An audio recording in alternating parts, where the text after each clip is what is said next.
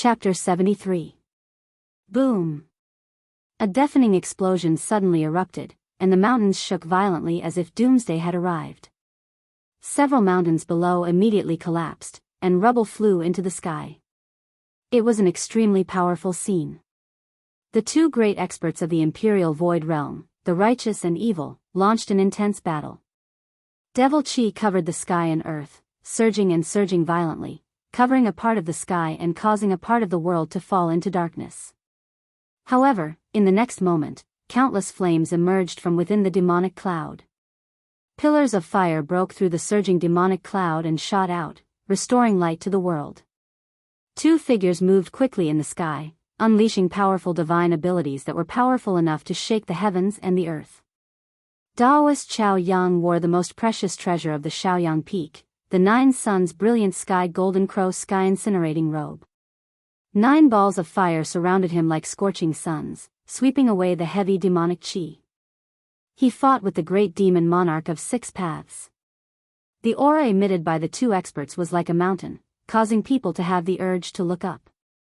Even Gu Fei, who was dozens of miles away from the battlefield, could sense the powerful aura of the two peerless experts. He could not help but feel a trace of fear in his heart. He felt that he was as small as an ant in front of them. Fortunately, Daoist Xiaoyang and the demon monarch of 6 paths had misgivings. They intentionally avoided Gu Fei and the others, and the battlefield quickly moved far away. Even so, the shocking aura emitted by the two peerless experts caused the battle in this part of the forest to temporarily stop. Everyone was shocked and inconsolable. However, as Daoist Xiaoyang and the demon monarch of 6 paths left, the righteous and evil realms in the forest immediately recovered from the shock and continued to fight. In the dark forest, when Gu Fei was about to go and help his fellow disciples, a figure suddenly appeared in front of him like a phantom, blocking his way. It was a middle-aged man. He wore a black robe, and his temples were a little white. He was tall and slender, and his eyes were deep and sharp. The appearance of this middle-aged man caused Gu Fei to feel a sense of threat. He could sense a dangerous aura from this person. This person was like an unsheathed divine weapon, giving off a cold feeling of being forced by the edge of a blade. The moment this middle-aged man appeared, the surrounding temperature plummeted in an instant. The undisguised murderous aura on his body caused Gu Fei to feel as if he had fallen into icy water, his entire body turning cold. You actually killed him? The middle-aged man glanced at the corpse of the demonic cultivator that Gu Fei had killed, and his eyes were practically spitting fire. You killed my disciple, I want you dead. The middle-aged man was furious. He opened his mouth and a ray of light shot out from his mouth towards Gu Fei. Spewing sword flashes? A sword immortal art? When Gu Fei saw the middle-aged man in front of him spit out a chilling red light, he was startled.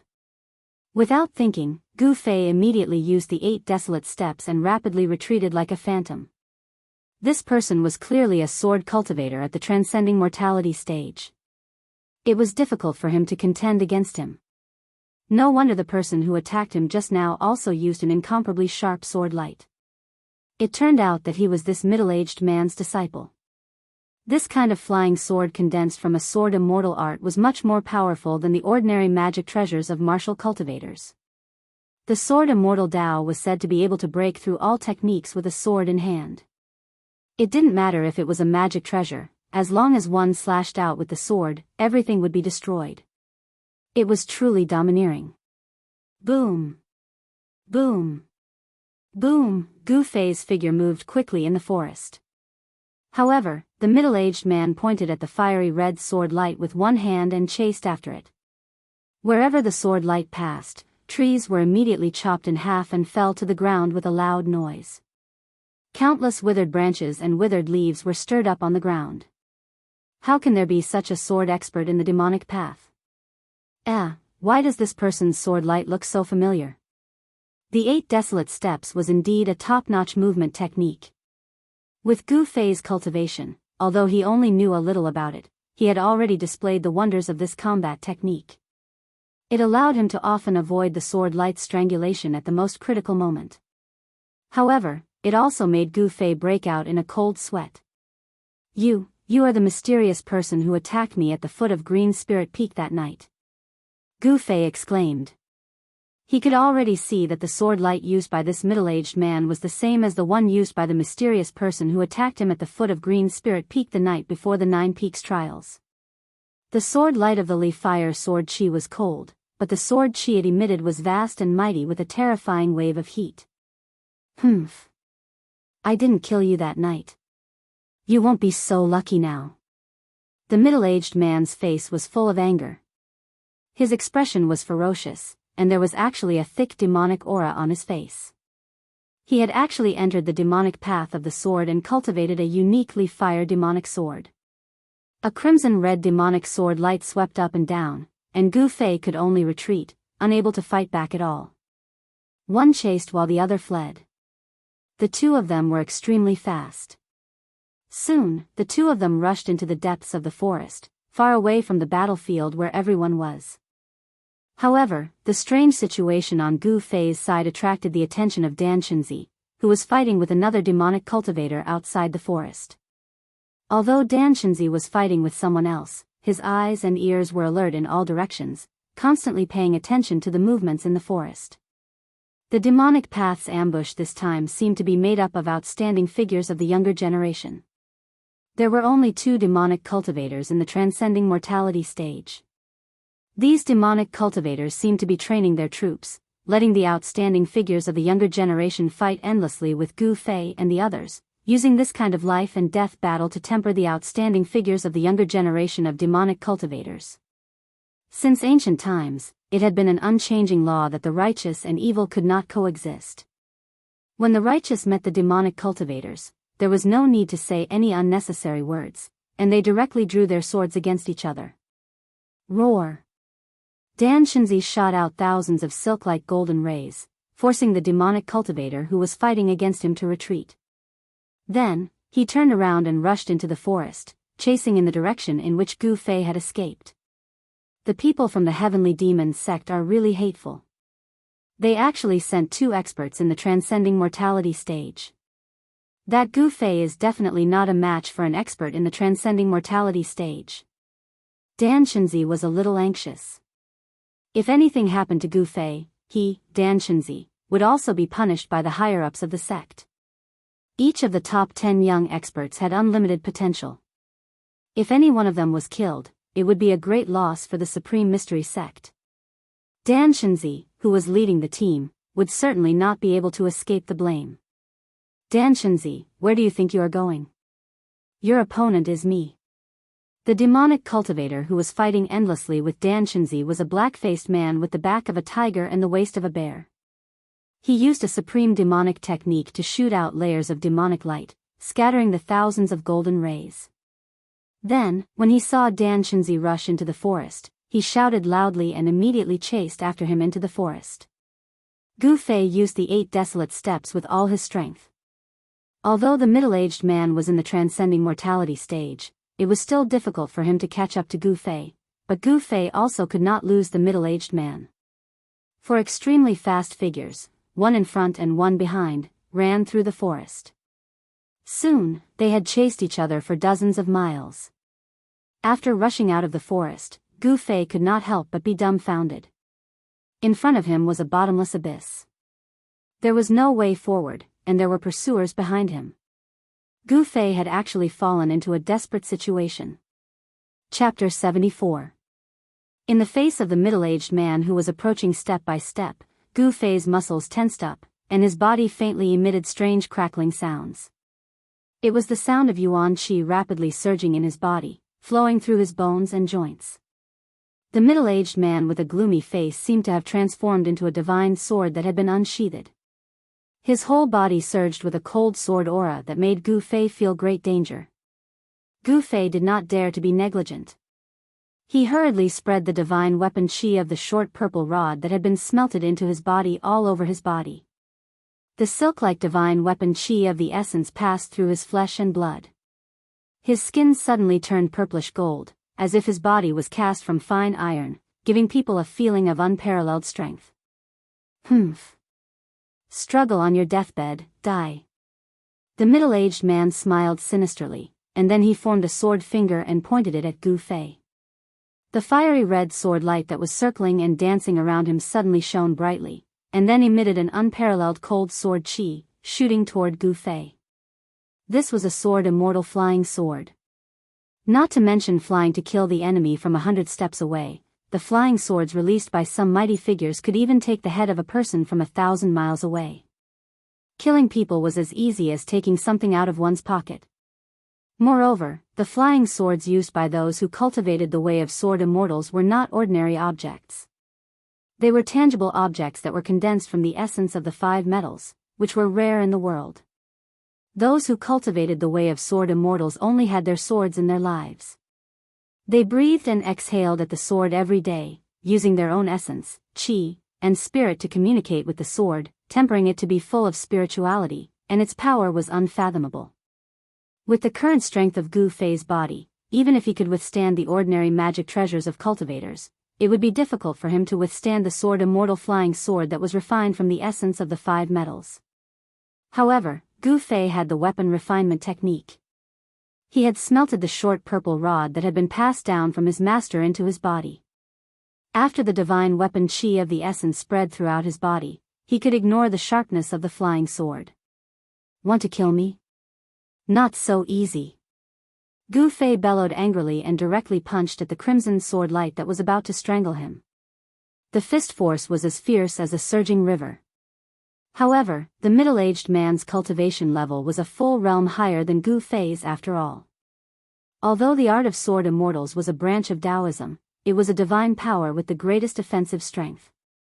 However, Gu Fei's surging fist force was directly split apart by the crimson sword light, and the sword light and the fist instantly collided. Boom!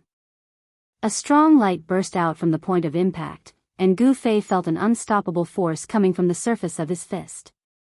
Immediately, half of his body went numb, and he involuntarily took 4 or 5 steps back. Roar! Gu Fei let out a roar as his long hair danced in the wind. His eyes emitted a terrifying murderous glint. Pung! The ground under his feet was left with a large pit, and the soil shattered. He desperately tried to stop himself from retreating, but in the end, he did not take the 6th step. Because there was already a bottomless abyss behind him. Once he took the 6th step, he would fall into the abyss. Good boy, what kind of divine power is this? The middle-aged man's gloomy face revealed traces of demonic chi. He was very surprised that this boy, whose cultivation level was only at the realm of awakening self, could directly use his flesh and blood to directly resist his flying sword. It was really unexpected.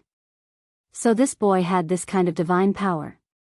No wonder last time in the Taishan sect, even when he tried to kill him, he could not kill him. The middle-aged man was shocked. This middle-aged man was a member of the demonic path, but the cultivation method he practiced was the orthodox way of the sword immortals. Last time at the Jade Spirit Peak of the Taishan sect, he wanted to kill Gu Fei and frame the Guangqing Celestial sect, thus provoking a dispute between the 3 great Daoist sects, so that the demonic path could benefit from it. Unfortunately, the upper echelons of the 3 great Daoist sects were not the kind of simple-minded people who only knew how to cultivate the way of the heavens.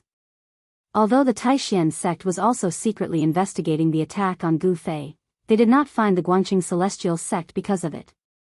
What kind of divine power is this? What does it have to do with you? Gu Fei was like a beast that had been forced into a dead end. He stared fiercely at the middle-aged man in front of him. At the same time, all the muscles and bones in his body trembled, and a huge amount of yuan qi suddenly burst out. The half of his body that had been paralyzed by the huge sword qi on the flying sword immediately recovered. That's true. Why talk so much to someone who is about to die? The middle-aged man said as he waved his hand. The fiery sword light immediately flew toward Gu Fei like a waterfall. The sword light covered all directions, making it impossible for Gu Fei to escape. The middle-aged man actually wanted to force Gu Fei to jump off the cliff. Zhao Xuanji, don't you dare! A loud shout suddenly rang out. Then, a vast wave of magic power rippled out from the forest behind him. Numerous golden threads shot out of the forest soundlessly like lightning bolts, flying towards the middle-aged man. Danchunzi? The middle-aged man was shocked. The sword light that had flown in front of Gu Fei was immediately called back by him, protecting him. Ding ding. Sparks flew everywhere. The middle-aged man used the sword light to protect himself, blocking the countless golden threads that were shooting toward him. The golden threads collided with the sword light, making a series of crisp sounds. The thousands of golden threads seemed endless, as if they had a mind of their own. They surrounded the middle-aged man and shot randomly. This sudden attack immediately caused the middle-aged man to be thrown into a fluster. The light of the sword was right in his face. Gu Fei had thought that he would not be able to escape death today, but things took a turn. Danchunzi, the uncle of the head of Taishan Peak, arrived in time, and Gu Fei was lucky enough to avoid being buried in the abyss. Gu Fei looked at the golden threads that were shooting out from the forest in front of him and found that these golden threads were actually extremely sharp golden needles. Damn it! The middle-aged man roared furiously repeatedly. He was about to kill Gu Fei in an instant and take revenge for killing his disciple, yet Danchunzi had suddenly attacked and spoiled his plans, and it truly caused him to be indescribably shocked and furious. A strand of rage was stuck in his chest, and it simply caused him to have the impulse to go berserk. At this time, there was a flash of shadows in the forest. Danchunzi had just arrived. All of you go to hell. The middle-aged man, Zhao Xuanji, was furious. His pale face was already so gloomy that it was about to drip water. After he let out an angry roar, the red sword light around him rushed into his body. He and the sword became one, and a towering sword chi broke out. The thousands of golden needles that surrounded him were all shaken away. There was only a light clang, like the cry of a dragon in the ninth heaven. In an instant, Zhao Xuanji turned into a shocking sword light, and the sword chi shot straight to the bull's star, turning the world red. Demon sword 9 parts, kill, kill, kill. Zhao Xuanji became one with his sword and let out a mad roar. An astonishing sword rainbow suddenly shot out. 9 beams of sword chi turned into 9 beams of scarlet sword light. The golden needles that filled the sky were immediately shattered by the 9 beams of sword light. The 9 red sword lights rushed out like 9 fire dragons. 8 of the sword lights quickly flew toward Danchunzi, who was rushing out of the forest, and one of the sword lights slashed toward Gu Fei. Oh no! Gu Fei was shocked. The red sword light was extremely fast, and in an instant, there was no time for him to dodge. The cold sword chi had already caused a piercing pain on his skin, and a great sense of danger instantly enveloped him. At this moment, all the hairs on his body stood on end. Pung! Gu Fei only had time to gather the essence of the divine weapon in his body to protect himself. He used his arms to block in front of his chest, and then he was ruthlessly struck by the red sword light. The scarlet sword light traversed 2,000 to 3,000 feet. This was Zhao Xuanji's most powerful killing move. It was as if the void had been split in half by the sword light. Ripples could be seen with the naked eye as the sword light passed through the space. Wah! Gu Fei cried out miserably as he was sent flying 1,000 feet away by the peerless sword light. The sound of bones breaking rang out from his arms, and they drooped down limply. He vomited large mouthfuls of blood as he flew backwards. The essence of the divine weapon protected his skin and flesh. Even such a powerful sword chi was unable to break through the defense of his skin and flesh. It only left 2 white sword marks on his arms. However, the terrifying impact from the sword chi caused his arm bones, which were as hard as metal, to break. Gu Fei was sent flying out of the cliff. Below him was a bottomless abyss, shrouded in mist, making it impossible to see what was happening below. This time, Gu Fei was scared out of his wits. He, who was already heavily injured, was startled once more, and it immediately aggravated his injuries. He spat out a mouthful of blood, and his vision went black before he fainted. His body fell down like a kite with a broken string. Zhao Xuanji, you deserve to die. At this moment, Danchunzi, who had just rushed out of the forest, happened to see Zhao Xuanji send Gu Fei flying out of the cliff. His eyes instantly turned blood red, and he let out a roar that shook the forest. The furious Danshenzi formed seals with his hands, and thousands of golden threads immediately appeared, wrapping around the 8 shocking sword lights that were flying towards him. Swoosh swoosh swoosh. As if cutting through cloth, the 8 sword lights actually broke through the layers of golden threads, and their momentum towards Danshenzi did not decrease at all. Hiss. The enraged Danshenzi immediately sucked in a breath of cold air when he saw this. This guy was going all out. The sword chi slashed straight at him. Danshenzi was shocked and angry, but he didn't panic. He fiercely stomped on the ground with both his feet. Pung! Soil splattered, and the ground under his feet immediately burst open. Danshenzi borrowed this force to soar into the sky, narrowly avoiding the 8 streaks of sword light that contained unparalleled sword chi. Then, he flipped upside down, his hand pressing down towards Zhao Xuanji. Rumble. A giant golden hand suddenly rushed out, and endless spiritual energy was drawn over by Danshenzi's Daoist technique. He used the 5 claws mountain splitting technique to return the favor to Zhao Xuanji. The 5 claws mountain splitting technique was a very basic Daoist technique in the Taishan sect, but even the most basic Daoist technique, when used by Danshenzi, who was at the 9th level of the transcending mortality realm, it still had great power. The golden palm was as big as a small mountain, and the area below it shook violently, bringing with it a wind as sharp as a blade. The powerful pressure pressed down on Zhao Xuanji until the ground cracked, and his feet sank into the soil. They were both cultivators of the transcending mortality realm, but Danshenzi was an expert who was only a step away from breaking into the controlling void realm, and his cultivation was much stronger than Zhao Xuanji's. Danshenzi directly used overwhelming power and the most direct attack to put Zhao Xuanji in a desperate situation. After using all his strength to activate the most powerful wave of sword chi, Zhao Xuanji's spiritual power had almost been depleted by half, and it was difficult for him to resist Danshenzi's angry attack. The giant golden hand shrouded down, sealing the area, causing it to tremble violently. Zhao Xuanji could not escape even if he wanted to. He could only desperately urge the sword chi in his body, squeezing out every bit of power in his body. His body became one with the sword, as if he had transformed into a heavenly sword, the tip of the sword pointing directly at the giant hand in the sky. You don't want to live. Suddenly, a rough shout came from the forest, and then a black gust of wind swept out from the forest, blowing sand and stones everywhere it passed, and uprooting trees.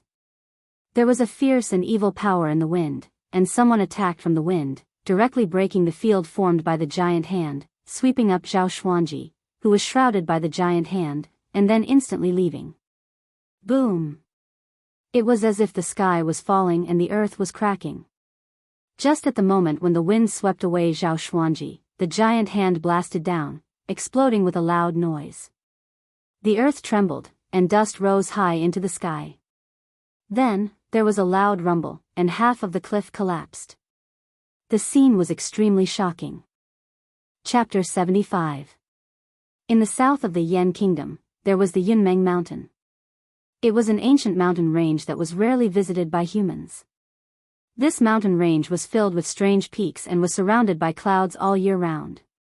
It was as if there was a thin veil covering the mountain, hence the name Yunmeng. The Yunmeng Mountain was majestic and steep. Aside from the ancient forests that could be seen everywhere, there were also some beautiful sceneries. There were springs and waterfalls, as well as quiet valleys filled with flowers and the fragrance of flowers. It was said that there was no lack of cultivators in the mountain, but the people outside of the mountain had never seen any of them. The most convenient and time-saving way to cross the 800 miles of Yunmeng Mountain would be to take a boat on the waterway. A river called the Yan River flowed from the north to the south, passing through the Yunmeng Mountain and connecting the north and the south. It was the only way to get to the southern barren county of the Yan Kingdom. Whether it was a merchant traveling between the north or a visitor, they would all take a boat along the river. This was many times more comfortable than walking on land and crossing the mountains. There were many passenger boats coming and going on the Yan River. There were even merchant boats that came from the southern barren lands to buy precious herbs or the fur of various beasts. If it was an ordinary passenger ship, it wouldn't be a big deal. However, if it was a merchant ship that was fully loaded with goods purchased from the southern wasteland, there would be a lot of treasures on it. Naturally, there would be those desperados who wouldn't hesitate to take the risk of being beheaded and having their families exterminated just to rob that merchant ship. Therefore, on some merchant boats, there were many people who were skilled in martial arts to protect the boats. Of course, these martial artists only knew some martial arts. The true meaning of martial arts had long been lost in the secular world. As for some large caravans or merchant groups, they did not need to hire bodyguards or martial artists to protect their goods, because they had their own guards. At noon, 3 large boats sailed down the river. Their flags fluttered in the wind. From time to time, there would be groups of guards in light armor patrolling the deck of the boats. The security was tight. On the bow of the 3 boats, there was a large flag that fluttered in the wind. The flagpoles were several feet high, blue with yellow characters, and the 2 words, Haotian, were written on the flag. On the deck of the leading ship, there were 3 figures leaning on the railing, pointing at the scenery on both sides of the river. The cries of the apes on both sides of the river are endless, and the boat has already crossed the mountains. The scenery on both sides of the Yunmeng mountain is really good. It's rare to see it in other places. On the deck, a handsome young man with white teeth and red lips sighed softly. He was dressed like a young master of an aristocratic family. This young master's voice was clear and melodious. If it wasn't for the fact that he was dressed like a young master of an aristocratic family, one would think that it was a woman speaking. Young master. A pretty and cute maid in an emerald green dress called out. Suddenly, she covered her mouth and giggled. Then, she said, "The wind outside is strong. Young master, why don't you go inside?" Hee hee. Xiao Chui, my cultivation is one of the best among the disciples from the influential clans in Yanjing. I'm not weak, so don't worry. The handsome young master tapped the maid's head with his folding fan and smiled. It turned out that this young man, who looked like a young master, came from the capital of the Yan kingdom, Yanjing. Miss, No, young master, look. What's that? Suddenly, another maid in a light yellow dress beside the young man pointed at the river in front of them and said in surprise. Xiao Yu, how many times have I told you to call me young master outside? Don't call me miss, understand? The young man said to the maid named Xiao Yu unhappily. Yes, young master, there seems to be a person on the river in front of us. The maid named Xiao Yu pointed at the river in front of them and said in a panic. It turned out that this handsome young man was actually a tomboy, a girl dressed up as a man. At this time, the ship had already approached. About 100 feet in front of them, there really seemed to be a white figure floating in the water. That's. The young lady dressed as a man and the maid, Xiao Chui, also saw the white figure on the river in front of them at this moment. They were extremely shocked. Granddad Zhong. The young lady dressed as a man suddenly called out to the cabin. A breeze suddenly appeared on the deck. As the breeze passed by, a figure suddenly appeared on the deck. He came and went like the wind. This person who suddenly appeared was definitely a master, at least in the secular world. The person who suddenly appeared like a ghost was an old servant. He was dressed in a green gown, with a stooped body and white hair. Looking at his appearance, he was really an ordinary old man who couldn't be more ordinary. However, ordinary was only the appearance of this old man. Granddad Zhong, look. The young lady dressed as a man pointed at the river in front of them and said to the old man. Her words were very respectful. She didn't treat the old man as a servant, but as an elder. Huh. The old man called Granddad Zhong looked at the direction that the young lady was pointing at.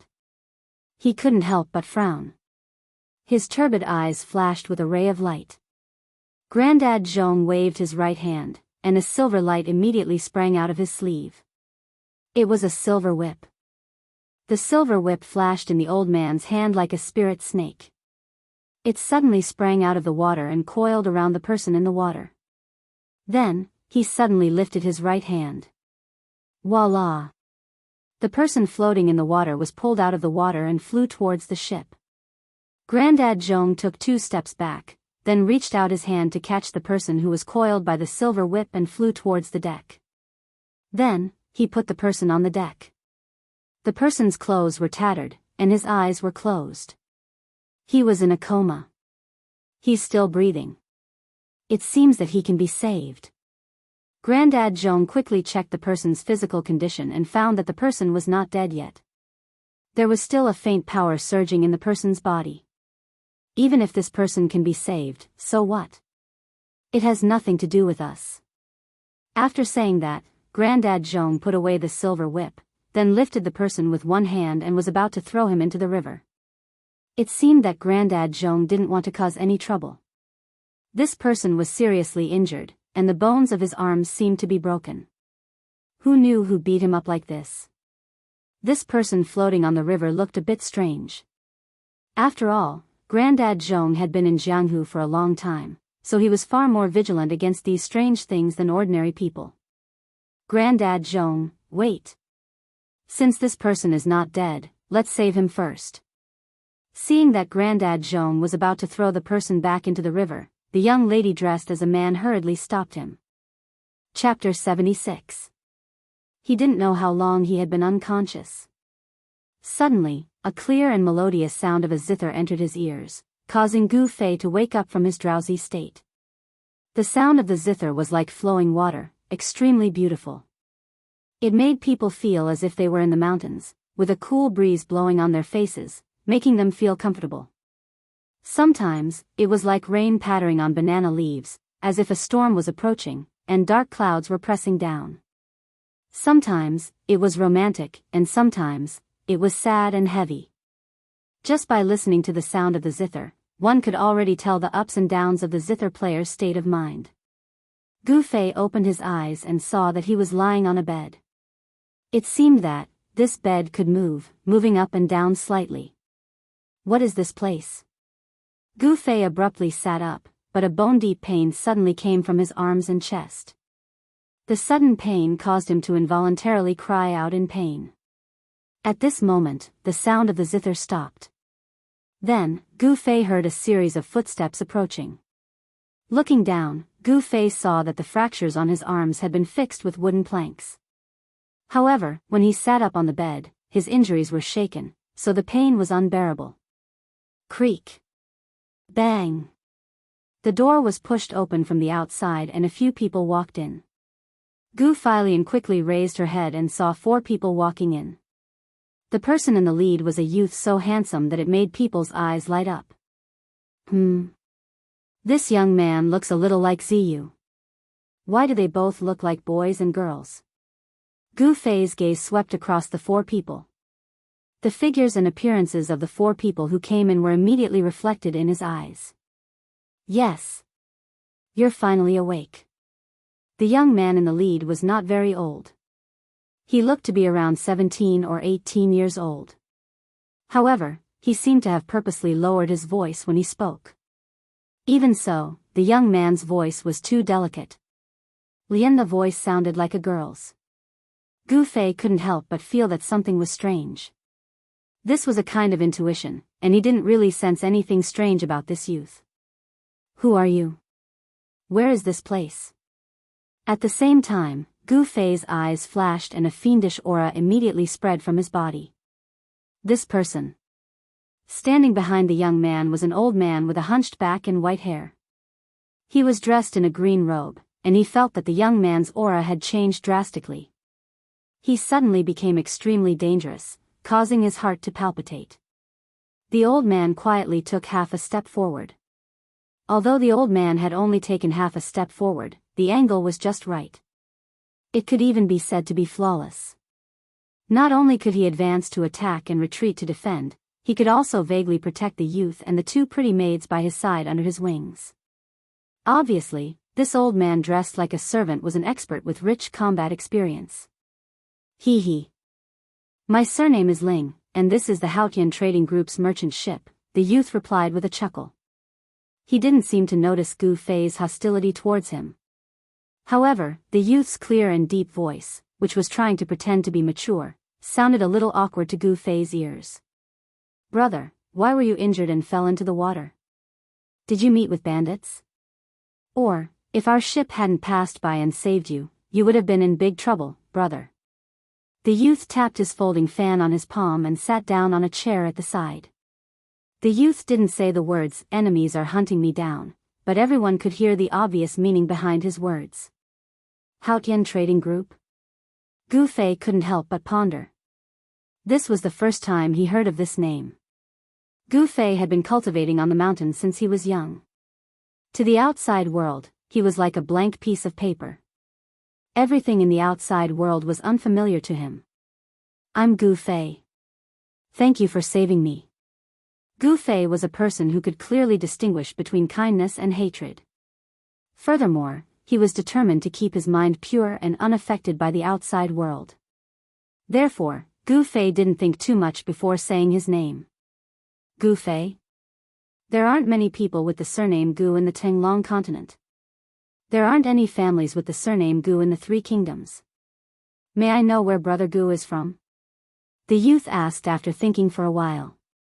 At this moment, the hostility on Gu Fei's body had already subsided. The old servant's tense nerves finally relaxed. Gu Fei glanced at the old man in the green gown casually. His gaze made the old man's heart palpitate. It was as if he could see into the depths of the old man's heart. This youth was no ordinary person. The old man couldn't help but be wary of Gu Fei. A person of unknown origin and who wasn't simple made the old man, who was used to seeing the world, feel uneasy. The old man naturally stood behind the handsome youth. In reality, he was protecting the youth at all times. Even the slightest movement in the surroundings couldn't escape his eyes. This person's body doesn't have any waves of spiritual power. He isn't a cultivator. Could it be that he's the same as me and practices the martial way? Gu Fei had already seen that this old man wasn't simple. His aura was restrained and his footsteps were silent. He looked like a very ordinary old man. However, Gu Fei could feel a well-hidden aura from this old man. Seeing that Gu Fei seemed to be a little hesitant, an emerald green servant girl next to the youth immediately said unhappily, "You are very rude. Why aren't you answering my young master's question? If my young master hadn't saved you from the river, you would have been fed to the tortoises in the river." "Xiao Chui, don't be presumptuous." The youth waved the fan in his hand and looked at Gu Fei with a faint smile. He seemed to be reprimanding Gu Fei, but there was no reprimand in his words at all. Gu Fei looked at Xiao Chui, and there was no expression on his face. He said lightly, "I am from Taishan Mountain of the Qi Kingdom. I wonder if Brother Ling is satisfied with this answer." Gu Fei had been brought back to Taishan Mountain by his master, Wuxia Xianxia, when he was a child. He grew up on the mountain, so it wasn't wrong to say that he was from Taishan Mountain. Taishan Mountain? In the room, everyone's expressions changed. The old man standing behind the young man was also clearly shocked, a trace of surprise appearing on his face. The eyes of the youth named Ling suddenly lit up. He immediately stood up from his seat and closed the fan in his hand. He said with some excitement, "Could Brother Gu be a disciple of Taishan Mountain?" It was no wonder that the tomboy dressed as a man would be so excited. It was because the three great Taoist sects had an extraordinary status on the Tenglong continent. They were the three great Taoist sects that everyone yearned to join. And this youth named Gu Fei in front of them was very likely to be a disciple of the Taoist sects. How could these ordinary people not be surprised and excited? Now, one of the three great Taoist sects, the Taishan sect, opened their doors once every 10 years to recruit disciples. In the entire Central Plains, there was no one who did not want to be selected by the Taishan sect. They wanted to step into the ranks of Taoist cultivators and have the opportunity to understand the great path of immortality. And the two servant girls next to the youth were already tongue-tied. They looked at Gu Fei in shock, as if they were looking at a monster. Recently, the Ling family had been worried about which child of the right age to send to the Taishan sect of the Qi Kingdom to participate in the disciple selection. This girl named Ling, who was dressed as a man, had come out to play and relax because of this. She wanted to stay away from the open and hidden struggles of the family. In a large family, no matter how smart the leader of the family was, no matter how powerful he was, there would inevitably be disputes for the sake of profit. Whether it was in the open or in the dark, mutual deception was the most annoying thing. Brother Ling also knows about the Taishan sect? When Gu Fei saw the surprised expressions of the crowd, he was startled. He did not understand. He had never been to the outside world, so of course he did not know what the three great Taoist sects meant in the Tinglong continent. Cultivating Taoist cultivators and becoming immortals meant that they could enjoy longevity and even live as long as the heavens and the earth. This was something that every ordinary person yearned for. Haha. Brother Gu must be joking. As he spoke, the youth named Ling also knew that he had lost his composure. He sat back down in his chair. The three great Taoist sects are the Taoist holy lands of the Tinglong continent. Who doesn't know about them? Oh. Gu Fei was a little surprised. At this time, he had a rough idea of what kind of existence the sect he belonged to was in the Tinglong continent. Gu Fei did not have any ulterior motives. Everything he did was done as he pleased. Whatever he thought, he put it into action. He did not have as many scruples as the rest of the world. That's right, I am from the Green Spirit Peak of the Taishan sect. May I know where Brother Ling is from? Can you tell me? Gu Fei's temperament was the most straightforward. He said what he thought and went straight to the point. Ha! Miss Ling, who was disguised as a man, seemed very happy. She smiled and said, as expected, Brother Gu really is a disciple of the Taishan sect. It is great to be able to make friends with Brother Gu. Yes. I'm Ling Yan from the Haotian Trading Group, and the Ling family's patriarch is my father. I'm the 13th child in my family, so you can call me Ling 13. Ling Yan, who was disguised as a man, formally introduced herself to Gu Fei. Hearing Ling 13 introduce herself like this, the two pretty servant girls beside her could not help but cover their mouths and smile at each other. The old man in the green robe behind her also had a strange look in his eyes. Everyone's expressions fell into Gu Fei's eyes. Although he was simple-minded, he was not a fool. He felt that something was wrong, but he could not tell what was wrong. Gu Fei had almost no experience in the world. Even though Ling 13 acted like a girl, he could not tell that this extremely handsome young man in front of him was a girl. Of course, apart from Ling 13's name and gender, everything else she said was not a lie. This girl was the 13th daughter of the leader of the Ling family of the Haotian business group, Ling Luoyan. Brother Ling, if there is nothing else, I would like to rest. Gu Fei was in a hurry to heal himself. How could he continue talking to Ling Yan? Oh. I was too happy and forgot that Brother Gu is injured. I am really sorry. If that's the case, I will take my leave first. Ling Luoyan stood up from her chair and cupped her hands towards Gu Fei. Gu Fei nodded and did not say anything else. Ling Luoyan, who was disguised as a man, did not mind. She smiled indifferently and then left the room with the two servant girls and the old man in the green robe, closing the door behind her. Who would have thought that I would survive such a disaster? So there is a big river under the abyss. How dangerous. When Gu Fei thought of how he had been thrown out of the abyss by Zhao Xuanji's sword, he could not help but tremble, and his heart beat faster for no reason. At this time, night had already fallen, and the stars in the sky were beginning to appear. 3 large ships had long been anchored at a pier by the river, and the lights on the ships illuminated the nearby river. Ling Luoyan and the others came out of the cabin onto the deck. I did not think that I would meet a disciple of the Taishan sect on this trip. This trip was really worth it, Ling Luoyan murmured as she looked at the river. The 2 servant girls, Xiao Chui and Xiao Yu, were waiting on her side. Miss, forgive this old servant for being blunt, but that Gu Fei will probably cause us a lot of trouble. Uncle Zhong frowned and said in a low voice. Uncle Zhong, why do you say that?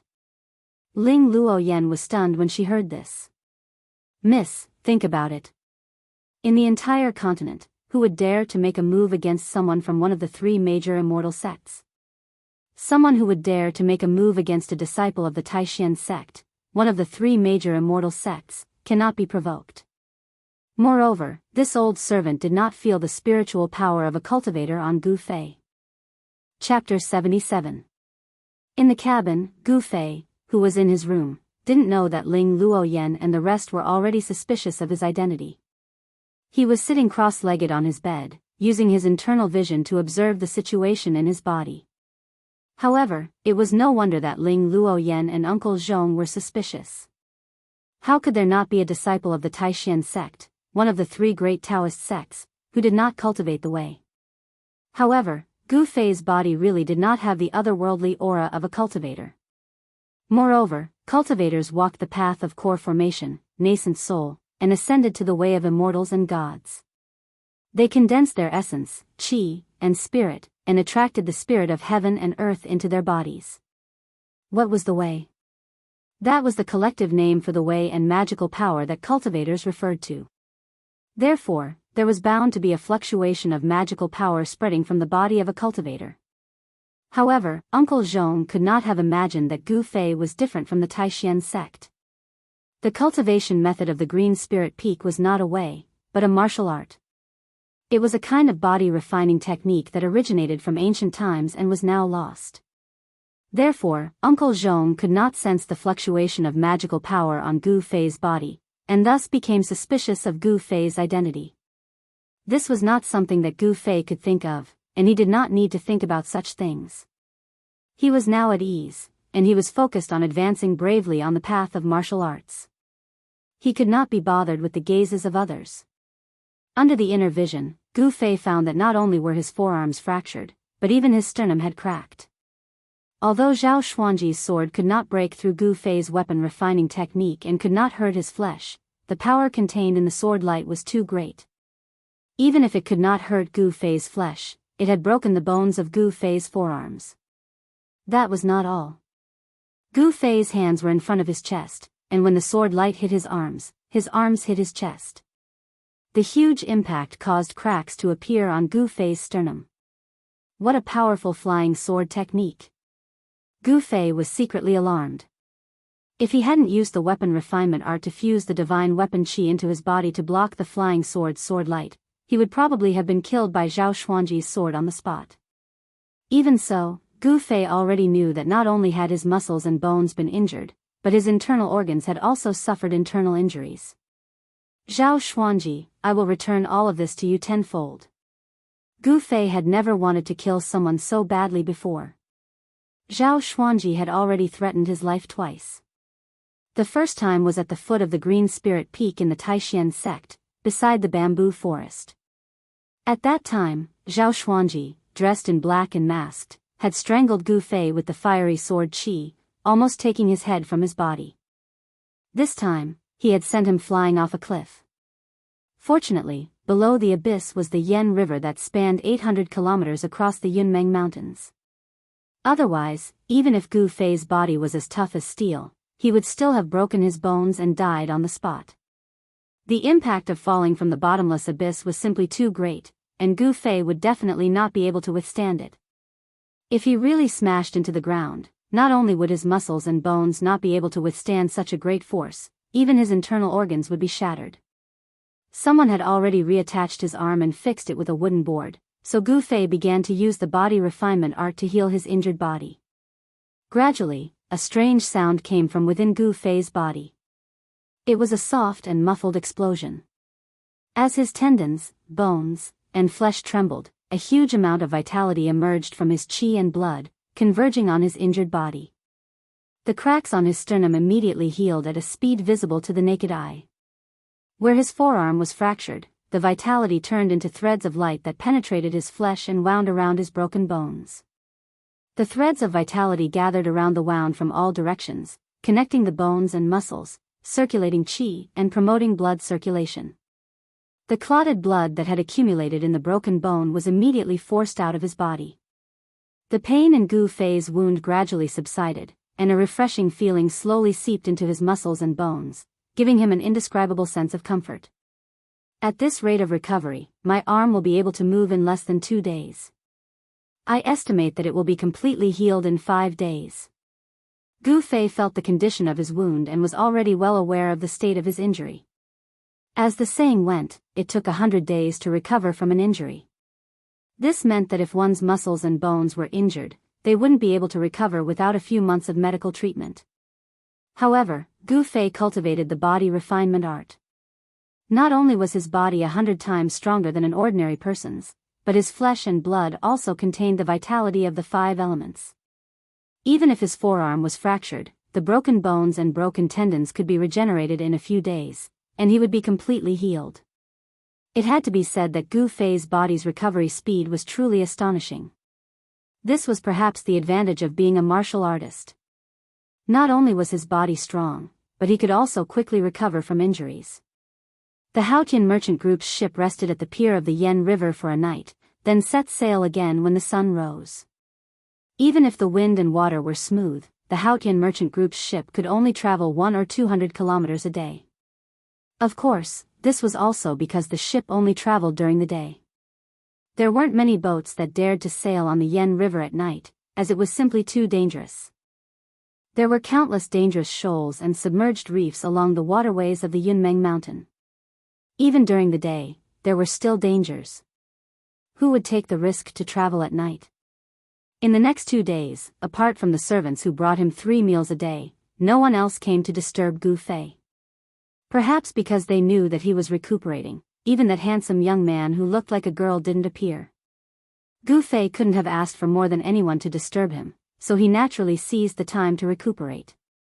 Now, the broken bones in his forearms had already healed, and he could move them again. However, if he wanted them to be as good as new, he would have to continue cultivating for a few more days, using boundless vitality to refine his new bones and make them as hard as before. However, through the idle chatter of the other people on the ship, Gu Fei also learned about the general situation of the Haotian merchant group's 3 ships, as well as their destination. To Gu Fei's surprise, the destination of the Haotian merchant group's fleet was a town called Bluestone Town at the exit of the Yen River, outside the Yunmeng Mountain in the south. As Gu Fei's injuries gradually healed, not only his strength, but his acute spiritual perception also returned to the level it was before he was injured. During these 2 days, Gu Fei paid a little attention and spread his spiritual perception on the ship. He discovered that the ship he was on was actually carrying over 100 people. Most of the people on the ship were agile and had a murderous aura about them. They were clearly experienced guards. Although Gu Fei was a little puzzled, once he understood the situation on the ship, he no longer paid attention to the outside world and began to cultivate on his own. On the evening of the 3rd day, the Haotian merchant group's 3 ships sailed into another dock. After the ships anchored at the dock, young master Ling Yan sent servant girl Xiaoya to invite Gu Fei over. Chapter 78. Fishermen sang in the evening as the sun set. Those who had gone out to fish returned one after another with their fishing boats and fishing nets.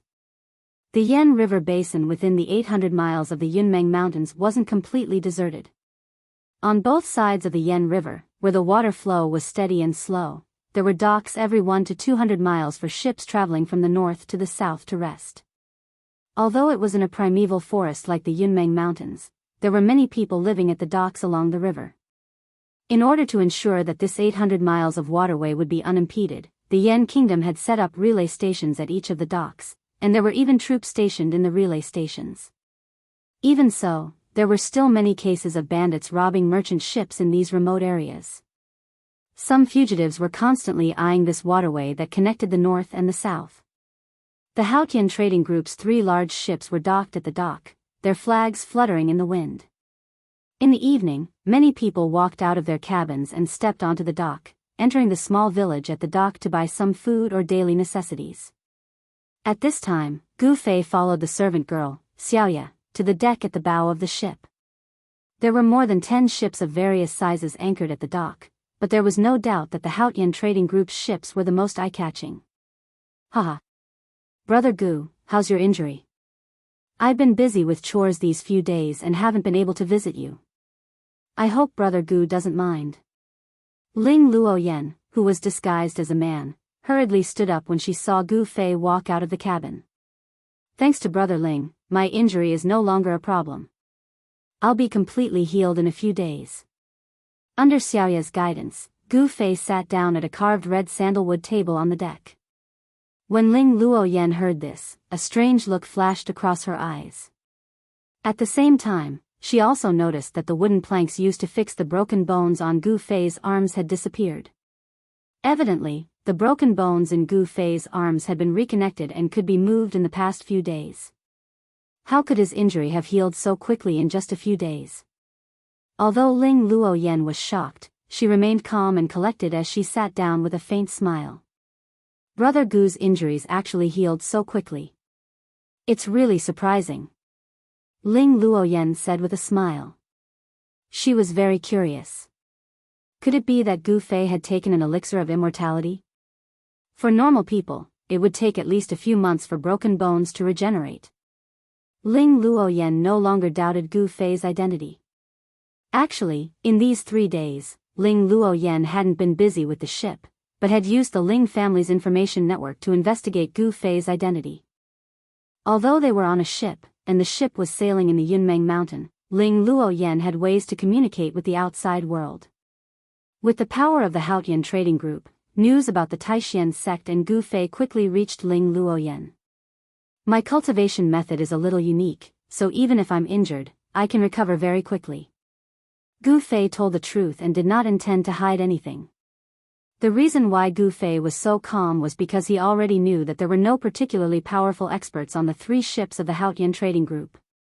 Although this young man called Ling Luoyan also had a good cultivation base and was not an ordinary young master, he was still a far cry from Gu Fei. Even if Ling Luoyan was playing some tricks behind his back, he was not worried at all. Strength. Gu Fei had overwhelming strength. No matter what tricks he had, they were no match for his fists. Oh.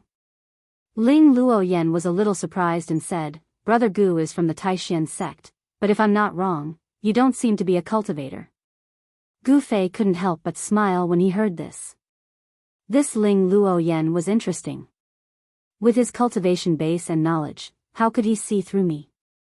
It must have been that old man called Uncle Zhong who told him. In the past, he had heard from his master that in the secular world, the so-called martial arts techniques were just fancy but useless.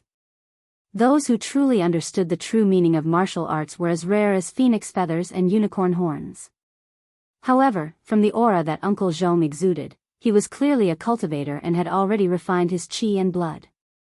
However, it seemed that this person's cultivation had stopped there. Could it be that he had only scratched the surface? Had he not truly inherited the true meaning of martial arts? After Gu Fei left the mountain, he immediately met a warrior with a strong cultivation base. This made him a little curious.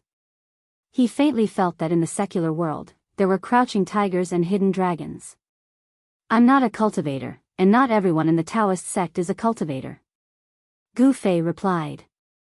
Although he had a straightforward personality, he was still very clear about what could be said and what couldn't be said, and he would never be vague about it. Oh. Ling Luoyan smiled non-committally. She didn't seem to want to continue discussing this with Gu Fei. She then changed the topic and said, Brother Gu, would you like to come ashore with me? Come ashore? Gu Fei was a little stunned. Looking at this person's manner, he must be from a wealthy family. What was there on the boat? Why was he going ashore? Could it be that he was going ashore to play? A small village by the pier. I've never been to such a place before. I want to go up and take a look. I'd like to invite Brother Gu to come ashore with me. In fact, this Ling family's 13th daughter, who was disguised as a man, had been on the boat for the past few days and was bored to death. Hearing Ling Luoyan say this, Gu Fei knew that if he didn't agree, it would be a little unreasonable. Moreover, it was this youth called Ling Luoyan who had saved him from the river. Gu Fei had never wanted to owe anyone any favors. There were no restraints in the world better than favors. This was the so-called agreeing to something is worse than owing someone money. Too many restraints would affect one's state of mind, which in turn would affect one's cultivation. In the eyes of Daoists, this was karma. Daoists were particular about the unity of heaven and man. The Supreme was emotionless, and only by severing all karma in the world could one comprehend the Tao and become an immortal. Alright, since Brother Ling has invited me, I'll decline. Gu Fei said. After 3 days of recuperation, the crack on his sternum had already healed, and the bones in his arms had also regenerated. As long as he didn't engage in any violent collisions, there wouldn't be any problems. However, Gu Fei's injuries had only just healed, and his arms couldn't burst forth with great strength for the time being. His broken bones had been regenerated, and he couldn't withstand too much yuan qi for the time being. Then let's go. Seeing that Gu Fei had agreed, Ling Luoyan's face instantly revealed a brilliant smile. It was as if 100 flowers had bloomed at the same time, extremely dazzling. This. Gu Fei's eyes lit up.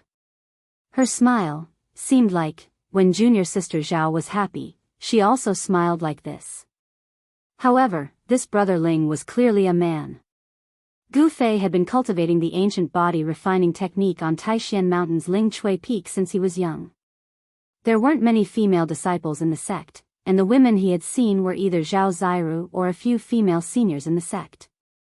How could he tell that the Ling Luoyan in front of him was a woman disguised as a man? In fact, if it was someone who had some experience in the world, they would have long seen that Ling Luoyan was a young girl, and a girl with a peerless beauty that could captivate even the birds, and put the moon to shame.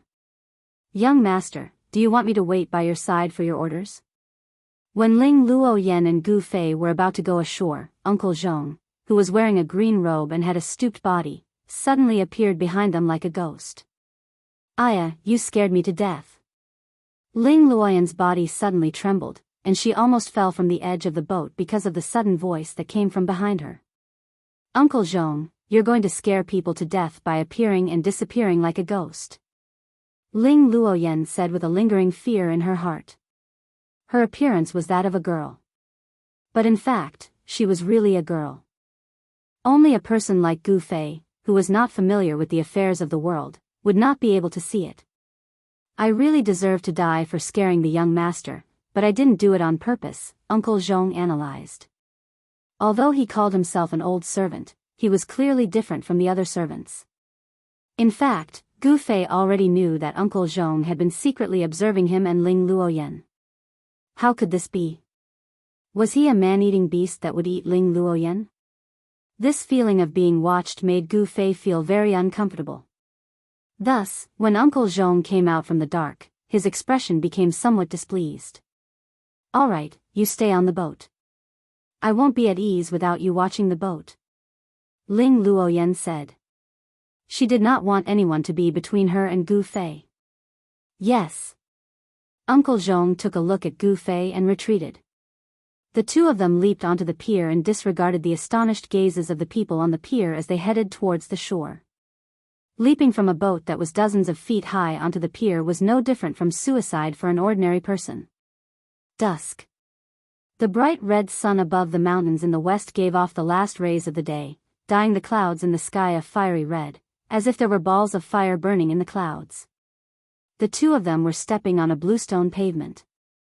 Gu Fei realized that the bluestone pavement not only had traces of horses and carriages passing through it over the years, it was obvious that this pier had some history. Beside the pier was a relay station. At the entrance of the relay station, there were a few armored soldiers surrounding a table, shouting until their ears were red. There seemed to be an upside-down white porcelain bowl on the table. What are they doing? Gu Fei stopped in his tracks and asked curiously. From the looks of the soldiers, they did not seem to be quarreling. No way. Ling Luoyan looked at Gu Fei as if she was looking at a monster. You don't even know this? I don't know. Should I know? Gu Fei said with an awkward smile. His tone was very serious, and he was not putting on an act. Open. 4, 5, 6, 15 points, haha. I win, pay up, pay up. A bearded man who looked like a military officer lifted the upside-down porcelain bowl on the table and shouted loudly. They're playing a game. There are 3 square objects in the bowl with 6 sides, and each side has 6 points from 1 to 6. These objects are called dice, and they're betting on big or small. If they bet on a big number, they win, and if they don't, they lose, Ling Luoyan explained with a smile. Hearing this, the trace of surprise on Gu Fei's face immediately disappeared. He did not stay any longer and walked forward. No wonder there was only 1 in 10 million people who could transcend reincarnation. To a large extent, it was because they lost their will to play and ruined their future. The small village on the pier was actually not much to look at. After the two of them walked around the village, they came to a quiet forest outside the village. "Brother Ling, is your ship heading south? Where's your destination?" Gu Fei suddenly asked as the two of them walked on a small path in the forest. Gu Fei already knew that the Haotian trading group's ship was heading south. Ling Luoyan thought for a while before saying, "The ship's destination is Bluestone Town after leaving Yunmeng Mountain, but our caravan is heading to Dragon Emperor City in the southern wilderness." Chapter 79. Southern Wasteland Dragon Emperor City? "I didn't expect us to travel the same way," Gu Fei said in amazement. This was too much of a coincidence.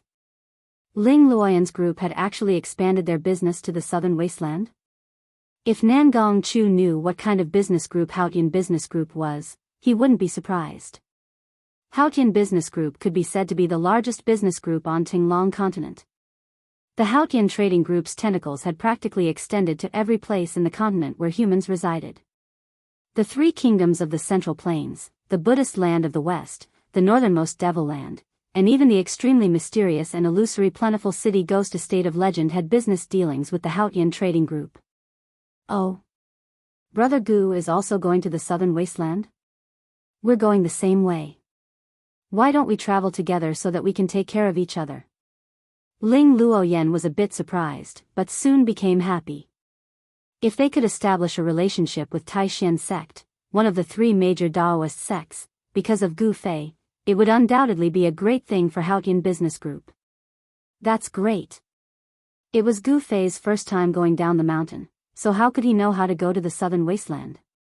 Ling Luoyan's suggestion was exactly what he wanted. If he traveled with Ling Luoyan's caravan, he wouldn't have to worry about not reaching Dragon Emperor City. At this moment, Gu Fei, who was walking with Ling Luoyan on a tree-lined path, suddenly stopped in his tracks and furrowed his brows. Then, the sound of birds flapping their wings could be heard from the forest in front of them. A few black birds soared into the sky from the forest and flew into the distance. At this moment, Ling Luoyan also noticed Gu Fei's abnormal behavior and the birds that were obviously startled out of the forest. It seemed that something in the forest ahead had startled the birds that were resting in the forest. As the sun set, the sunlight was already blocked by the mountains. The forest seemed very gloomy. Wisps of thin, gauze-like mist lingered in the forest. It was very quiet all around. Just as Ling Luoyan was in a state of shock, Gu Fei, who was beside her, suddenly pulled her along and quickly rushed into the forest beside the small path. Just as the two of them hid behind the tree, a black shadow rushed out from the forest in front of them with a whoosh sound. Gu Fei's gaze was like lightning.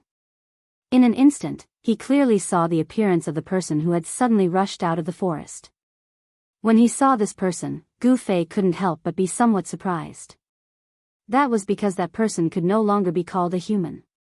That person's body was an existence that existed between a corporeal and incorporeal.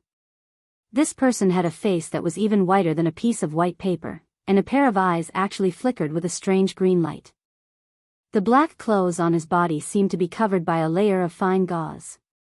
Moreover, Gu Fei discovered that when this extremely strange person walked, he was actually as light as a feather, as if his feet did not touch the ground. Just as that extremely strange person rushed out from the forest ahead, a streak of light suddenly appeared in the forest behind that person and rushed out from the forest. The speed of that streak of light was unbelievably fast. In an instant, it had caught up to the person in black from behind, and with a twist, it actually twisted that person into two. Ling Luoyan, who was hiding in the forest beside the road, could clearly see this scene. She couldn't help but be shocked, and was about to let out a cry of surprise. However, just as Ling Luoyan was about to cry out, a large hand covered her wide-open mouth. Ling Luoyan's cry of surprise was forcefully blocked in her mouth. Of course, she couldn't cry out. However, a shocking scene occurred. The body of the black-robed man, who had been sliced into two by the vigorous light that was like a soaring dragon, actually seemed to have no physical body. It was hazy and covered with a layer of black gas. There was also no cry of pain, and there was no scene of blood splattering. The two halves of the body that had been cut into two actually merged together, and in an instant, a black light flashed, and that person's body actually became whole again. This.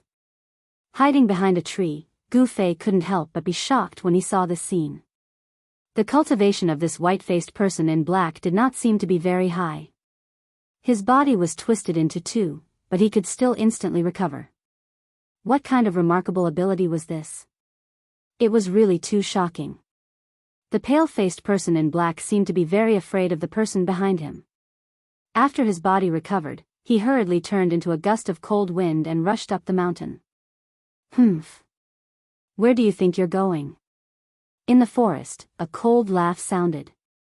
Following that, a white figure walked out from the forest. The cold streak of light made a turn in the air, and with a whoosh, it flew towards the person in white. With a clang, it entered the person's sword sheath behind him. A disciple of the Guanxing celestial sect? When Gu Fei saw the streak of light that flew out from the forest, his expression changed. Then, he saw that the streak of light twisted the person in black who seemed to be covered in a layer of black gas, and then saw the person in white who walked out from the forest. Gu Fei's eyes immediately narrowed into a line. Why did the disciple of the Guanxing celestial sect appear here? Gu Fei's heart was filled with questions. Who was that strange person in black who was being chased by the Guanxing celestial sect? The person in white who walked out from the forest was a young man in white who carried a long sword on his back.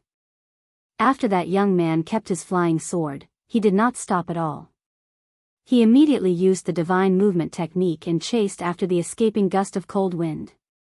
Obviously, this young man from the Guanxing celestial sect did not cultivate the sword immortal technique to the realm of one with the sword. He could not merge his body with the sword and control the sword to fly in the sky. However, that young man in white's divine movement technique allowed him to fly like the wind. He stepped on the treetops and chased after the escaping gust of cold wind like lightning. His speed was not slower than the escaping gust of cold wind. Go. Let's go take a look. A sharp light flashed in Gu Fei's eyes. Then, he extended his hand and hugged Ling Luoyan's waist. Flying up, he stepped on the treetops and chased after that young man in white. Ling Luoyan's face could not help but blush when Gu Fei hugged her waist. Her heart was pounding. Although she was dressed as a man, she was still a girl after all. Being hugged by a man made her feel shy. Ling Luoyan was the little princess of the Haotian business group. She was a proud daughter of the heavens who was pampered by her family. When had she ever been so close to a man? At this moment, Ling Luoyan's heart gave birth to a strange feeling. The three of them walked through the forest as if they were flying. Very quickly, they left the forest outside the small village on the pier and entered the mountains. In this primitive forest, 1,000-year-old trees had intertwined roots and 100-year-old vines intertwined. Under the trees that were 20 to 30 feet tall, there were all kinds of extremely dangerous ferocious beasts roaming about. After chasing for 100 miles, the young man from the Guanxing immortal sect finally blocked the man in black who was escaping in front of them in a small valley. Gu Fei hugged Ling Luoyan and arrived outside the small valley. They hid behind a large rock outside the valley. Looking into the valley, they saw that the ghost-like black shadow was confronting the young man in white. At this moment, the sky had already darkened completely. However, this did not affect the vision of these practitioners. Don't push me too far. The dark figure's green eyes were like Willow, the wisp, and they seemed extremely evil in the night. His voice was also incomparably cold, and there was a chill in it. Humph. You ghosts, instead of staying in the ghost palace of Plentiful City, you actually came out to drive people's souls and absorb their divine souls to cultivate that evil ghost weapon, the 5-ghost pennant. You really deserve to die. With a shake of the young man's shoulder, the divine sword on his back immediately flew out of the scabbard with a clang sound. It charged towards the black shadow that seemed to be illusory. A sharp sword chi immediately spread out from the valley. Chapter 80. Ghost cultivators were a special existence among the cultivators in the Tinglong continent. They refined the 3 souls and gathered the 7 spirits. They condensed the essence, qi, and spirit of their entire body into the extreme yin ghost body. They separated themselves from the physical body and became a kind of existence that had no substance. There were thousands of cultivation systems among the cultivators in the world, but all of them had the same goal. They fought against the heavens and pursued immortality. However, the path of immortality was vague and difficult to achieve. On the other hand, the ghost path was a shortcut to immortality. Moreover, after condensing the ghost body, the person was equivalent to already dead. Although they could live in the world in the form of ghosts, they had become an abnormal species that could not see the sunlight. In order to live in the world forever and not grow old and die, they abandoned their physical body and became a ghost. From then on, they could not see the sunlight and walk in the darkness forever. Not everyone was willing to walk on this path of ghost cultivation. However, there were some people who did not succeed in cultivation and had no hope of immortality. They would rather live in the darkness forever than fall into the cycle of reincarnation and suffer the pain of reincarnation. Thus, they chose to enter the ghost palace of Plentiful City and cultivate the ghost path. At this moment, in the valley, the young disciple of the Guangxing Immortals sect had already started fighting with the ghost soldier of Plentiful City. The sword light was like a rainbow, twisting and turning in the air. It emitted a dense sword aura and continuously attacked the ghost shadow. Everything that was swept by the sword light, whether it was a boulder or a tree, was all shattered. The power of the 100 steps flying sword could not be underestimated. And in the hands of the ghost soldier of Plentiful City, there was a pitch-black long banner that was surrounded by black gas. As the long banner waved, the ghost aura surged and the ghost shadow blocked the sword light, not allowing it to get close to its body. That is the 5 ghost banner? Gu Fei's heart shuddered. That strange black banner that was shrouded in ghostly aura and seemed to be haunted by countless vengeful spirits did not seem to be an ordinary object. It was actually able to withstand the slash of that youth's 100 steps flying sword. Ling Luoyen curiously followed Gu Fei to look around the valley. The ghostly cultivator holding the 5 ghost banner had already started waving it. The ghostly aura that surged out from the banner immediately engulfed the ghostly cultivator, and a ghostly head appeared on the banner. Ling Luoyen only took a single glance before she felt her mind become unsettled, as if her soul was about to fly out of her body. She couldn't help being shocked and hurriedly focused her mind. How sinister. Ling Luoyen didn't dare to look anymore. At this moment, Ling Luoyen suddenly felt a gust of cold wind blowing behind her, and a creepy feeling welled up in her heart. In the next moment, she felt Gu Fei's arm around her waist tighten, and her body soared into the air. Boom! There was a huge tremor, and a golden light flashed. Ling Luoyen's body shook, and she was carried into the valley by Gu Fei. At this time, she saw that 4 pale, skinny people had appeared out of thin air around the valley. They were shrouded in black gas. One of them was surrounded by black aura and had a ghostly aura. He was holding a black banner that was about 2 feet long, and his body was faintly discernible. He was looking at them with a face full of surprise. Mist and clouds rose in the mountains. On this Hei Tian night, 4 people holding black banners suddenly appeared. Their expressions were indescribably gloomy and mournful. Pung! Gu Fei floated down from the sky with Ling Luoyen in his arms. When his feet touched the ground, there was a dull sound. What happened to you? At this moment, Ling Luoyen realized that the sleeve on Gu Fei's right arm had disappeared, revealing the bronze-colored skin on his arm. Although Gu Fei's right arm wasn't very strong, many tendons appeared at this moment. They were like tiny horned dragons coiling around his muscles, giving off a strong feeling. It was obvious that in that short moment, Gu Fei had exchanged a blow with the ghostly cultivator who had launched a sneak attack. Without a doubt, all the muscles on Gu Fei's body were now filled with explosive power. If he wanted to, every muscle could explode with astonishing power. Humph! Sneak attack from behind, you scoundrel! Gu Fei's gaze was like a sharp sword as he stared at the ghostly cultivator who had just attacked him. The yuan qi in his body began to circulate rapidly. Only a small portion of his power was concentrated in his dantian, forming a five-colored ball of light to refine the spiritual energy of heaven and earth that he had absorbed through his pores. Most of Gu Fei's power was actually refined into his muscles, bones, and flesh. Therefore, with just a thought, he could instantly launch a ferocious attack against his enemy. He didn't need to be like other cultivators, who had to spend time to cast spells or use treasures.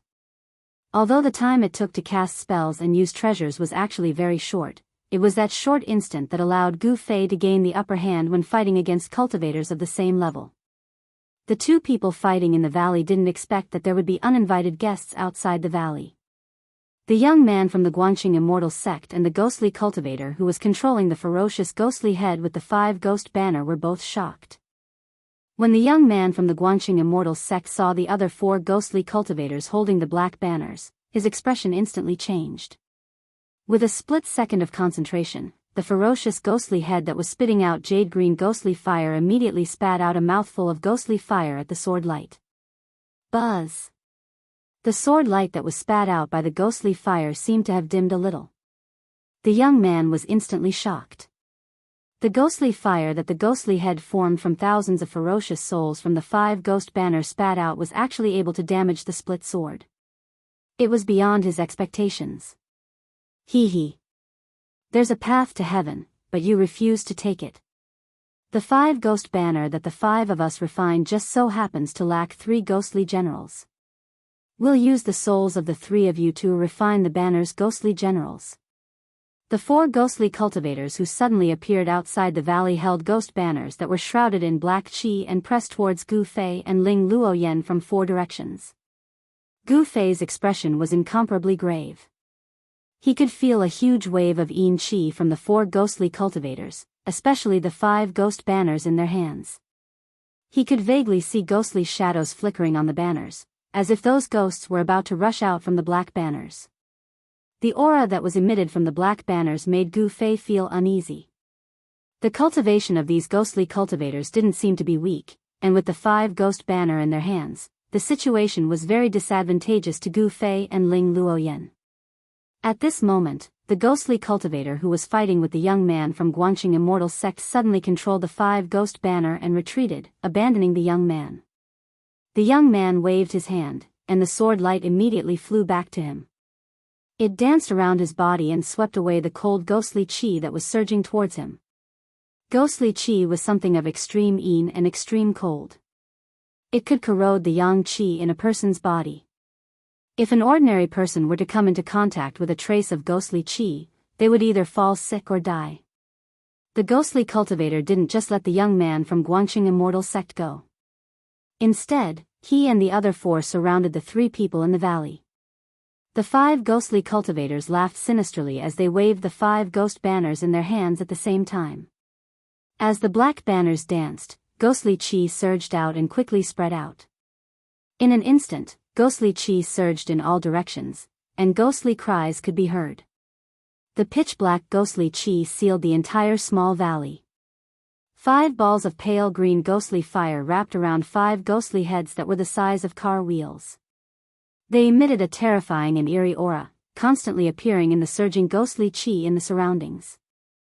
Their hair was disheveled, their eyes flashed with green light, and their bloody mouths were wide open with fangs intersecting. Every ghostly head looked extremely frightening, as if they were evil spirits that came out of hell. Brother Ling, what's wrong? Gu Fei suddenly realized that Ling Luoyan, who he was hugging, seemed to be acting strangely. He hurriedly took a look and couldn't help but be shocked. At this moment, Gu Fei still didn't know that Ling Luoyan was a girl, nor did he know that her original name wasn't Ling Yan. However, the young man in Gu Fei's eyes, Ling Luoyan, had actually become dizzy at this moment, as if she had lost her mind. A layer of black qi even vaguely appeared on her face. Gu Fei knew that Ling Luoyan had been affected by the surrounding ghostly qi, and he couldn't help but become anxious. He hurriedly placed a hand on Ling Luoyan's back and sent a wave of pure yang qi into Ling Luoyan's body. Gu Fei had the body of a child, and the pure yang qi on his body was incomparably pure, without a single flaw. Moreover, after cultivating the ancient body refinement technique, the blood and qi in Gu Fei's body were extremely vigorous, and the powerful pure yang qi on his body was the nemesis of the extreme yin ghost qi. He. Obediently accept your death. A deep and cold voice came from within the surging ghostly qi. It was sometimes near, and sometimes far, making it hard for people to grasp. Gu Fei couldn't be bothered with these ghosts.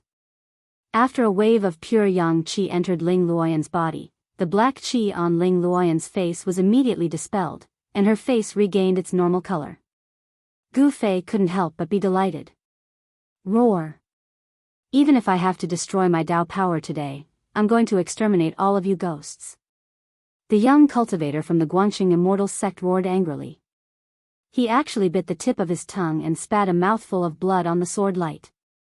Wang! A crisp sword chime soared into the sky and resounded throughout the entire valley. The sword light in front of the young man instantly shone brightly, and grew to a height of 10 zhang. The young man formed a seal, and the bright sword light immediately protected the three people who were forced together in the middle. The sword light was like a dragon, and also like a bolt of lightning, forcing the surging extreme yin ghost qi away, making it difficult for them to take another step forward. I am the disciple of the Guanxing immortal sect, Lu Yunhe. This is a pure yang pill, and it can dispel this kind of demonic qi. Quickly consume it. The young cultivator from the Guanxing immortal sect suddenly took out 2 golden elixirs and handed them to Gu Fei and Ling Luoyan. Many thanks. I am Gu Fei from the Taishan sect, and this is my friend, Ling Luoyan. Gu Fei didn't act pretentious. After revealing his identity, he took the 2 elixirs from Lu Yunhe's hands. So you are a disciple of the Taishan sect. That's great. Lu Yunhe was startled, but his face was also filled with joy. The Taishan sect and the Guanxing immortal sect were both part of the 3 great Daoist sects, and they were of the same branch. If the 2 of them worked together, they might be able to break through this ghost formation. At this time, Ling Luoyan, who had received the pure yang qi from Gu Fei to force the extreme yin ghost qi out of her body, also woke up. After consuming the pure yang pill, the surrounding ghost qi couldn't touch her body anymore. As for Gu Fei, he didn't need to consume the pure yang pill at all. His body was full of blood and yang qi, and the extreme yin ghost qi couldn't get close to him at all. This. What's going on? I was scared to death. Ling Luoyan, who had woken up, couldn't help but scream when she saw the surging ghost qi around her. This was especially so when the huge ghost head suddenly spat out green ghost flames from the surging ghost qi and bit towards her. However, she was so scared that she almost fell to the ground. Chapter 81. The power of the sword light that was imbued with the essence of the young disciple of the Guanxing immortal sect, Lu Yunhe, was greatly increased. It was no longer afraid of the profound yin ghost fire that was spat out by the ferocious ghost head that was condensed from the essence of thousands of souls on the 5 ghost banner. The sword light that was like a waterfall completely blocked the surging black gas and ghostly mist. The sword light formed a light screen that protected the 3 people within it. Good. The Guanxing immortal sword is indeed extraordinary. Brothers, activate the formation and turn them into ashes. Then, capture their souls and refine them into the main ghost general of the banner. A soft and ethereal voice that seemed to have floated up from the depths of hell sounded out from the surging ghostly mist. When Gu Fei and Lu Yunhe heard this voice, they didn't feel any discomfort. They weren't affected in the slightest. However, when Ling Luoyan heard this voice, it was a completely different matter. The ghostly words drilled into Ling Luoyan's ears, immediately causing her to feel as if she had fallen into an icy cavern. Her entire body trembled as a chill ran down her spine, causing all the hair on her body to stand on end and goosebumps to fall to the ground. Don't be afraid. Gu Fei held Ling Luoyan's hand and said in a deep voice. His pair of bright eyes constantly swept across the surroundings. He wanted to find the 5 ghost cultivators of the ghost palace of Plentiful City that were hidden in the black gas and ghostly mist. Lu Yunhe, who was standing beside the 2 of them, looked at them with a strange expression. The intimacy between the 2 of them made him feel a little surprised. Weren't cultivators supposed to have a pure heart and few desires? Why was this Gu Fei so intimate with a girl? Compared to Gu Fei, Lu Yunhe had more experience in the world. From the first time he saw Ling Luoyen, he could already tell that this fair-skinned and extremely handsome youth was actually a girl disguised as a man, and not a man. At this moment, the 5 ghost cultivators had already activated the formation. 5 terrifying waves of evil energy spread out from the surging black gas and ghostly mist. Then, the 3 of them heard the sound of teeth grinding. Following that, 5 ferocious ghost heads the size of wagon wheels appeared from the black gas and ghostly mist. Their bloody mouths violently spewed green flames as they charged towards Gu Fei and the other 2 from 5 directions. The skulls of the 5 evil spirits were so solid that they seemed to have solidified into tangible objects. They directly and fiercely pounced on the sword screen formed by the dazzling sword light. When Lu Yunhe, who was controlling the sword light, saw this, his expression couldn't help but change. The attack of the 5 ghost heads was extremely ferocious, and it greatly increased the pressure on him. He hurriedly formed a sword seal and pointed towards the golden light. Wang!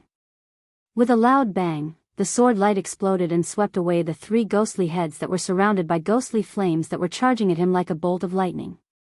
Taking care of 3 sides was already the limit of Lu Yunhe's current sword path. After sweeping away the 3 ferocious ghost heads with the sword light slowed down. It was too late to force back the other 2 ferocious ghost heads. Humph! Gu Fei let out a cold laugh. He pulled Ling Luoyen behind him and shook his fists. His fists instantly turned purple. Then, his fists blasted towards the 2 gigantic ghost heads that were spewing flames from their mouths and pouncing towards them. Instantly, a purple aura surged out from Gu Fei's fists. The fist force was like a torrential river, unstoppable, and dyed the heaven and earth purple. Boom! Boom! Almost at the same time, 2 loud sounds exploded. The dull sounds made people feel endless pressure. Gu Fei's fist force instantly collided with the 2 ghost heads that were surrounded by ghostly flames. Under the incomparably shocked gazes of Lu Yunhe and Ling Luoyen, Gu Fei directly dispersed the mysterious ghost flames around the 2 ghost heads. The 2 ghost heads were blasted away and disappeared into the churning black ghost fog behind them. Using the essence of the divine weapon that had been refined into his body to protect his newly healed arms, Gu Fei directly blasted away the 2 ghost heads. At the same time, he also avoided the danger of his new bones breaking. Gu Fei let out a low roar as the muscles, bones, blood, and flesh in his body surged. Then, a powerful aura spread out from his body. At the same time, streams of essence shot out from the pores on his body. Ling Luoyen, who was standing behind him, immediately felt as if a breeze had come out of nowhere from Gu Fei's body, making her feel as if she was in the wind. Under the control of Gu Fei's divine sense, invisible streams of essence chi spread out and formed a force field around him, blocking the surging cold ghostly aura and enveloping Ling Luoyen and Lu Yunhe. However, compared to Lu Yunhe's sword light, it was even more pervasive and impenetrable. What kind of technique is this? Seeing this, Lu Yunhe could not help but be shocked. The magic power that Gu Fei had displayed was too strange, and it was beyond his understanding. There was no fluctuation of magic power, but he was still able to explode with such shocking power. He did not see Gu Fei use any technique, but he was able to block the black ghost fog that rushed over like a storm. This not only surprised Lu Yunhe, but also made him doubt Gu Fei's identity. Is he really a disciple of the Taishan sect? Lu Yunhe thought to himself. This Gu Fei had displayed a technique that he did not know, but he was sure that it was definitely not a magic power of a cultivator. At this time, Lu Yunhe did not have much time to think, because the black ghost fog that enveloped them was getting thicker and thicker. It was as black as ink, comparable to the monstrous demonic chi of the demon lord of 6 paths. In the ghost fog, there seemed to be thousands of ghosts roaming and howling. The ghostly cries made one's hair stand on end. Ling Luoyen, who was hiding behind Gu Fei, was so scared that her whole body was shaking like a sieve, and her face was deathly pale. She, who had been pampered since childhood, had never seen such a terrifying scene. In the ghost fog, the 5 ghost cultivators who were hidden in the fog were obviously very angry after the first wave of attacks from Gu Fei and Lu Yunhe. The 5 ghost streamer was refined by the 5 ghost soldiers of Fengdu over many years. It was refined from the essence of countless souls. It looked tangible, but it was actually intangible. It was a rare treasure in the ghost realm, and it was extremely powerful. However, it was obvious that these 5 ghost cultivators had not successfully refined the 5 ghost streamer. Otherwise, the ferocious ghost head that had condensed on the 5 ghost streamer would have spat out a mouthful of ghost fire and tainted Lu Yunhe's flying sword's essence energy, causing the flying sword to turn into ordinary iron. Pung! Suddenly, the ghost fog rolled, and a pale green ghost fire surged out from all directions. In an instant, the 3 people who were surrounded by the black ghost fog were enveloped in the monstrous ghost fire. However, the force field formed by the essence of the skin pores on Gu Fei's body. Without his consent, any external force would be repelled and blocked by him. Not a single feather could be added, and the insects could not fall. Once the demonic ghost fire pounced on them, it was as if it had hit an invisible wall, and it could not advance even an inch. The 5 ghost heads, hidden in the ghost fog, spat out the pale green ghost fire with all their might. It was as if they really wanted to use the ghost fire to refine Gu Fei and the others. This profound ghost fire did not have the slightest bit of temperature. Instead, it was cold and oppressive. It was a kind of cold flame. Although it did not burn the 3 people, the cold air emitted from the ghost fire caused a thin layer of ice to form on the ground. Gu Fei was fine. He cultivated a body refining technique, so his body was full of essence and blood, and it was difficult for the cold air to attack his body. However, Ling Luoyan and Lu Yunhe did not feel so good. Chapter 82. Not a single feather could be added, not an insect could fall, and not a single technique could touch him. Gu Fei used the essence qi that shot out from his pores to form an aura field that enveloped a radius of 50 feet. All kinds of ghost fire and ghost fog were blocked outside, and could not take a single step forward. Everyone was shocked by the strength of the martial skill and divine ability, especially Lu Yunhe. His sword ray pierced through Gu Fei's aura without any obstruction. With the protection of Gu Fei's domain-like Yuan Qi field, Lu Yunhe's flying sword was like a bolt of lightning as it fiercely slashed into the surging ghost fire outside. The sword was like a dragon, and the person was also like a dragon. The aura of the person and the sword were interlinked, and the sword light was like a part of Lu Yunhe's body. It swept away the green ghost fire that filled the sky, and stirred up the monstrous ghost fog that was sealed in the outermost layer. Wherever the sword light passed, ghostly cries and screams could be heard. Dozens of ghostly figures appeared and disappeared from the ghost fog. They were the evil spirits that had been refined from the 5 ghost banner. After being slashed by the divine sword, they once again turned into a cloud of mysterious ghost qi. However, these ghosts relied on the fact that their bodies were refined from the true Yuan spirit. They could separate and combine, gather and disperse, and were not afraid of the sword light's slash. At most, they would only need to be refined again, and then they would once again turn into evil spirits. As long as the 5 ghost banner was not destroyed, the thousands of souls' essence qi could be reborn with it, and could not be destroyed. We can't continue like this. How can we break this ghost formation? Gu Fei asked in a deep voice. He was currently circulating the 5 elements' true essence in his body with all his strength.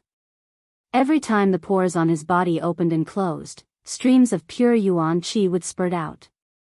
His muscles and bones emitted continuous crackling sounds, and every inch of his flesh and blood was emitting waves of powerful essence Qi, causing his body to be enveloped in a layer of 5-colored splendor.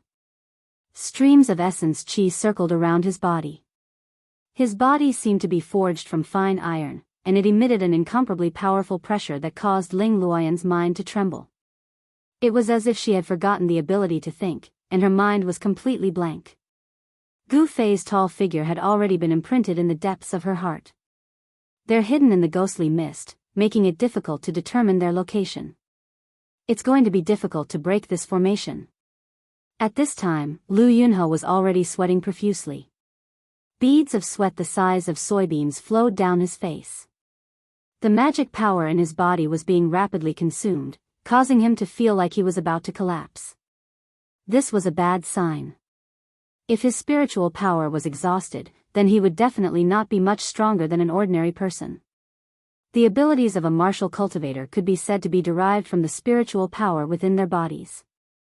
The source of the Tao was the foundation of the Tao. Without the existence of magic power, all sorts of Tao techniques and divine abilities would not be able to be used, and cultivators would become mortals. Of course, such a situation only occurred to low-level cultivators who hadn't condensed a Tao core within their bodies. Cultivators who had formed a Tao core in their bodies could communicate with heaven and earth and breathe in the spiritual energy of heaven and earth. As long as there was an endless supply of spiritual energy, their magic power would not dry up. This was the reason why cultivators in the transcending mortality stage could have endless magic power. Hee hee. You want to break our 1,000 Ghost Devourer formation? Dream on. A sharp and unpleasant voice, like that of a night owl, came from the black mist of ghost flames. Kill. Lu Yunhe listened to the voice and pinched his fingers together. He suddenly pointed in the direction of the voice. The sword light was vigorous like a soaring dragon. In an instant, it tore through the void and shot over. The unparalleled sword chi swept away the layers of ghost chi. Faintly, a black shadow could be seen flashing and vanishing under the sword light. A large banner that was shrouded in dense black chi and emitted an extremely cold and terrifying aura was twisted by the sword light and cut into 2 pieces. Good. When Gu Fei saw this, he couldn't help but be overjoyed. Although he hadn't dabbled in the path of formations, he was a member of the Dao sect. Even if he hadn't learned about formations, he knew that the power of a formation would sharply decrease when its magic weapon was destroyed. However, the ghost banner and the black smoke did not dissipate because of this. Instead, it continued to be broken and restored to its original state. Moreover, it swayed continuously, causing people to feel their minds shaking and their souls wanting to fly away. It was as if the 3 souls and 7 spirits were about to be pulled out of the body. Only then did Gu Fei know that these 5 ghost cultivators' ghost Dao magic was really powerful. The 5 ghost banners were condensed from the essence of evil spirits and spirits. They couldn't be underestimated. Perhaps only a pure yang magic weapon could destroy the 5 ghost banners. Gu Fei and Lu Yunhe hurriedly calmed their minds. They knew something was wrong. Dark clouds rolled around them like galloping horses.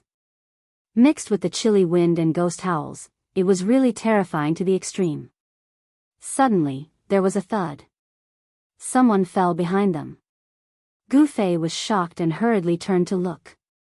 He saw Ling Luoyan's eyes tightly shut.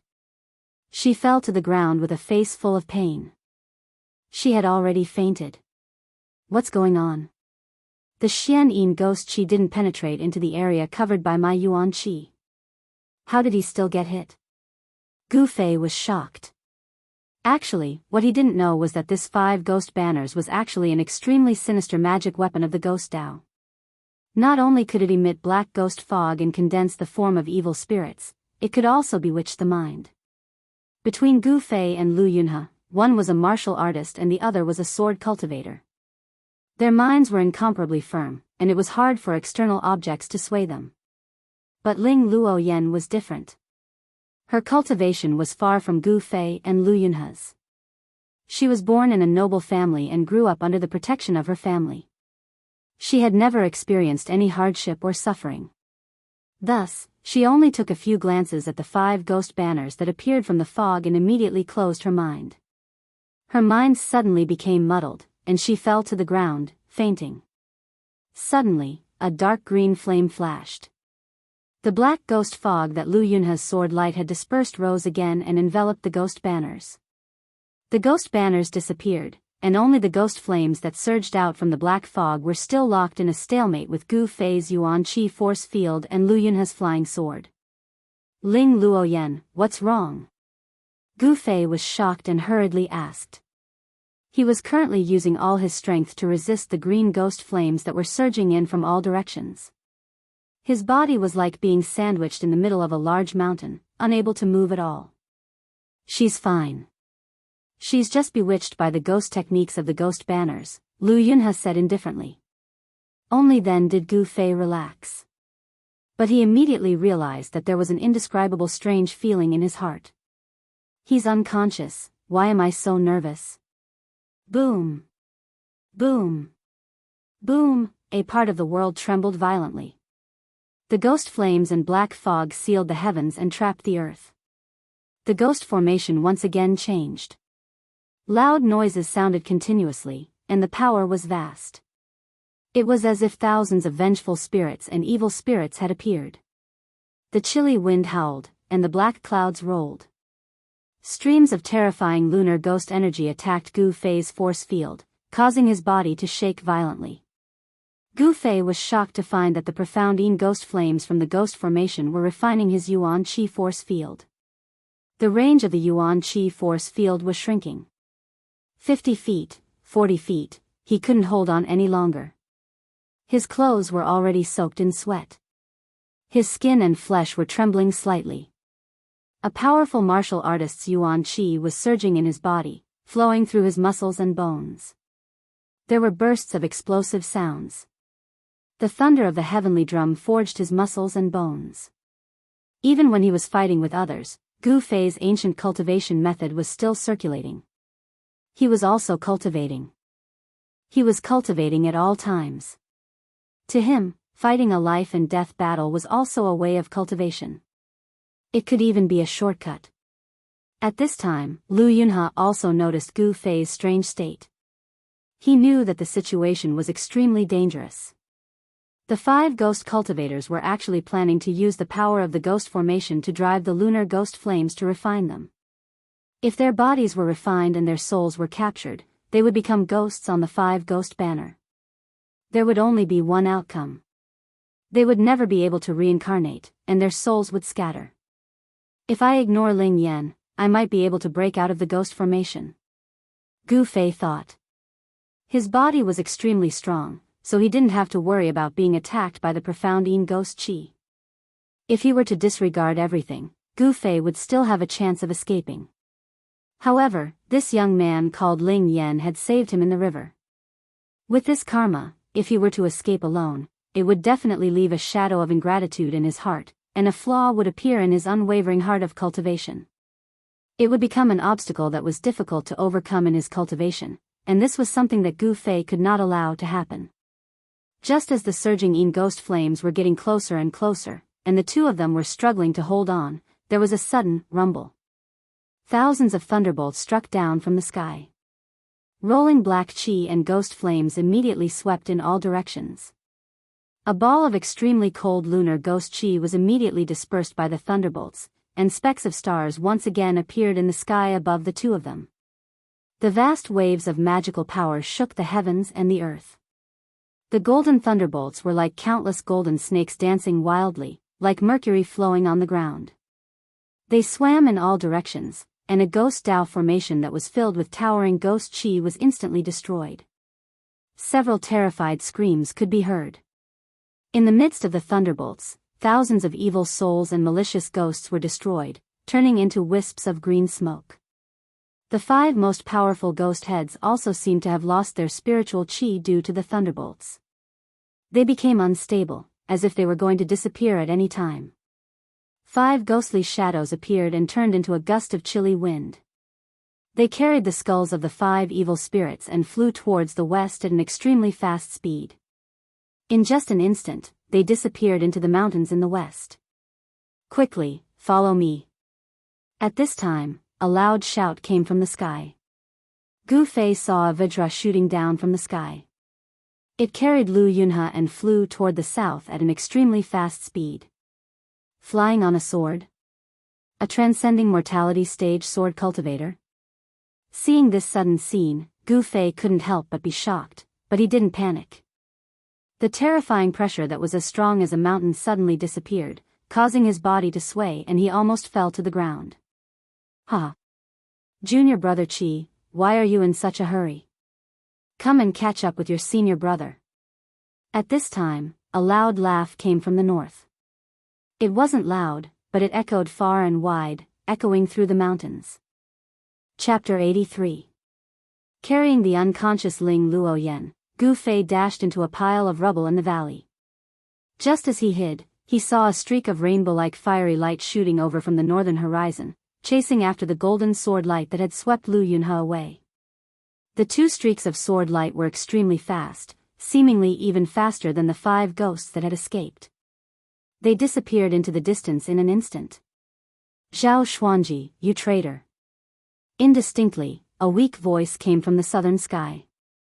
It was evidently the voice of the person who had used the power of thunder and fire to disperse the dense ghost fog, breaking the ghost Dao formation set up by the 5 ghost banner, and saving Lu Yunhe. "Zhao Xuanji." Gu Fei stared at the flashing fiery light in the sky, a baleful aura surging from his body. Twice, Zhao Xuanji had forced him into certain death twice. Gu Fei clearly remembered this debt. If it wasn't for the fact that Gu Fei had cultivated the weapon body refining technique that Daoist Shantian had passed on to him, and had fused the unremarkable purple rod into his body, allowing him to narrowly escape death at the critical moment of life and death, Gu Fei would have long since died under Zhao Xuanji's flying sword. Now isn't the time. Wait until I break through to the transcending mortality stage, then I'll deal with you. A sharp, murderous light flashed in Gu Fei's eyes as he spoke in a low voice. Zhao Xuanji was a sword cultivator at the transcending mortality stage. Amongst cultivators of the same level, sword cultivators were an absolutely powerful existence. The current Gu Fei didn't have the strength to fight against a cultivator of this level. Withdrawing his gaze, he walked out of the rubble with Ling Luoyan in his arms. He didn't dare to stay in this small valley any longer, so he hurriedly rushed out of the valley and into the ancient forest outside. He had grown up in the mountains, so he was extremely familiar with this kind of ancient forest that was filled with unknown dangers. Indeed, not long after Gu Fei left, a streak of fiery light suddenly flashed in the southern sky, shooting towards the valley. Very quickly, a faint sound of something tearing through the air came from the sky, and a figure standing on a blazing flying sword appeared in the sky above the valley. That person stood on a flying sword and stood in the air. His black clothes fluttered in the wind, and a pair of cold and evil eyes swept over the people below.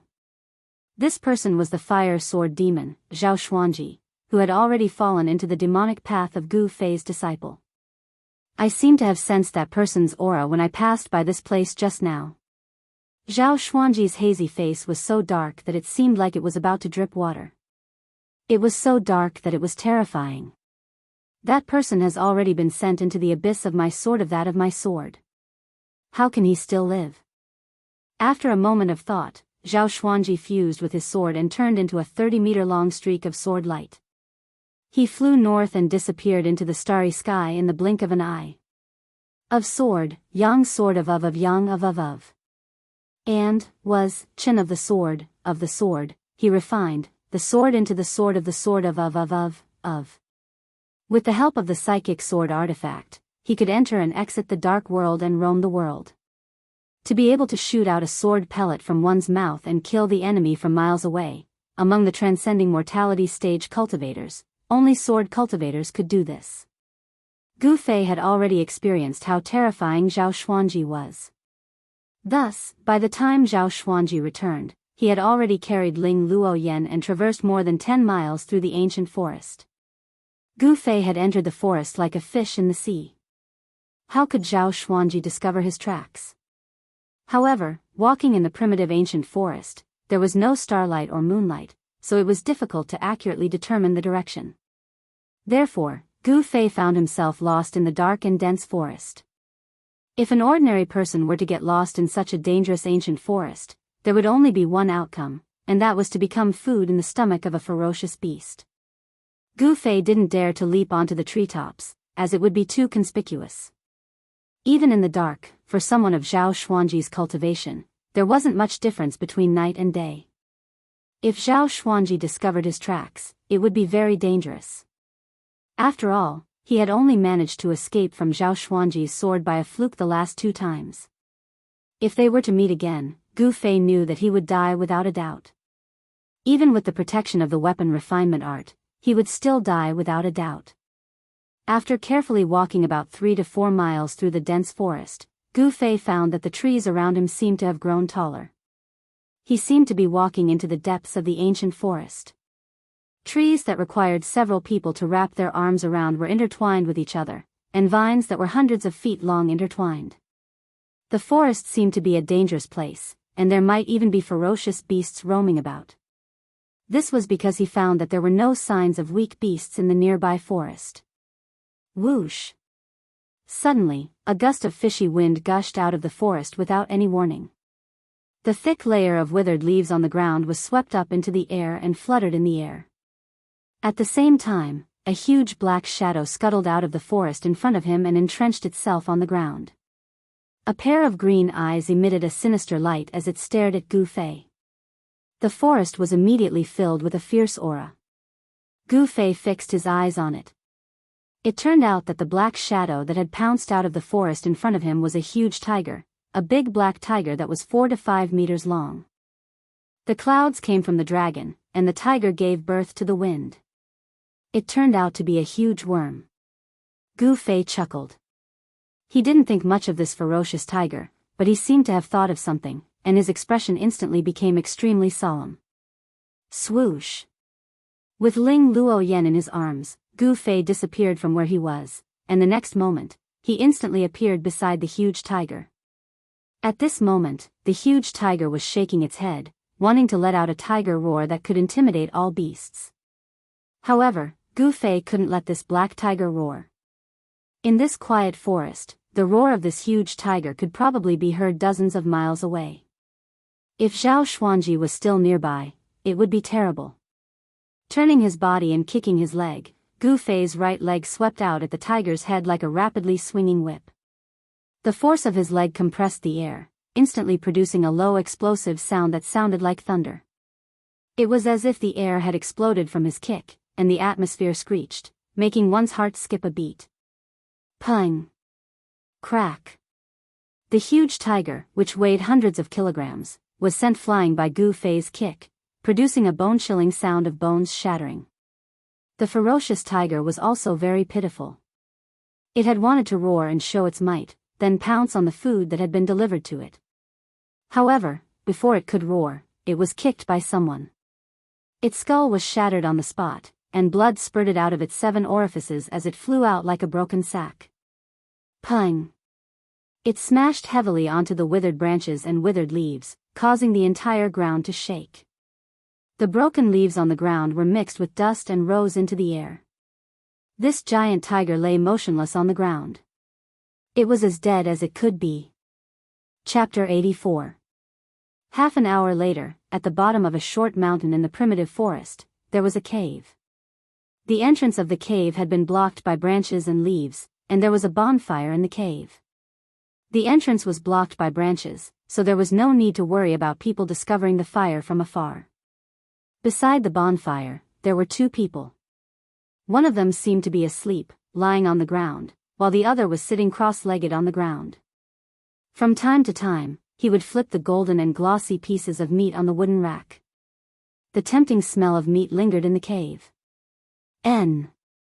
I haven't eaten tiger meat in a long time, it's so delicious.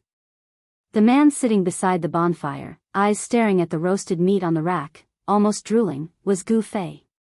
The youth lying on the ground was the cross-dressing Ling Luoyan. Although Ling Luoyan had been bewitched by the soul-stealing technique of the 5-ghost banner, her spirit had not been taken away by the banner, so she was only unconscious. However, although Ling Luoyan's spirit had not been taken away by the 5-ghost banner and had become a walking corpse, it had still damaged her spirit, so she did not wake up so quickly. Gu Fei had expended a lot of his yuan qi after the battle, and when he calmed down, he immediately felt his muscles ache and his bones go limp. He had given it his all in tonight's battle. The yuan qi in his body vibrated his muscles, bones, flesh, and blood, seeping into every part of his body. When Gu Fei looked inside himself, he could see a faint layer of 5-colored light shrouding his bones. Gu Fei's cultivation seemed to have deepened. Every time he fought a life or death battle, he could feel himself improving. As long as the 5 elemental yuan qi in his body completely refined the muscles and bones in his body, and the yuan qi that had been refined into his bones reached a full state, then he would have completed the bone transformation. His muscles and bones would all become vessels to store yuan qi. After that, he would take the last step of transforming his flesh and blood, and Gu Fei would only be a step away from the transcending mortality realm. It was easy to say, but extremely difficult to do. Gu Fei had just stepped into the 8th heavenly layer, and was still thousands of miles away from the bone transformation realm. However, he believed that as long as he continued to train and improve a little every day, he would eventually be able to take that step. In the ancient primitive forest, the night was far more dangerous than the day. Most of the poisonous insects and ferocious beasts liked to hunt at night. That was why Gu Fei had found this cave. He planned to spend the night in the mountains and find his bearings before leaving the mountains at daybreak. Looking at the beast meat roasting on the fire, Gu Fei's appetite was aroused. He swallowed a mouthful of saliva and directly reached out to tear off a piece of meat that weighed a few kilograms. Not caring if it was hot or not, he threw it into his mouth and chewed. The few kilograms of beast meat was quickly devoured by him. After letting out a burp and rubbing his slightly bulging belly, Gu Fei walked to the cave wall in satisfaction and sat down cross-legged with his back against it. Although the entrance of the cave wasn't big, the inside of the cave was very spacious. Originally, this cave had an owner. The owner of the cave was a black bear, but it was chased away by Gu Fei. The unlucky black tiger, on the other hand, had one of its hind legs torn off by Gu Fei and thrown into the forest as food for other ferocious beasts. This place was already far away from the small valley where he had fought the ghost soldiers of Fengdu. Therefore, Gu Fei was no longer worried that Zhao Xuanji was really so resourceful that he could find him in this primitive forest.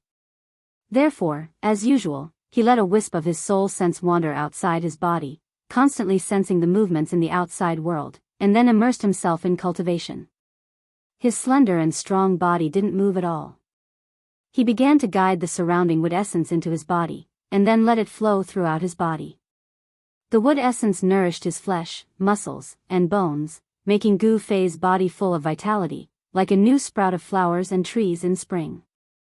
At the same time, while absorbing the wood essence, Gu Fei also guided the power of the stars from the outside world to penetrate into his body through the top of his head. Among the 5 elements, the power of the stars belonged to the metal element. As time went by, streams of green wood essence swirled around Gu Fei's body, while the top of his head was shrouded by a cluster of faint starlight. As he operated his cultivation method, the ground around where Gu Fei was sitting also began to rise and swirl around him. The water and fire essences drifting between heaven and earth were also gradually gathered by him. He was guiding the power of the 5 elements of heaven and earth to condense the 5 elements inside his body. The outside world was the outside world, and the inside of Gu Fei's body was equivalent to the inner world. The power of the 5 elements of heaven and earth and the inner 5 elements inside Gu Fei's body formed a subtle connection in Gu Fei's body. Channeling the inner 5 elements and the outer 5 elements was a body tempering method, and it could also be called a divine ability. Not only could cultivators communicate with heaven and earth, but martial artists could as well. Wisps of imperceptible, holy light formed by the power of the 5 elements flowed inside of Gu Fei's body. The wood essence nourished his fleshly body like sweet dew, while the star power gave his internal organs, bones, and flesh a layer of golden light. His internal organs were being strengthened, and the power of the 5 elements inside of him didn't repel each other. On the contrary, there was a feeling of complementing each other, like milk and milk, blending together. Time seemed to stop as Gu Fei immersed himself in the wonderful realm of cultivation. Plants were the most abundant thing in primitive forests. It was a moonlit night, and the sky was filled with endless stars, while the earth was filled with endless earth power. The power of the stars, wood essence, and earth power gathered more and more, while the power of water and fire were the weakest among the 5 elements. Gu Fei was enveloped in a hazy layer of colorful light, and his whole body was emitting a faint light. At this moment, he had ascended to an ethereal state. Although his eyes were closed, the surrounding scenery appeared clearly in his mind. He gave off a light and graceful aura. Every inch of his body was surging with colorful light. The 5 elements and the 5 elements interacted and blended in Gu Fei's body. The impure essence in his flesh, blood, tendons, and bones was expelled through his skin. His flesh and blood were constantly purified and improved by the purest origin of the 5 elements. Gu Fei's physique was changing without him knowing it. The rising sun emitted a soft light, illuminating the heaven and the earth, as well as the 800 miles of cloudy mist mountain. Light shone through the gaps in the tall treetops, sparkling with dew and specks of light. Gu Fei, who was sitting cross-legged with his back against the cave wall, opened his eyes. A faint layer of colorful light quickly faded from his eyes. The bonfire in the cave had long since been extinguished, leaving only faint smoke rising from the ashes. The roars of beasts could be heard from the nearby mountains. His aura is long, and his life signs are stable. Looks like he should be fine after a night of sleep. Gu Fei nodded as he sensed the aura of Ling Luoyan, who was lying beside him. Then, Gu Fei stood up and walked out of the cave. As he stood outside the cave, he was greeted by the fresh scent of grass and wood. After a night of rest, Gu Fei felt that the vitality in his body had completely recovered. The injury caused by Zhao Xuanji's sword a few days ago had also completely healed. This was a few days earlier than he had expected. Gu Fei jumped onto a huge rock in front of the cave entrance. Facing the eastern sun, he began to absorb the wisp of sun essence between heaven and earth. Chapter 85. Facing the sun, Gu Fei's body seemed to be shrouded in a layer of fire qi. Indistinctly, there seemed to be tiny flames dancing on his body. At this moment, Gu Fei seemed to have really communicated with the sun true fire. The pure yang qi and the power of fire in his body resonated, and the essence of the sun was smelted into his body. Communicating with the 5 elements inside and outside made Gu Fei able to absorb the power of the 5 elements of heaven and earth to refine his own 5 elements and 5 qi. At this moment, Gu Fei finally clearly felt that there was something different from the past. His vitality seemed to be a lot stronger. Gu Fei was overjoyed. The human body was like a treasure trove. As his cultivation deepened, he realized that the treasures in his body were endless. After opening a treasure trove, there would be an even greater treasure trove waiting for him. After communicating with the 5 elements of heaven and earth, Gu Fei didn't know what would happen in the future. But now, his vitality was indeed becoming stronger. The benefits of having a strong life origin energy were enormous. The injured body would be nourished by the abundant life origin energy, and the speed of recovery would be much faster.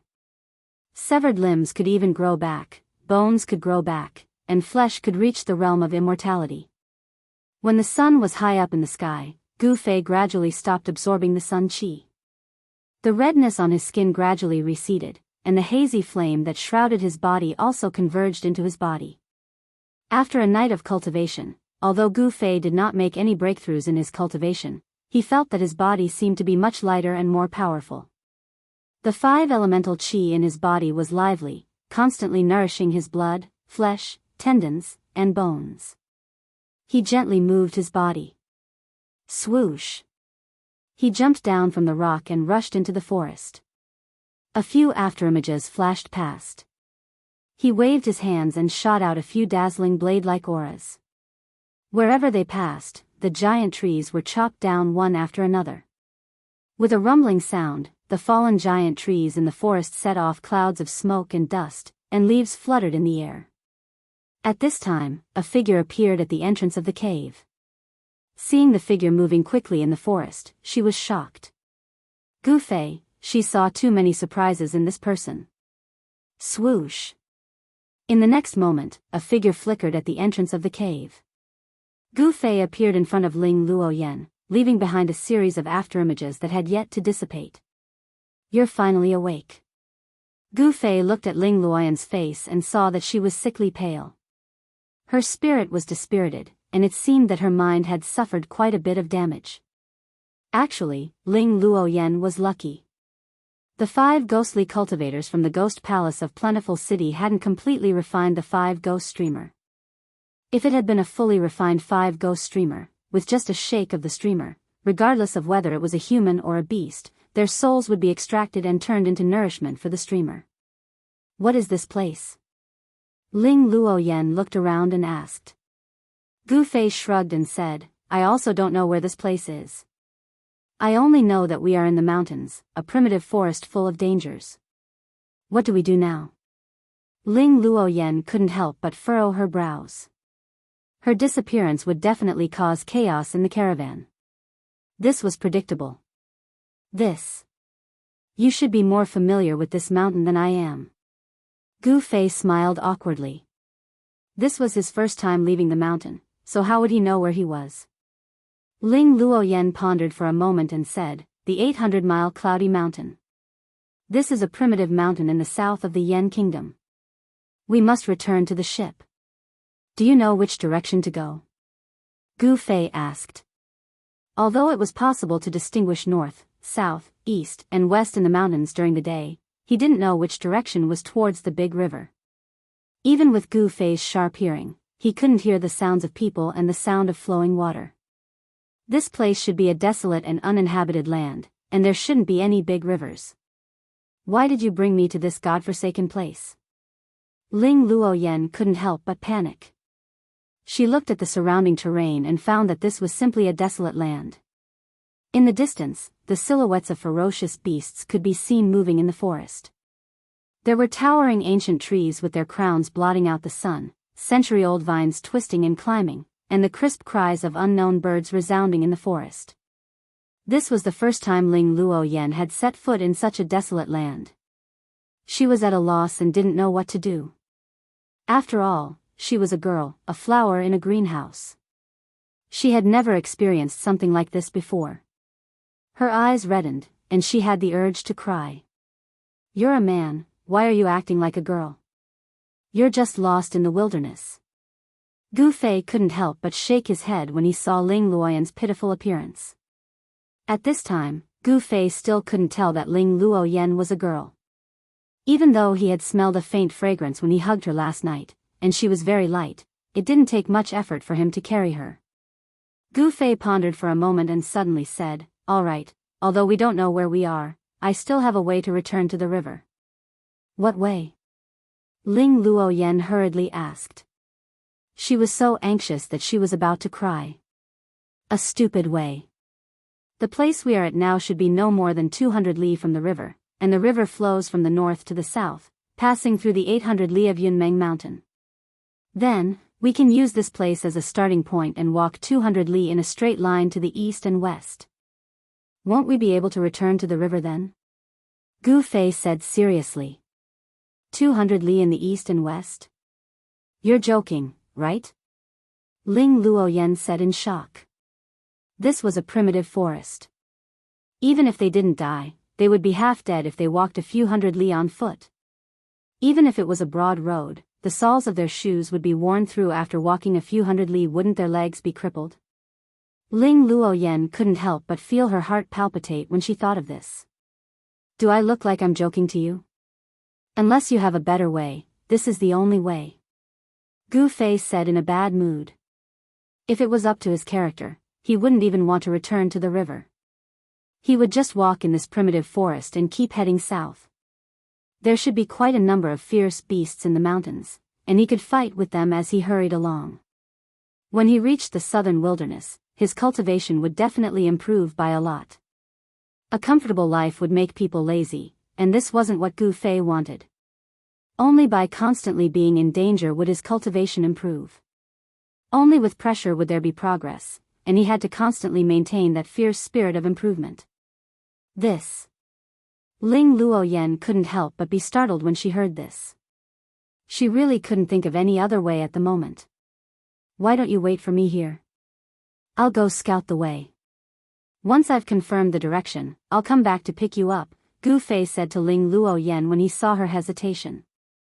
No, I don't want to stay here. In a moment of desperation, Ling Luoyen went forward and tightly grabbed onto Gu Fei's arm. Her face was full of panic. It was no wonder that she was afraid. In this primitive forest, there was no lack of all kinds of fierce beasts. How could a girl dare to stay in such a place alone? All right. Then which direction should we go first? Gu Fei asked.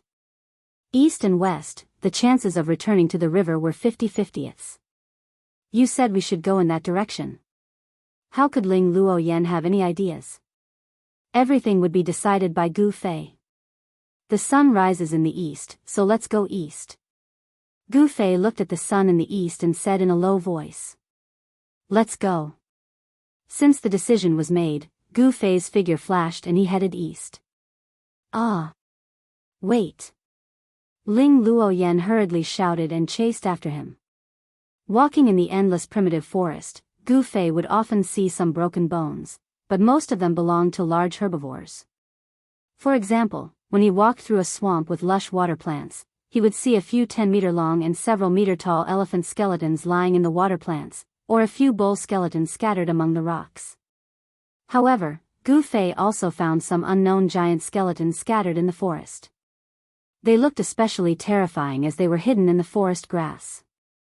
He became much more cautious, because this unknown beast bone could very well have been left behind by those extremely ferocious beasts. It would not make sense if there were no ferocious beasts in such a primeval forest. However, Gu Fei did not encounter any particularly ferocious beasts after traveling for dozens of miles in the primeval forest. This surprised Gu Fei. Fierce beasts might be nightmarish existences to others, but to Gu Fei, they were his whetstones. Gu Fei would learn a lot of fighting techniques that would be beneficial to him during his fights with the dire beasts. Hey, do you know how many miles we've walked? At the foot of a hill, Ling Luoyan sat down on a rock, took out a large red fruit from her bosom, and took a bite. There were many unknown fruits in the primitive forest, but Ling Luoyan only dared to pluck some familiar ones to fill her stomach. She had plucked quite a few along the way. Gu Fei turned around and saw that Ling Luoyan had stopped. He stopped moving forward and walked to a large tree, leaning his back against the trunk. Then, he took out a bamboo tube from his waist, pulled out the stopper, and raised his head to drink a large mouthful of cool spring water. He had done this himself when he passed by a forest. After all, walking in the primitive forest without food was a small matter, but not without water was out of the question. It's still too early. According to my estimation, we haven't even walked 100 miles. Based on his experience of living in the mountains, Gu Fei knew that they had actually only walked a few dozen miles in this primitive forest. Of course, this was because they were carrying Ling Luoyan, who was as weak as a girl. Gu Fei thought that Ling Luoyan, a disciple of an aristocratic family, was pampered since childhood, but he did not know that this handsome young master in front of him was not a man. What? How can this be? Hearing Gu Fei's words, Ling Luoyan immediately screamed. Then when can we get out of this damn place? Ling Luoyan wailed. Roar! At this moment, a loud roar suddenly came from the depths of the mountain in front of them. The sound was deafening, and it pierced through metal and rocks, causing chaos in the depths of the mountain. Thump! Thump! Thump! It was as if a huge creature was running. The heavy footsteps hit the ground, causing the forest in front of them to tremble. The heavy footsteps quickly approached the two of them. Not good. Gu Fei was also shaken by this sudden roar, causing his blood to surge.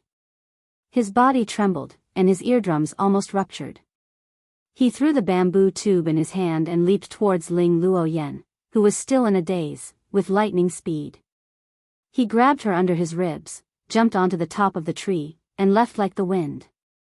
Chapter 86. Gu Fei carried Ling Luoyan and sprinted for 20 to 30 kilometers, leaving the unknown savage beast's territory. Only then did he stop beside a small stream. He put down the still shocked Ling Luoyan. Gu Fei looked around and realized that this was a rare place with picturesque scenery.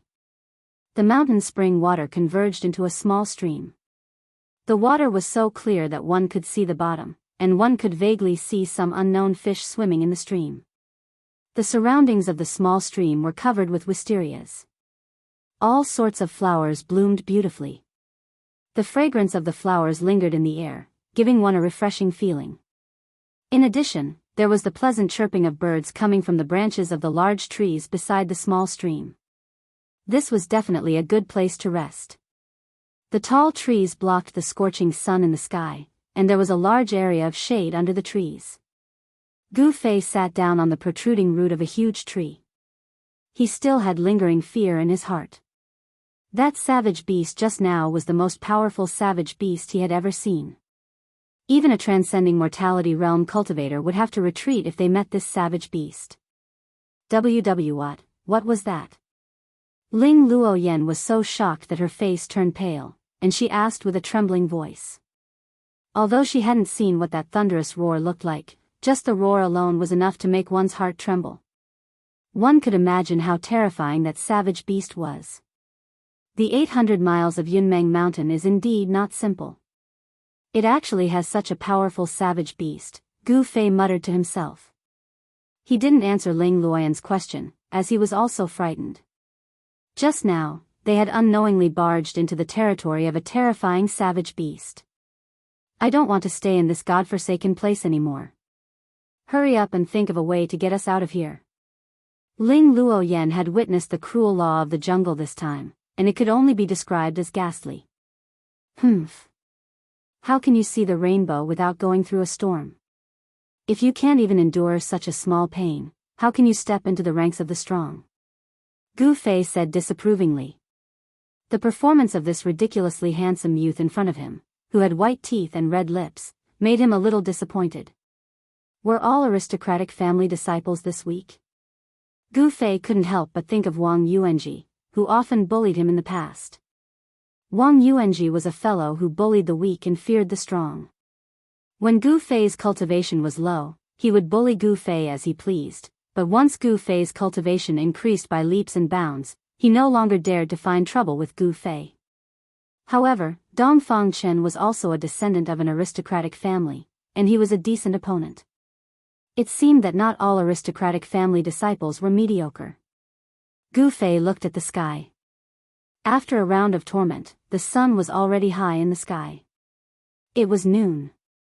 Fei thought, Luoyan, and Gu Fei, and Gu Fei, Luoyan, Gu Fei. Ling Luoyan glared at Gu Fei and said loudly, who said that to become an expert, one has to be a savage in the mountains. Hee, if you want to leave this place quickly and return to your comfortable ship, there's actually another way. Gu Fei suddenly looked at Ling Luoyan with an evil smile.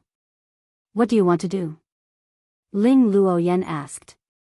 Hee, if you want to leave this place quickly and return to your comfortable ship, there's actually another way. Gu Fei suddenly looked at Ling Luoyan with an evil smile. What do you want to do? When Ling Luoyan saw Gu Fei's expression, she subconsciously tightened her clothes and shrunk back a little. Gu Fei walked towards Ling Luoyan with an evil smile and reached out to grab her. Don't. Ling Luoyan was afraid and immediately dodged. Don't, my ass. Gu Fei cursed in a low voice, then used one hand to clamp Ling Luoyan under his ribs. His feet stepped on the ground, and he flew up, jumping onto the crown of a nearby tree. So he wasn't up to no good. Ling Luoyan couldn't help but blush as she thought of this, revealing an infinite amount of shyness. Moreover, she was dressed as a man, so compared to when she was dressed as a woman, it added a different charm. Tui, what am I thinking? So embarrassing. However, deep in Ling Luoyan's heart, she also felt a little disappointed, as if Gu Fei didn't do what she had expected. The thoughts of a girl were really hard to fathom. She obviously wanted to do it, but once it really happened, she would reject it. Was a woman's heart really like a needle at the bottom of the sea? Gu Fei clamped Ling Luoyan under his ribs and stepped on the crown of the tree, flying towards the east. He didn't dare to pass through the territory of the unknown and terrifying beast, so he took a big detour and avoided it. Just the roar of the unknown beast was enough to shake the heavens and the earth, shaking one's soul. One could imagine how powerful the beast was. If he really met the beast head-on, Gu Fei would definitely die. Very quickly, Gu Fei and Ling Luoyan's figures disappeared into the forest. At dusk and sunset, a group of people traversed through the uninhabited primitive mountain forest. Walking in front were two men in green clothes who were wielding shining sabers in their hands. The two men waved the blades in front of them, chopping down the weeds and thorns in front of them, while the others were shouting someone's name. One of the shouts was slightly aged, but it was full of energy. It spread far and wide, echoing in the mountain ridges. It was much longer than the other shouts, and it also traveled the furthest. The one who let out such a shout that was clearly different from the others was an ordinary old man with a head full of white hair and dressed in a small green gown. "Grandad Zhong, do you think Miss has been kidnapped by our enemies? Otherwise, why would she suddenly disappear?" A young girl in an emerald green dress, dressed like a maid, said to the old man. Tears were already welling up in her eyes, as if they would roll down at any time. Her face was full of anxiety. Yes. With young Mrs. Marshall's skills, who would be able to kidnap her without saying a word? "There must be something fishy about this," Uncle Zhong said in a low voice, his expression extremely solemn. "The identity of that Gu Fei has already been investigated. There is such a person in the Taishan sect, and he is an expert. With him by young Mrs.'s side, no one can touch young Mississippi. Could it be?" Uncle Zhong suddenly thought of a possibility, and his expression immediately became very ugly. When Gu Fei was discovered by young Miss and the others, he was seriously injured and floating in the river, unconscious. Could it be that the people who injured him had come looking for him again? If that was really the case, then young Miss would be in trouble. This group of dozens of people was the Haotian caravan that had entered the mountain to search for Ling Luoyen and Gu Fei, as well as Ling Luoyen's personal maids, Xiao Chui, Xiao Yu, and the others. In fact, they did not enter the mountain with just one group. Instead, they had divided the hundreds of guards on the 3 large ships into 8 smaller groups, and entered the Yunmeng mountain from different directions to search for Ling Luoyen and Gu Fei. Unfortunately, after a night of searching, not only did they not find the 2, but they also lost 6 or 7 well-trained guards in the 8 groups. The primitive mountain forest was full of unknown dangers. Even though the guards of the Haotian caravan were all experienced and had extraordinary skills, it was difficult to avoid casualties. "Young Miss, where are you?" Xiao Yu, who was wearing a light yellow dress, murmured with an anxious expression on her face. Xiao Chui and Xiao Yu were both Ling Luoyen's personal maids. If Ling Luoyen had really met with an accident, then they would definitely not survive. A group of people searched carefully while shouting loudly.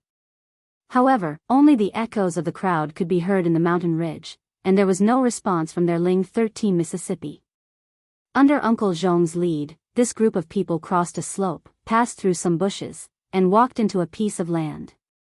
The group of guards carefully walked through the towering ancient forest in the piece of land with knives and swords in their hands. No one knew if there were any ferocious beasts or venomous insects hidden in the bushes or behind the trees. Among this group of people, 3 people had already lost their lives to the sharp claws and bloody mouths of the ferocious beasts that hid nearby and attacked people when they walked past. Kacha! Suddenly, someone stepped on a bone on the ground and crushed it. Everyone was startled and stopped. Seeing that there was nothing strange, the group continued forward. Kacha! Another sound of bones being stepped on was heard. There seemed to be many white bones hidden in the misty forest. At this moment, the crowd's shouts gradually weakened. As they walked further in, there were more and more skeletons of unknown animals scattered in the bushes. The white bones were ghastly. It was extremely terrifying. Soon, everyone could no longer shout, because they seemed to have walked into an evil place. Someone discovered that among the white bones scattered on the ground, there were actually human skeletons. This place didn't seem right. Uncle Zhong frowned and his face became incomparably dignified. At this moment, everyone felt that there was something wrong with this piece of forest. This piece of land was terrifyingly quiet. Not to mention those small beasts, even a bird couldn't be seen. The towering ancient trees in this piece of land were lush with leaves. Although it was dusk, it still looked gloomy and frightening. Clang! Even Xiao Chui and Xiao Yu pulled out the long swords from their waists and vigilantly looked around. Seeing that there were more and more skeletons on the ground, the blonde youth waved his hand to stop everyone. "Uncle Zhong, the situation is not right. Let's retreat first and take a detour," Xiao Chui said to Uncle Zhong. Uncle Zhong glanced around and then made a hand gesture to stop everyone. This piece of land was really strange. There was no fiendish aura of the ferocious beasts in the forest. It seemed that there were no powerful beasts entrenched here.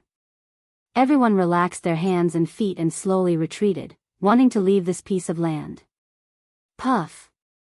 Suddenly, a ghastly white bone claw stretched out from the leg of a guard wearing a green robe and holding a saber, and instantly grabbed the ankle of that guard. Ah! Foam! Chapter 87. No one knew when, but a layer of gray mist rose from the Pan-D and shrouded the sky, causing the heaven and earth to darken. The sunlight of dusk could no longer shine into the Pan-D. The sky was gray as if a part of the world was pressing down, causing people to feel endless oppression. The dense forest of the Pan-D was ghostly and extremely evil. The trees in the Pan-D were originally very tall and lush. As a result, the light became even darker as if the night had fallen. In the depths of the forest, there seemed to be spots of pale green ghost fire. There seemed to be a kind of creepy evil power that shrouded the entire Pan-D. Be careful. Be on guard. The group of guards immediately cried out in alarm. Since that unlucky guard was suddenly pulled into the ground by the bone claw, everyone was inexplicably shocked and had goosebumps all over their bodies. Uncle Zhong, who was dressed in a green gown, looked around with a dignified expression. His eyes emitted rays of light like the stars in the night. A powerful aura appeared from his body. The ordinary old man, at this moment, became not ordinary anymore. Meanwhile, the two maids, Xiao Chui and Xiao Yu, who were beside him, were already frightened by the sudden change of events. They tightly grasped the long swords in their hands and looked around anxiously. Dozens of guards in embroidered clothes held weapons in their hands and formed a circle. They were nervous and vigilant as they slowly retreated from the path they came from. The guards of Haotian Business Group were well trained. Even though they walked into such a dangerous place, they did not panic. However, at this moment, the surrounding ground suddenly surged like a wave. A scene that shocked everyone to the extreme appeared. They saw a skeleton struggling to stand up from the bone fragments and soil. The white skeleton was still considered complete. What was inconceivable was that it was actually moving as if it was alive. It opened its two skeletal arms and pounced towards the crowd. The white bone claws were like 10 sharp bone spurs. If one was scratched by it, there would definitely be 10 bloody holes in one's flesh and blood. Xiao Chui, Xiao Yu, take the people and retreat first. Uncle Zhong said in a deep voice. At the same time, he took a step forward. A violent force immediately penetrated into the ground from his feet. Boom! The ground suddenly shook, and the white skeleton that was pouncing towards them was immediately blown away, disintegrating into thousands of pieces in the air. The broken pieces of bone shot out in all directions. The other skeletons that were breaking through the soil and crawling out of the ground were immediately shaken to pieces, or suppressed underground and crushed into pieces by the soil. This secular world warrior showed his powerful side. Although he didn't grasp the true profound meaning of martial arts, Uncle Zhong had refined his muscles and bones. His strength was strong enough to be comparable to a practitioner in the third heavenly layer. Unfortunately, his cultivation would stop here for the rest of his life, and he would not be able to advance any further. In a situation where he did not receive the true inheritance, this Uncle Zhong was actually able to train his body to such a strong state with such a simple martial technique. This was truly an anomaly. After all, only those who had truly touched the threshold of martial arts could be called a true expert. For example, those guards only knew some fighting techniques. Once they were proficient in those techniques, they would be much stronger than ordinary people. However, in the eyes of a true expert, those techniques were merely showy but impractical, not up to standard. Martial arts had declined, and the profound things had long been lost. The martial arts that were widely spread in the world only had the form, and there was no spirit inside. No matter how refined the external moves were, they could only play the role of tempering the muscles and bones. Uncle Zhong took a step forward and shattered more than 10 skeletons that were crawling out of the ground. Then, he punched out, and the rolling fist's strength surged forward. The sound of kacha, kacha was incessant. More than 10 skeletons that were rushing over were immediately swept away by the fist's strength. They disintegrated and collapsed in the air, and a piece of white bone sprinkled down from the sky. The scene was extremely shocking. Roar. Kill. Fight. In an instant, dozens of guards who had formed a circle roared and brandished the weapons in their hands. They clashed with the white skeletons that were pouncing on them. A great battle broke out. Suddenly, the shadows of swords and knives flashed in the forest. The cold light reflected off the swords and knives flickered in the forest. Pang! A cold light flashed, and a skeleton was chopped into 2 halves. The bones scattered on the ground. Bang! One of the skulls was sent flying, and with a kacha sound, it smashed into the sternum of a skeleton that was pouncing on him from behind, and got stuck in that skeleton's chest. Then, that skeleton was kicked to pieces. Those skeletons weren't as terrifying and powerful as they had imagined. The fear in the hearts of the guards immediately subsided. Their spirits were greatly aroused. They shouted and brandished the weapons in their hands, and ruthlessly hacked those skeletons that were rushing over. Soon, a layer of broken bones and broken skulls was spread under everyone's feet. Everyone slowly moved out of the forest. However, there were still skeletons crawling out from the ground. It seemed like there was a strange power that was summoning these skeletons from the ground. In the forest, the shadows of ghosts collided. Not all of the skeletons crawled out from the ground. There were also some skeletons that walked out from the depths of the forest. While the skeletons were walking, their bones made a kacha sound, which made people's hair stand on end. Being surrounded by thousands of skeletons that were supposed to be buried in the yellow soil, there was no one who wouldn't be afraid. Swoosh!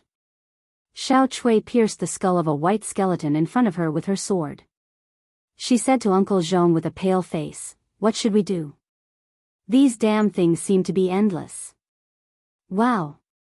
At this time, a tall guard's arm was grabbed by the sharp claws of a skeleton. He was dragged out of the circle. "Help! I don't want to die." The guard brandished the single blade in his hand in terror, chopping the skeleton that had dragged him into the crowd of skeletons. He wanted to rush back to the group, but he suddenly felt a pain in his chest. A bloody bony claw had pierced through his back. Blood spurted out from his mouth, and his eyes instantly lost their luster. After that, the guard was pounced on by the skeletons that surged from all directions, and he was forcefully torn into pieces. The scene was extremely bloody.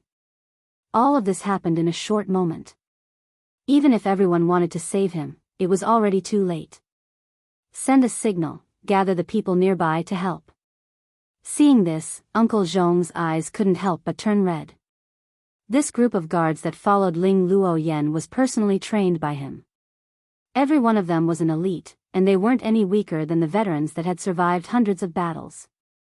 Yes. Servant Xiao Yu immediately took out a signal flare from her bosom, lit the fuse, and with a pang sound, a fist-sized fireball immediately shot up into the sky, rushing towards the layer of hazy fog in the sky. With a loud pang sound, that fireball exploded in the sky tens of feet high. A fireball that was like a brilliant firework appeared in the sky. Even though it was dusk and the sky was still bright, the light that the fireball emitted was extremely eye-catching, and it didn't extinguish for a long time. In particular, that loud bang could be clearly heard within a radius of dozens of miles. The person who designed this kind of signal flare seemed to have considered the possibility of using it during the day. Even if the fireworks in the sky couldn't be seen, the sound could still be heard. The sound traveled tens of miles, and when the people nearby heard it, they would also gather in the direction of the sound. Chapter 88. The ghastly white skeletons seemed to have received some sort of summons when this extremely evil ghost howl rang out. They fought to be the first to pounce at the crowd. They bared their fangs and brandished their claws, looking much more ferocious than before. The sound of the white bones colliding and the movement of the joints was extremely ear-piercing. Outside the defensive circle formed by the crowd, there were skeletons everywhere. What greeted their eyes was a dazzling white, densely packed together.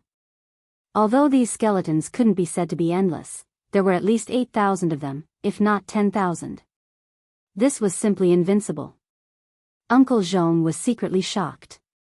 He knew that if he delayed any longer, he would either be torn apart by the thousands of white skeletons or be exhausted and die of exhaustion. Skeletons were not humans. These evil creatures did not know what exhaustion was. However, humans were different. Their physical strength was limited. The fierce killing and waving of the weapons in their hands consumed their physical strength. If they could not break out of the encirclement of the white skeletons, they would die after their strength was exhausted. Which divine emperor of black voodoo cult is here? Please come out and meet me. Uncle Zhong smashed dozens of skeletons that were charging at him with one punch and shouted loudly. He knew that he had fallen into someone's ambush. Someone had calculated the place that they must pass, set up an ambush, opened the pocket, and waited for them to walk into the encirclement. This made Uncle Zhong, who was extremely experienced, very frightened. Uncle Zhong's shout was filled with vigorous true qi. His voice was transmitted far away, echoing in this gloomy place. Hee hee. I didn't expect someone to know about the existence of our black voodoo cult. This is really surprising. As soon as Uncle Zhong finished speaking, a cold voice that was even more unpleasant than the wailing of ghosts and the howling of wolves came from the depths of the Pan-di. It's really the people of black voodoo cult. We're in trouble. Hearing the voice coming from the depths of the Pan-di, Uncle Zhong felt a chill down his spine. Black voodoo cult was an extremely mysterious evil cult. Legend had it that the black voodoo cult could punish ghosts and gods. These thousands of skeletons. It seemed that the legends about black voodoo cult on the continent were not groundless. But, this black voodoo cult has disappeared from the world for 200 to 300 years. Why would such a powerful person suddenly appear in this cloud mist mountain? Granddad Zhong was astonished. While he was pondering, his hands and feet didn't stop moving. He repeatedly blasted out palm force that could topple the mountains and overturn the seas, shattering the skeletons that ferociously pounced at him. My Clear Sky Merchant Group has no enmity with your black voodoo cult in the past. Why did you attack us? Count Zhong said solemnly. After confirming the other party's identity, he could no longer maintain his composure. Hee hee. A sinister sneer came from the depths of the ground. An innocent man gets into trouble because of his wealth. I want that thing on you. That black voodoo cult demon was hiding on the ground and controlling thousands of white skeletons to madly attack Uncle Zhong's group.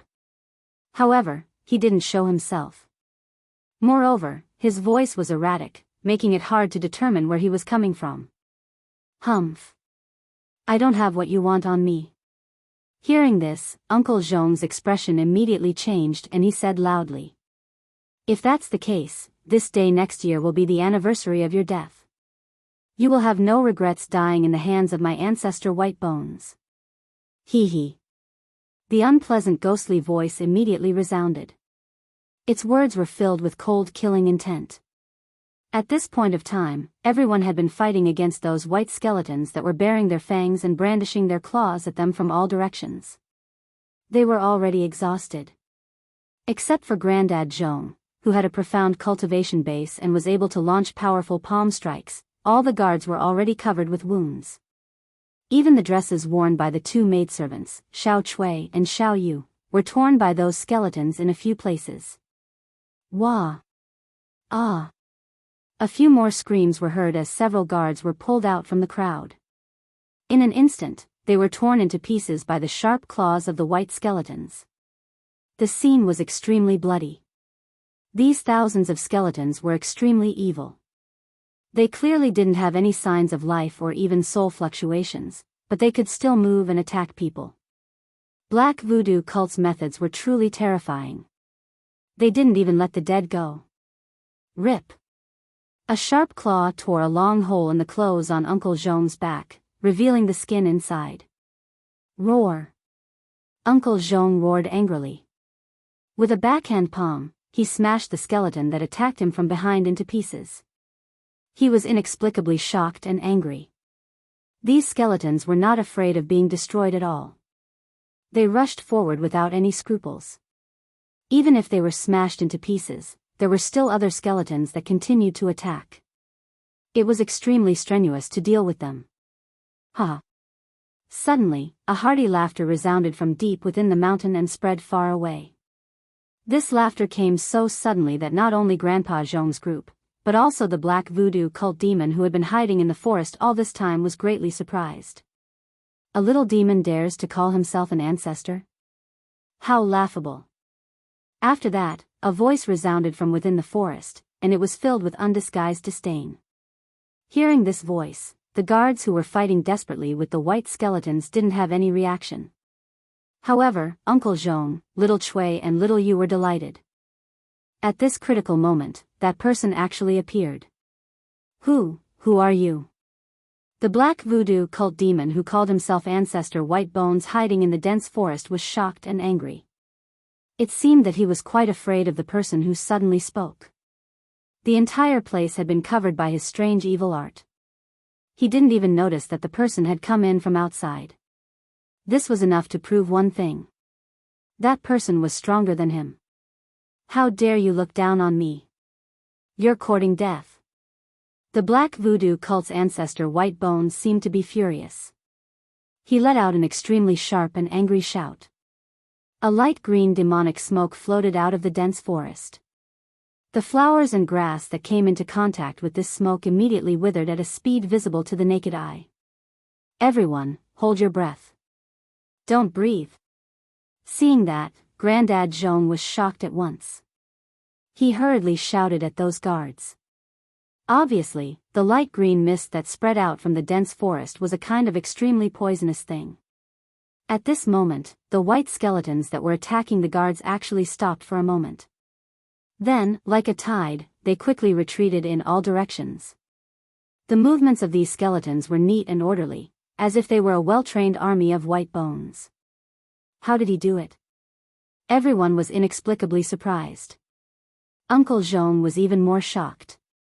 The black voodoo cult's ancestor White Bones was really frightening. The scattered white skeletons quickly moved through the forest. However, there were still thousands of skeletons that surrounded Uncle Zhong and the others and could attack them at any time. Chapter 89. That person has appeared. Miss must be nearby. Xiao Chui, who was already drenched in sweat, whispered happily to Xiao Yu, who was standing beside her with a sword in her hand. The two maids were obviously not ordinary people. They had strong combat strength, but after the battle, their clothes were torn and their hair was disheveled. You're right, but let's talk after we get out of this damn place. Xiao Yu glanced at the white skeletons that surrounded them, and the hand that was holding the sword couldn't help but tighten. Roar! Come out! How dare you look down on me, you must be prepared to die. The voice of the White Bones ancestor was like that of an owl. He roared again and again. His sharp voice seemed to penetrate everyone's eardrums, making them feel uncomfortable. I'm right beside you, but you can't see me. Who can you blame? The voice sounded again. You. The White Bones ancestor only had time to let out an extremely frightened cry. Then, everyone saw a dazzling golden light suddenly burst out of the dense forest, and a turbulent wave of yuan qi surged out of the forest. Don't. Then, a gloomy and terrifying wave spread out. The White Bones ancestor seemed to be in big trouble, and it seemed that someone was attacking him. Die. Suddenly, the golden light turned into a raging flame, and suddenly burst out of the forest. Wherever the flame passed, not only were the trees instantly burned to ashes, but also the wandering skeletons in the forest. The light green demonic fog was burned by the flame, turned into a wisp of green smoke, and dissipated with the wind. In the depths of the dense forest, within a radius of 20 to 30 feet, everything turned into a sea of fire. The flame burned the sky, and all the visible and invisible things were all swept into the raging flame that seemed like a heavenly fire. Although Grandad Zhong and the others were far away, they could still feel an extremely hot airflow blowing on their faces. That high temperature burned their skin to the point of pain. Wah! A short but extremely shrill scream was heard. Vaguely, a person in a black robe could be seen struggling in the raging flame a few times, and then was swept up by a burst of fire and burned to ashes. Wow! With a sound, the thousands of white skeletons that surrounded Uncle Zhong and the others seemed to lose some kind of power, and all fell down. Looking at the white skeletons on the ground, the guards were all shocked. That black voodoo cult guy died? Killed by someone? The raging flame that erupted from the depths of the dense forest seemed to quickly retreat after burning the black-robed person, and disappeared in an instant. Only the area that was burned was still smoking. Just as the raging flames burned the black-robed demon into ashes, in the depths of a nameless mountain in the Tinglong continent, there was a temple built with black stones. One of the 4 jade-green ghost flames that were being worshipped on the altar was suddenly extinguished for no reason. Then, an angry roar came from a gloomy swamp a dozen miles away from the temple. A huge figure rose up from the depths of the swamp that was shrouded in black fog like a devil. Who dares to kill my people? A cold voice came from the depths of the swamp. The black fog that shrouded the swamp immediately shook, and a huge demonic shadow appeared and disappeared in the black fog, emitting an endless amount of fiendish and evil aura. The black mist on the periphery of the swamp was swept away. Within the swamp, the pitch-black muddy water was tumbling, constantly bubbling with a fishy smell. Skeletons were floating in the ink-like muddy water. Whoosh! A figure flashed in front of everyone, and a young man dressed in white was already standing in front of them. Gu Fei? Uncle Zhong blurted out as soon as he saw the young man. The young man dressed in white who appeared in front of everyone was Gu Fei. The signal flame that the mage Xiaoyu had sent out had attracted Gu Fei. Gu Fei didn't think that a demon from the black voodoo cult would force Uncle Zhong and the others into a desperate situation. It seemed that it was because of something on Uncle Zhong's body. Of course, Gu Fei had no interest in that thing on Uncle Zhong's body. He was focused on cultivation, and what he was most afraid of was being tempted by the outside world, which would shake his courageous heart. Gu Fei, where's our miss? Seeing that the mysterious person who killed the demon in the depths of the forest was Gu Fei, Xiao Chui was happy at first, but then she hurriedly asked. "HM? What's your miss? Could it be?" Gu Fei's expression immediately darkened. His eyes shot out a sharp light as he stared at Xiao Chui. He wasn't stupid. If he still didn't know what had happened at this time, then he really was stupid to the extreme. This. Under Gu Fei's sharp gaze, Xiao Chui's heart couldn't help but tremble. It was as if she was being stared at by a terrifying beast. A chill rose from the bottom of her heart, and her entire body shivered. Oh no. Standing next to Xiao Chui, Uncle Zhong immediately cursed inwardly. He had lived for most of his life, and it could be said that he had one foot in the grave. How could he not know of Gu Fei's current situation? He couldn't help but secretly raise his guard. He was afraid that Gu Fei would become enraged and attack everyone. That would be a disaster. Even Black Voodoo cult's forefather White Bones had been killed by Gu Fei in an instant. Who else here could be a match for him? At this time, the mage Xiaoyu was also secretly shocked. This Gu Fei definitely thought that their miss was deliberately deceiving him and hiding her identity as a female. Right now, no one knew how Gu Fei would react after learning that Ling Luoyan was a female. The feeling of being kept in the dark, or even deceived, was definitely not a good one. Alright, you. Gu Fei's sharp gaze swept across the faces of Uncle Zhong, Xiao Chui, Xiaoyu, and the others. His expression was frighteningly dark. Poof! Gu Fei's right hand tightened, and the sinister little white bone banner in his hand immediately started burning. Creak, creak, creak, creak.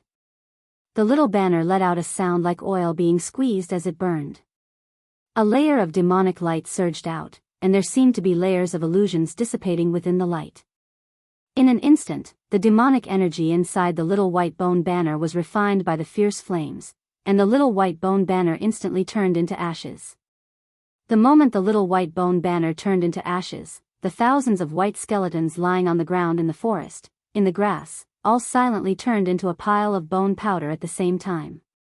Everyone stared at this scene in shock. They didn't even dare to breathe loudly. Everyone could feel the violent, fiendish aura from Gu Fei's body. This white bone banner was probably the evil object that forefather White Bones used to control the thousands of skeletons. However, Gu Fei had instantly refined it with the pure yang true fire of the 5 elements. Humph. Gu Fei sneered, turned around, and left. He covered 30 meters with each step and disappeared into the depths of the forest in the blink of an eye. Chapter 90. Gu Fei's sudden departure left the group of green-clothed guards at a loss. Actually, most of these guards had never seen Gu Fei before, so they didn't know about the relationship between Gu Fei and their Mississippi. Most of them were curious about Gu Fei's sudden appearance.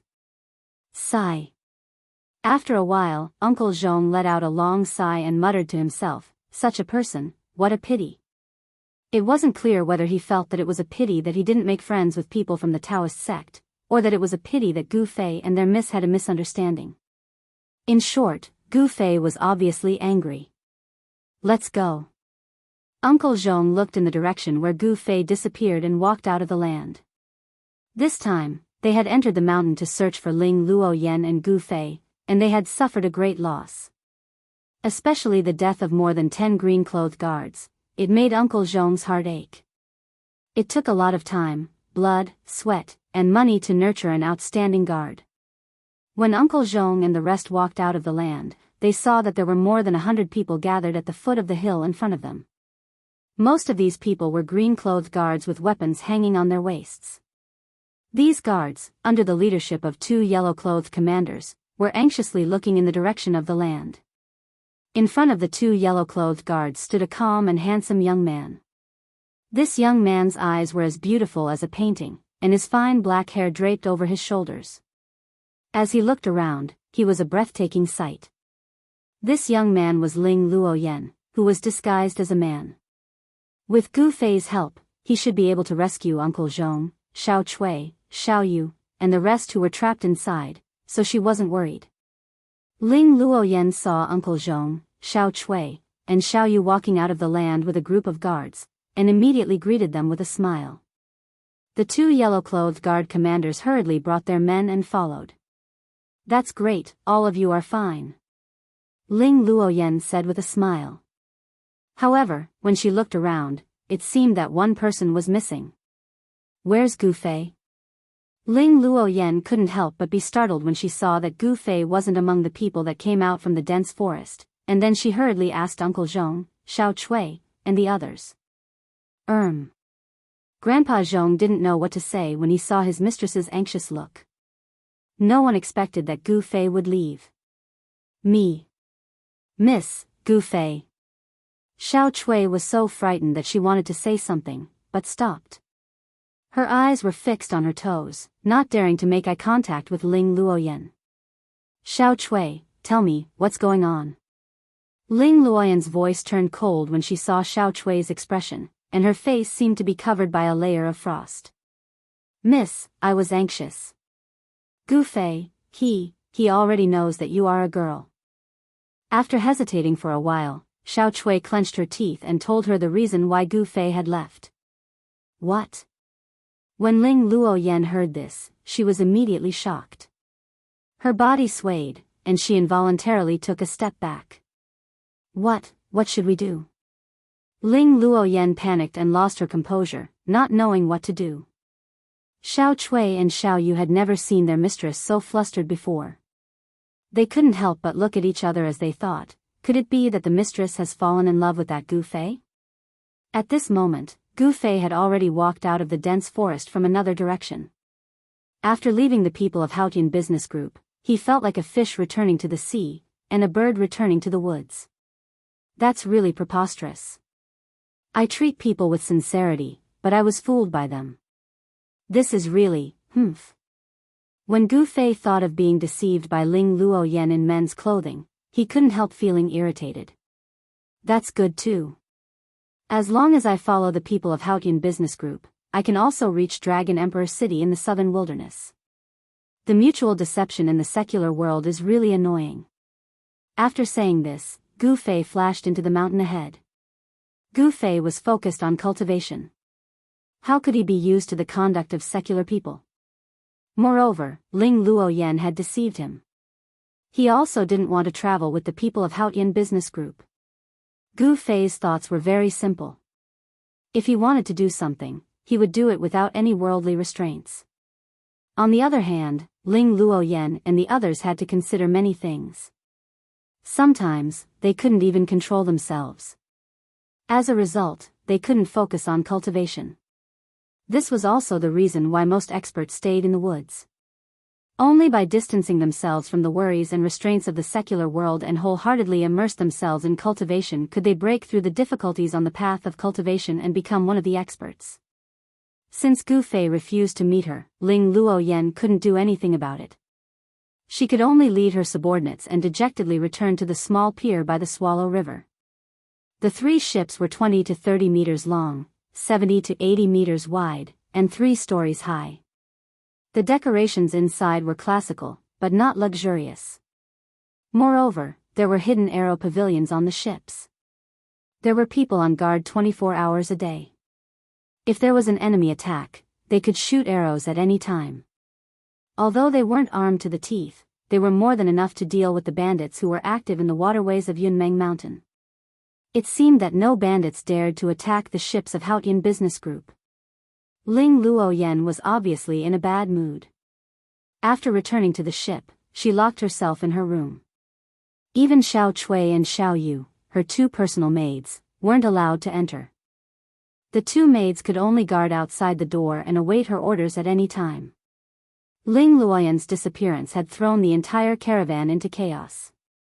After she'd safely returned, the entire caravan had started preparing to set sail the next day. Hence, from nightfall onwards, one could see green-clothed guards hurrying about on the 3 ships anchored at the pier. These cyan-clothed guards busied themselves until late at night before stopping. The cyan-clothed guards were in charge of the inventory of the goods and the supplies on the ships. The bright moon shone high in the sky, and the sound of water lapping against the sides of the ship could be heard. The pier was very peaceful in the middle of the night. The 3 ships and the other ships anchored at the pier were all brightly lit. All the ships that dared to travel along the waterway of Yunmeng Mountain hired some bodyguards and warriors. No one knew if they would encounter those ferocious bandits on this waterway. Uncle Zhong's room on the ship had its doors and windows tightly shut. Light shone through the window, but it was blocked by a layer of paper. It was a different scene inside the room. The candlelight swayed, and the room was brightly lit. Although it wasn't as bright as day, it wasn't much different. At this moment, the white-haired old man, Uncle Zhong, was sitting at a table in the middle of the room. He nervously took out a rectangular brocade box from his pocket. The brocade box wasn't big.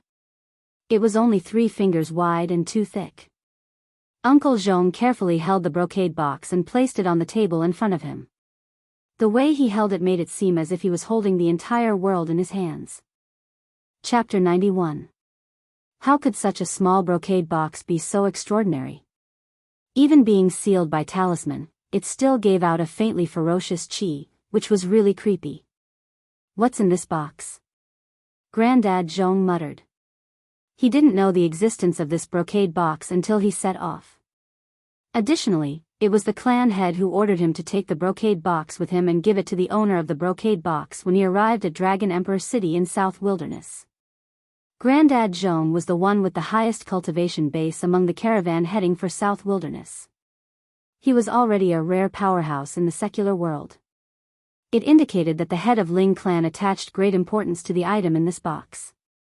Granddad Zhong gazed at the small brocade box on the table in front of him for quite a while before putting it away in his private pocket meticulously. However, when Granddad Zhong put away the brocade box, he suddenly changed his face. Closely after that, he punched towards the window in front of him on the right. Bang! Under the impact of Granddad Zhong's extremely powerful palm strength, the window instantly turned into sawdust and scattered in all directions. Vaguely, a black shadow flashed and disappeared outside the window. Whoosh! Granddad Zhong darted out of the broken window like an arrow. Under the moonlight, a black shadow was walking on the misty river in the distance. In a split second, the black shadow disappeared over the river. Dandelion, what a guy! At the sight of this scene, Grandad Zhong couldn't help but admire this guy's lightness skill. Only by the buoyancy of his skin, he could treat the billows as flat land. At this moment, rapid footsteps drifted from the surroundings. Soon, 7 to 8 people had arrived. They were guards in cyan clothes who came here to check after hearing the noise. "It's okay here, you can leave now." At the sight of these guards, Grandad Zhong couldn't help but frown as he waved his hand towards them. Only he knew about the brocade box. Even Ling Luoyan didn't know that he was carrying such a brocade box. It was top secret. "Yes, sir." The 7 or 8 guards immediately bowed to Uncle Zhong and then retreated. When these guards saw the broken window behind Uncle Zhong, although they were bewildered, they immediately retreated. These guards were also very clear about what they could know and what they could ask. Even if they knew something, they had to pretend they didn't know. They couldn't say it, let alone ask. After the guard left, Grandpa Zhong couldn't help looking at the direction where the man in black disappeared and murmured, "Who was that?" He didn't need to ask to know that the person peeping outside the window was definitely after the small brocade box in his arms. What was inside the box? Uncle Zhong's curiosity rose rapidly. Why did so many people come for it? First, it was Black Voodoo cult's forefather White Bones, and now this mysterious person. It seemed that this box had an unknown secret, and many people wanted it. Grandpa Zhong pondered for a while, but he still couldn't think of a reason, so he turned around and jumped into the room through the broken window. He also knew how to ride duckweed across water, but he didn't dare to chase after the mysterious person who came to spy on him and let him leave. That was because no one knew if that person was a bait to lure him into a trap that had been prepared by someone else in advance. This section of Yen River was 7 or 8 miles wide, and the surface of the river was shrouded in a thin layer of mist. A black shadow passed through the mist like a ghost and walked on the waves, heading to the other side of Yen River. Riding duckweed across water and walking on the waves was already shocking to ordinary people, but it wasn't anything special to true cultivators. It was a masked person wrapped in black clothes. From the shape of the figure, it was obvious that this person was a man. Soon, he crossed the river and jumped to the other side. He turned around and looked at the 3 ships that were faintly discernible in the mist. A light flashed through his eyes as he murmured to himself, "I didn't think that there would be an expert on that ship. It seems that it won't be easy to obtain that thing." Just as the masked man was about to turn around and leave, a white figure suddenly appeared behind him. This person had appeared so suddenly that it seemed as if he had appeared out of thin air. In an instant, the masked man's movements froze. He felt his scalp go numb as an extremely dangerous aura enveloped him, causing him to feel as if he had suddenly fallen into an ice cave. His entire body was ice cold. "Why did you spy on the Haotian caravan's ship?" The white figure behind the masked man stood there quietly without moving. However, the masked man could sense the threat of death when he sensed the presence of the white figure. The masked man knew that if he didn't answer, the person behind him would kill him without hesitation. This was undeniable. It's for something." In a situation where his life was seriously threatened, the masked man had to admit that the threat posed by the person behind him was too great. His life or death was in the hands of the other party. "What is it?" the man asked again. Although his tone was calm, there was an undeniable force in it. I don't know."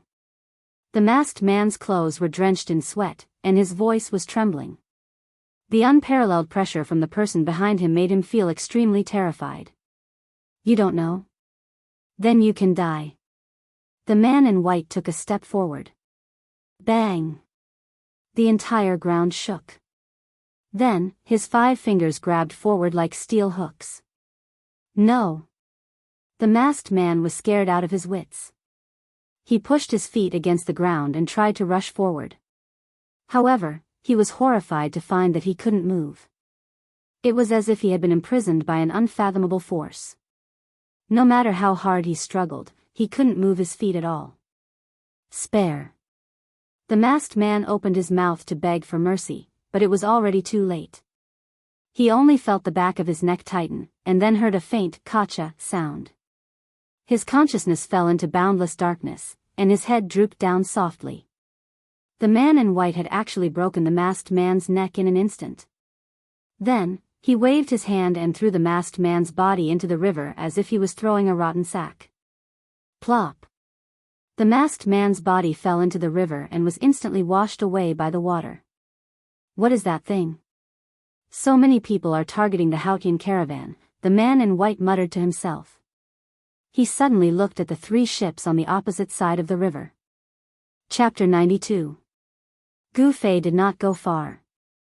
Instead, he wandered around the nearby mountains in an attempt to find some vicious beasts to practice with. However, he did not find any vicious beasts. Instead, he discovered a masked man spying on the Haotian caravan's ship. As a result, he decided to make a move. Although his karmic ties with the Haotian trading party had been severed, and he no longer owed them a favor, he could not ignore this matter since he had encountered it. That black voodoo cult's ancestor White Bones also wants something from the Haotian caravan. The faction behind this masked man is also after that item. What exactly is that item? Gu Fei could not help but feel curious. However, he did not want to get involved. Therefore, he turned and walked into the dense forest by the shore after killing the masked man. Perhaps it was because he was close to the pier and was in human contact, but Gu Fei did not find a single vicious beast worthy of his attention as he walked in the nearby mountains. What he did not know was that the Kingdom of Yen would soon send experts to the various piers along the waterway of the Yunmeng Mountains to eliminate the powerful vicious beasts in the nearby mountains so that they would not threaten the normal operations of the piers. Therefore, how could there be any traces of vicious beasts in the mountains near the piers? 4 hours before dawn, Gu Fei arrived at a stone wall. He discovered that there was a smooth concave platform about 50 to 60 feet above the stone wall. The nearby forest was relatively dense, so he decided to rest there. Even the mountains near the piers were filled with endless danger in the dark of night. Resting on the cliff was a wise choice. Under the stone wall, Gu Fei abruptly pushed off the ground with both of his legs. His body shot into the sky like a sharp arrow, rising 200 feet into the air. Only then did the momentum of his upward charge dissipate. I can only reach this height without circulating the primal qi in my body. Gu Fei's mind spun and he used up all of his momentum. His body paused for a moment and was about to fall, but Gu Fei's right foot tapped against the stone wall and his body immediately shot up again. Just by relying on the explosive power of his muscles and bones, he could climb up this precipitous cliff like it was flat ground. Swish! Swish! Swish! After swaying a few times on the cliff, Gu Fei had already stepped onto the platform. His gaze swept across the area, and every detail of the platform was immediately reflected in his eyes.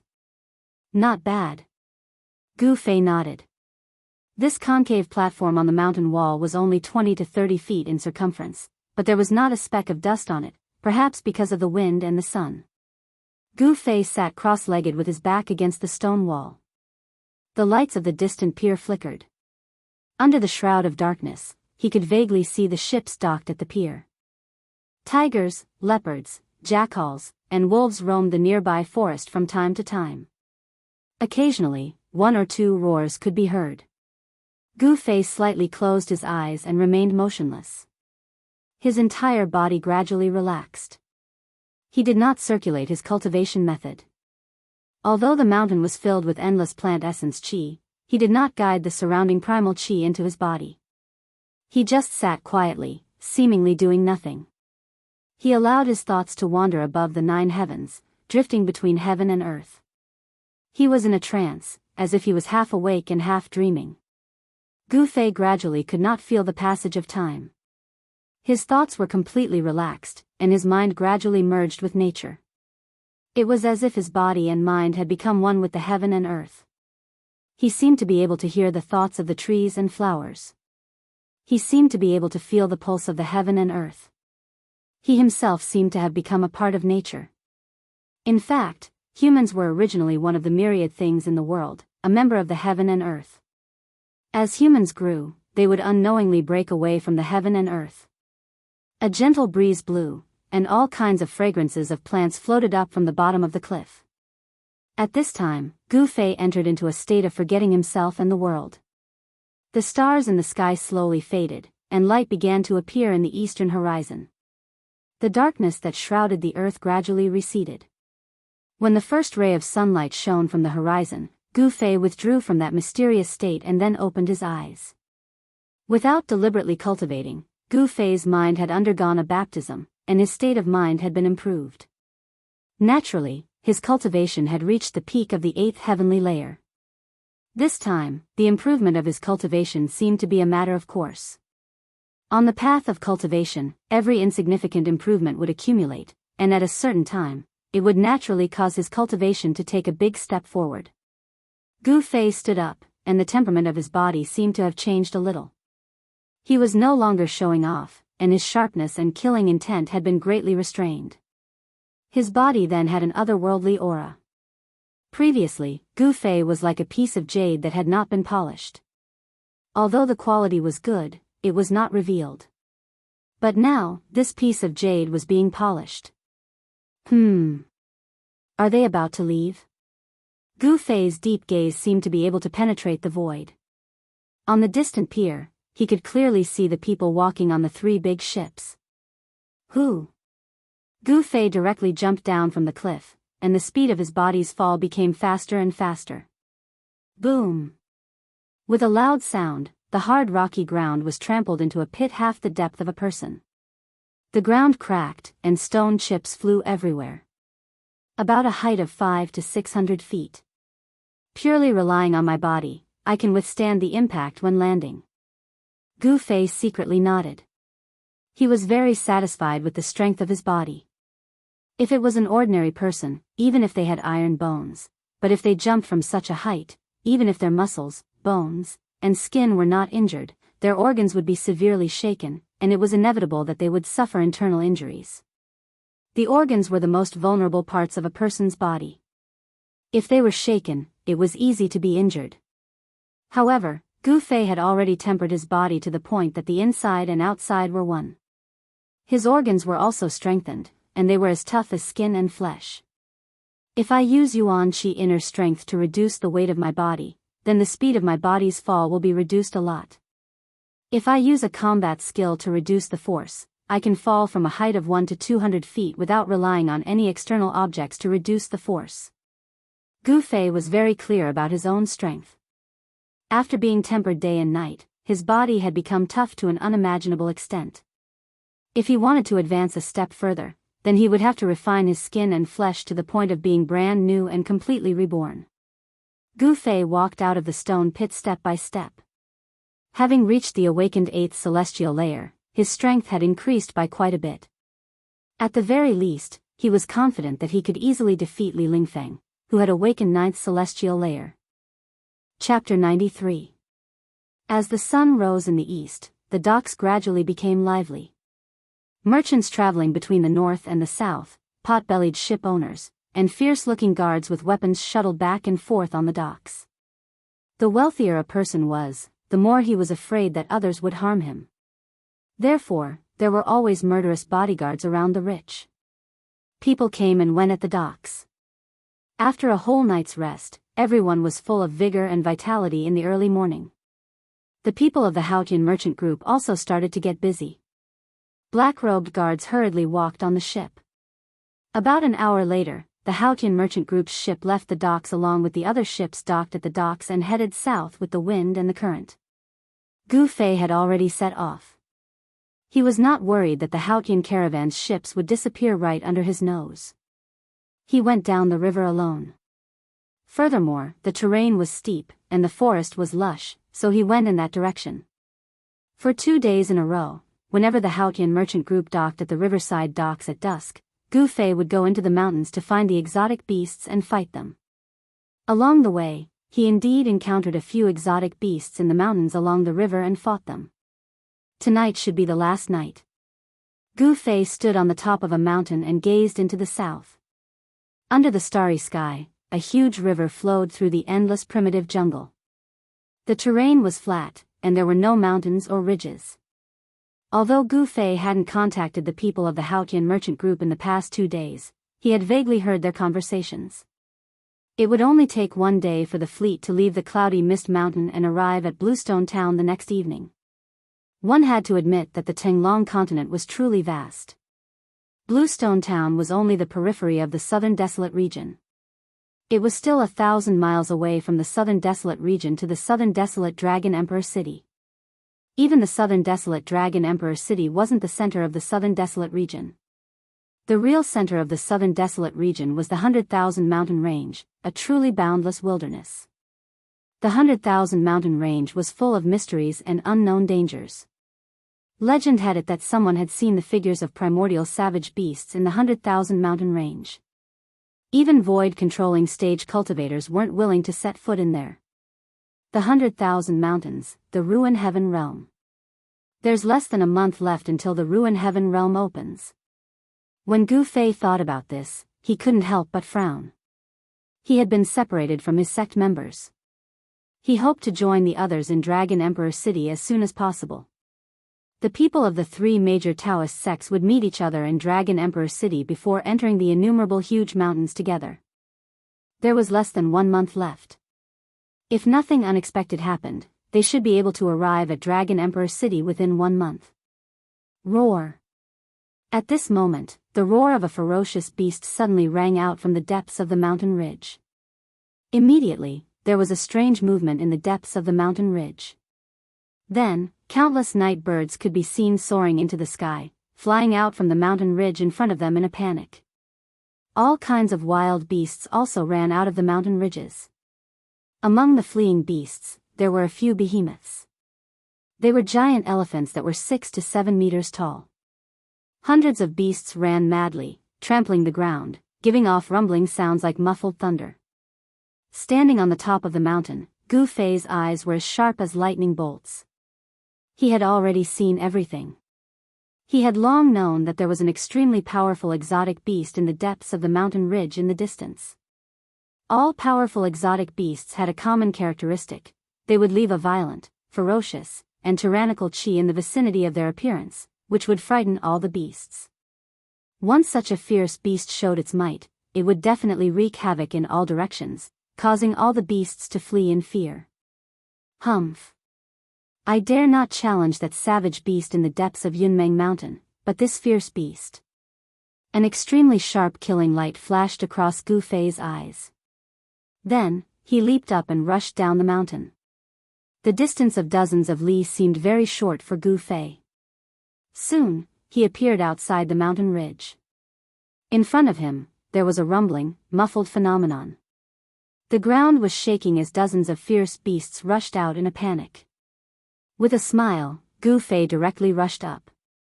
Whoosh! He rushed into the herd of beasts in front of him like a gust of wind. Roar! A ferocious tiger pounced forward with its claws and fangs bared.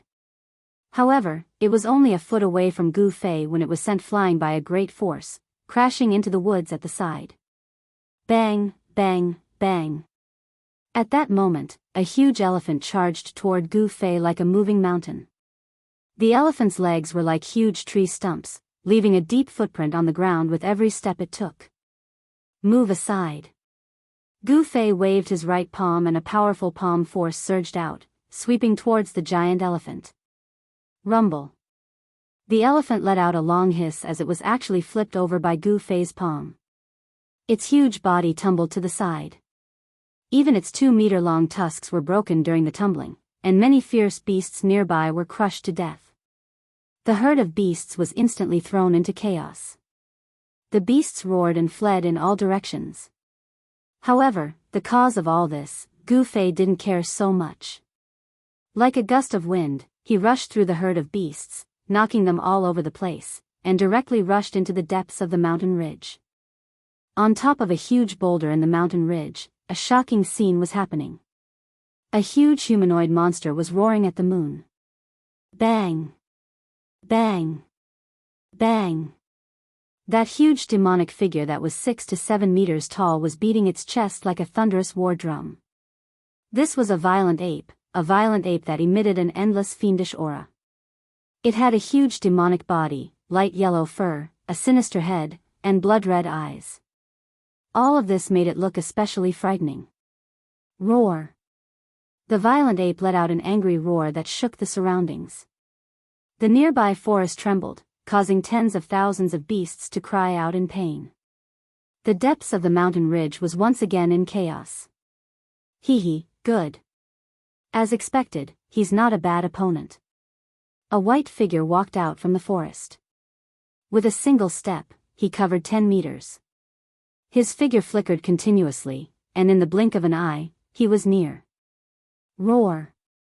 Seeing that someone had actually barged into its territory, the violent ape on top of the huge rock immediately turned its ferocious head around.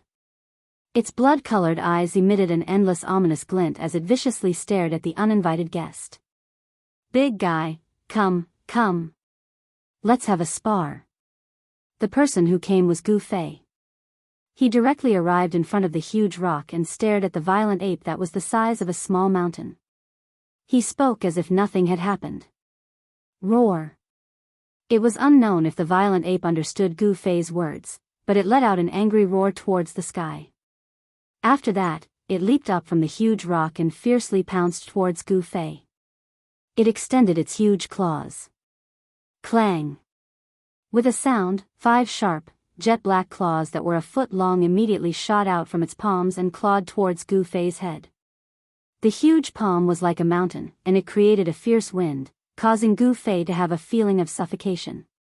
The sharp claws were like swords, and they quickly slashed through the air, leaving behind 5 rays of black light.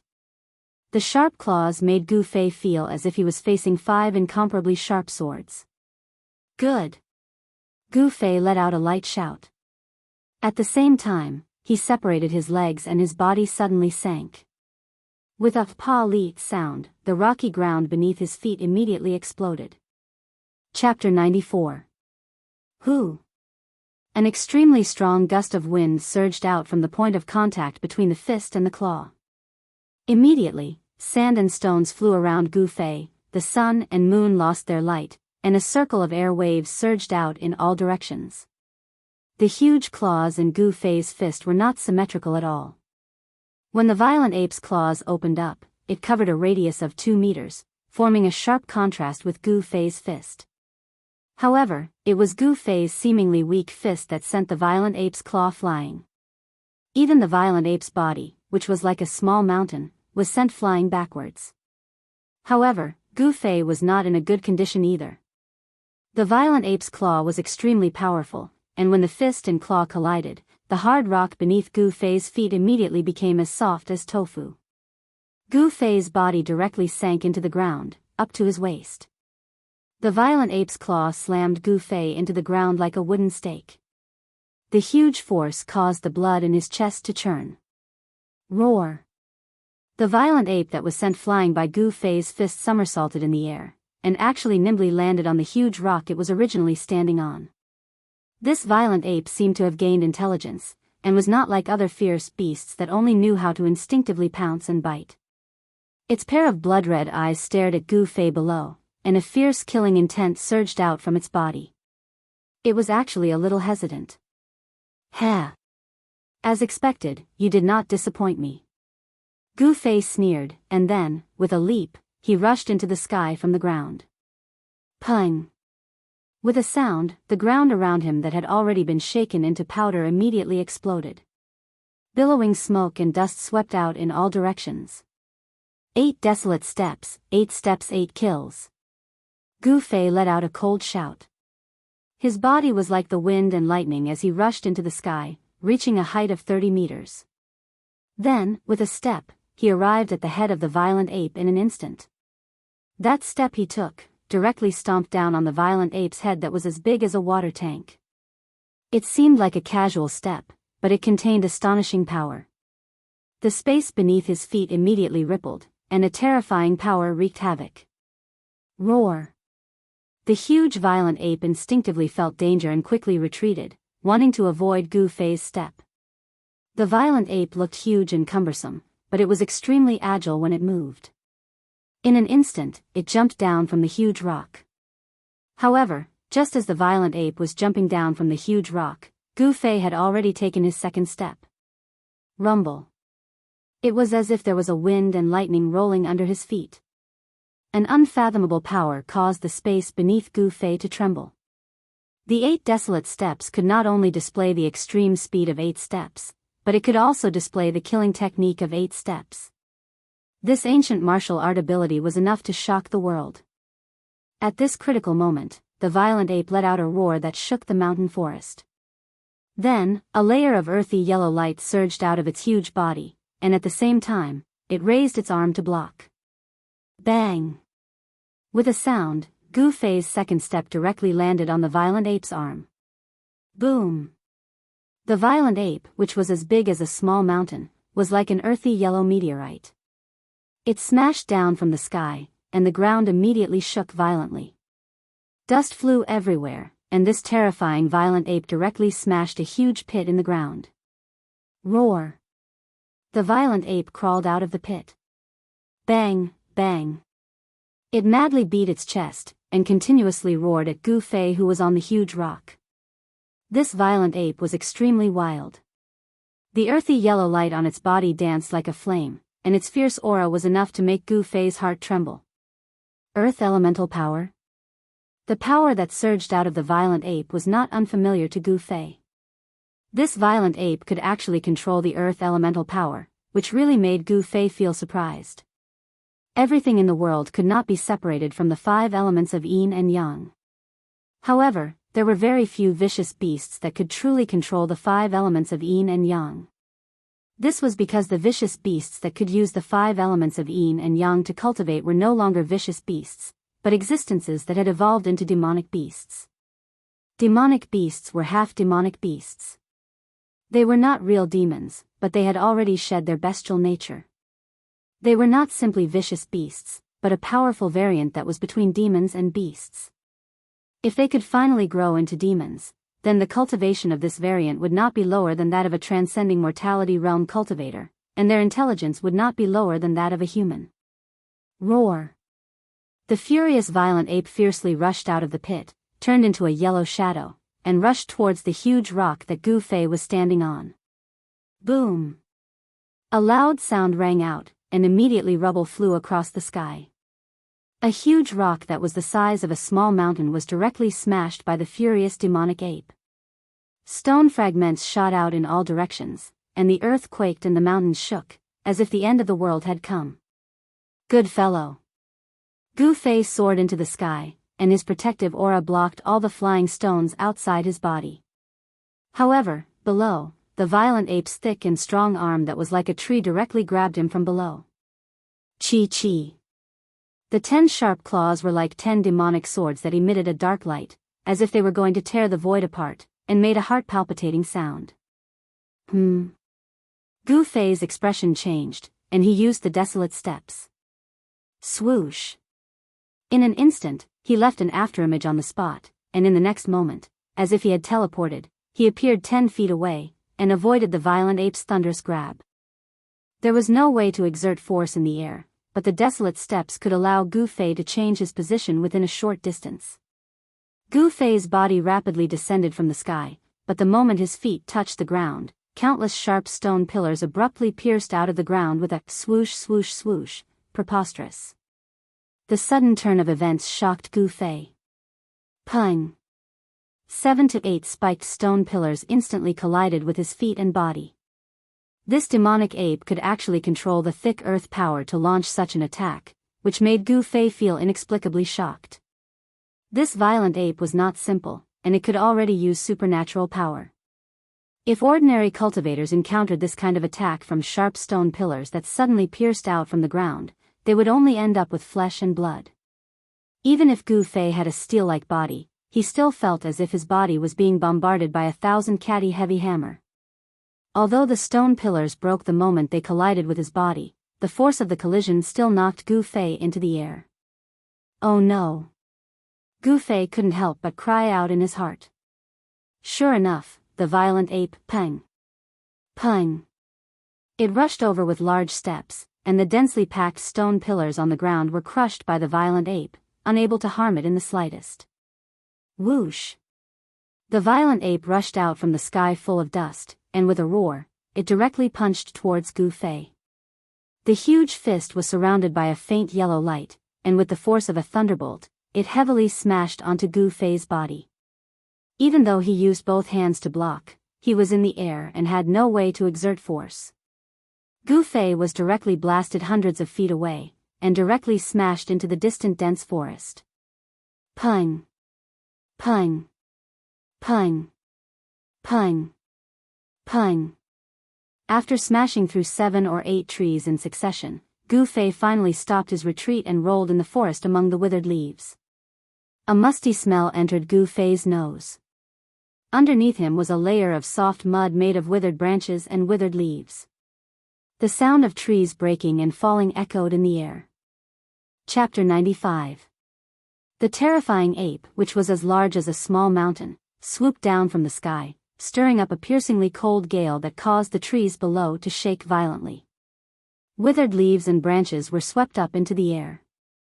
An endless ferocious aura filled every inch of space in the forest, causing Gu Fei to feel a sense of suffocation.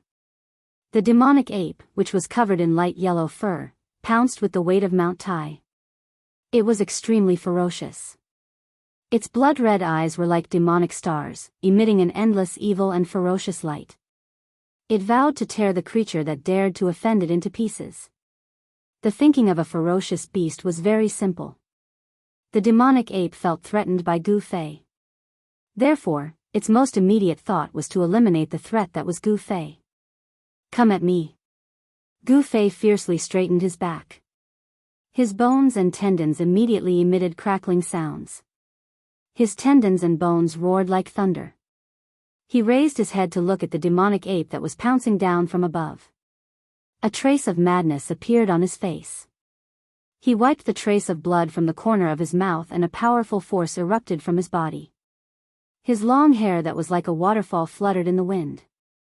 Roar! Gu Fei roared, and his expression became extremely ferocious. He separated his legs, and, pang! The ground immediately exploded. At the same time, his right palm chopped upwards like a blade. Clang! Like a divine weapon being unsheathed, a dazzling blade light immediately shot out from Gu Fei's palm, and rapidly chopped towards the demonic ape that was swooping down from the sky. The deep cold blade light emitted from Gu Fei's body, and the trees within a 5 zhang radius suddenly collapsed without a sound. The entire forest shook, and the trees swayed crazily, causing leaves to fall to the ground. With Gu Fei at the center, huge cracks appeared on the ground. At this moment, Gu Fei's aura was enough to make the heavens and earth lose their color. He was like the reincarnation of the god of war and the martial ancestor, domineering and awe-inspiring.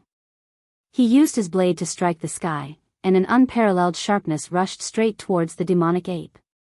A hint of fear immediately appeared in the devilish ape's crimson eyes, and it hurriedly stopped its downward momentum.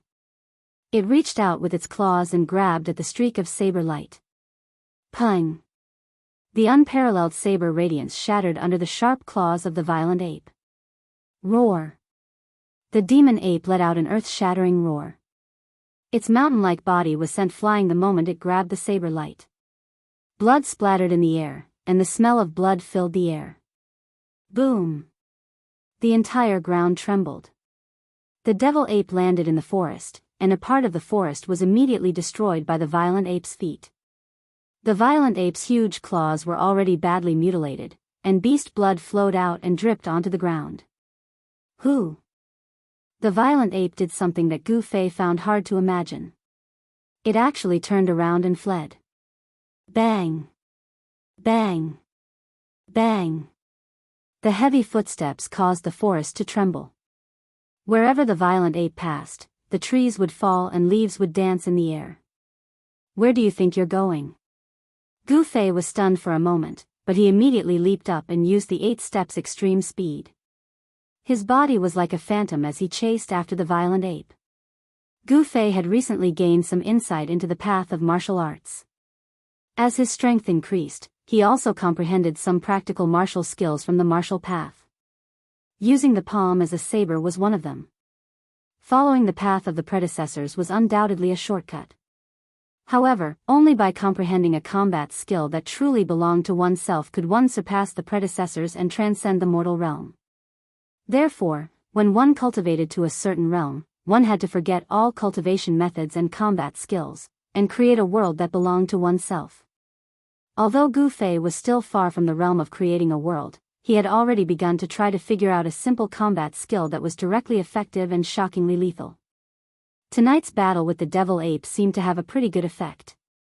Using the palm as a saber, the essence in his body condensed into saber chi and surged out, actually injuring the thick-skinned devil ape. 8 desolate steps, 8 steps extreme speed. Among cultivators of the same level, there were very few that could catch up to his speed. Gu Fei stepped on the top of the tree as his body flew past with extreme speed, leaving behind numerous afterimages in the air. In just a few breaths of time, he had caught up to the devil ape.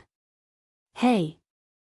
Gu Fei gave a low shout as his right foot stomped on the top of the tree. Pung! The entire crown of the large tree beneath his feet instantly exploded apart. Amidst the fluttering branches and leaves, Gu Fei was like a sharp arrow piercing through the clouds as he leaped up. The index and middle fingers of his right hand came together as he pointed towards the back of the violent ape's head. The violent ape seemed to have sensed danger, and its head that was the size of a water tank suddenly shrunk back. Chi! A streak of extremely swift and fierce finger chi barely grazed past the violent ape's scalp and left behind a faint trace of blood. Roar! With a furious roar, the violent ape that was running at high speed actually turned around in an instant. Raising its right claw, it slapped towards Gu Fei, who was leaping in the air like a door. Who? It was as if a tornado had appeared in the air as the huge claw set off a violent gust of wind. Before it even reached him, Gu Fei's long hair was already flying behind him from the impact. Gu Fei's expression was terrifyingly gloomy. He did not dodge or evade, the essence in his body surged, and only when the huge palm was about to hit him did he move his finger like a sword, pointing towards the center of the huge palm. Chi! The finger force was as resplendent as a divine light as it shot out from the tip of Gu Fei's finger. It was as if it tore through the void and pierced through space as ripples spread out from wherever the finger force passed. Pfft! A bloody hole the size of a fist immediately appeared on the palm of the violent palm of the devil ape. Fresh blood spurted out from the bloody hole. The indestructible finger force was as sharp as a divine arrow as it directly pierced through the palm of the devil ape, causing it to let out a painful roar. Although the devil ape, whose intelligence had yet to be awakened and whose bestial nature dominated everything, was astonishingly powerful and terrifying, it was still not a match for a martial arts expert like Gu Fei. The devil ape roared and no longer dared to fight with Gu Fei. It turned around and fled for its life.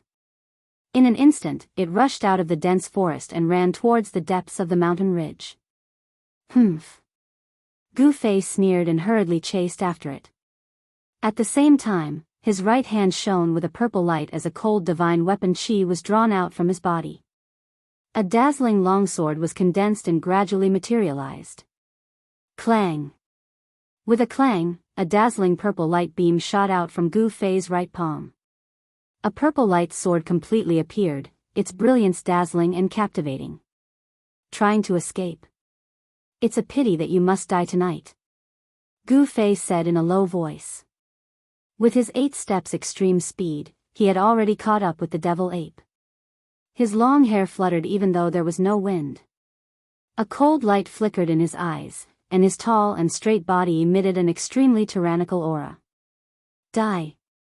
Gu Fei shouted and raised his right hand. The violet light divine sword immediately shot towards the demonic ape like a bolt of purple lightning. Pfft! The purple sword light pierced through the back of the devil ape's heart and came out of its chest, bringing with it a large amount of blood. The devil ape let out a sorrowful roar as its rapidly running body smashed into the ground with a boom sound. It slid on the ground, smashing the mountain rocks into pieces and creating a loud noise. Everywhere it passed, whether it was rocks or trees, they were all smashed into pieces. The devil ape's huge body slid for a full 20 to 30 feet before it stopped. At this moment, the dazzling purple sword light made a turn in the air and flew back towards Gu Fei, directly entering his body. Chapter 96. The weapon refinement body transformation was a rare martial skill. Not only could it refine magic weapons into essence chi and integrate it into the body, but it could also guide the essence chi of magic weapons that had been refined into the body out of the body, transforming it into a real magic weapon. Unfortunately, the short stick passed down by Gu Fei's master was not a complete magic weapon. Judging from the unparalleled sword chi it contained, Gu Fei could only guess that the short purple stick was a sword hilt. Therefore, when Gu Fei guided the magic weapon chi in the blood and chi in his body out, it could only turn into an energy sword. Even so, this energy sword was like the 100 steps flying sword of a sword immortal. It could be controlled outside the body to kill enemies and was not inferior to a flying sword. However, Gu Fei's weapon refinement body transformation was not the way of a sword immortal after all, so its range was limited. At most, he could take the head of someone from 100 steps away. After all, the martial way magic was not the way of a sword immortal. It could not be like a sword immortal, who could take the head of an enemy from 1,000 miles away with a flying sword. The huge demon ape lay on the ground. Its blood-colored eyes, which were the size of an ordinary person's fist, had long lost its luster. There was a bloody hole in its chest that was spurting out bright red blood. Soon, a puddle of stinking blood gathered under the violent ape's body. How can there still be energy fluctuations? This is impossible. Gu Fei came to the side of the demon ape's corpse with a puzzled look on his face. He had killed many fierce beasts, but he had never encountered such a thing. Once a fierce beast died, its power would dissipate and there could no longer be energy fluctuations on its body. Unless, Gu Fei thought of a possibility. Therefore, he leaped onto the huge demon ape's body. A bright light rushed out of his right hand and struck at the demon ape's abdomen. That was where the energy fluctuations were coming from. Very soon, Gu Fei found the source of the energy fluctuation. As expected, there was an earthen yellow crystal that was even larger than an adult's fist hidden in the abdomen of the devil ape. Gu Fei held the strange crystal and jumped down from the demonic ape's body. The crystal in his hand was like a gem, emitting a misty brilliance. It was a kind of earthy yellow brilliance, the result of the thick earth chi that seeped out of the crystal. The hazy earthy yellow brilliance made this crystal look dreamy and magnificent, as if it was the most perfect masterpiece of the heavens. The crystal was rhombus-shaped, like an earthy yellow crystal, and it shone with hazy and resplendent light. Yes.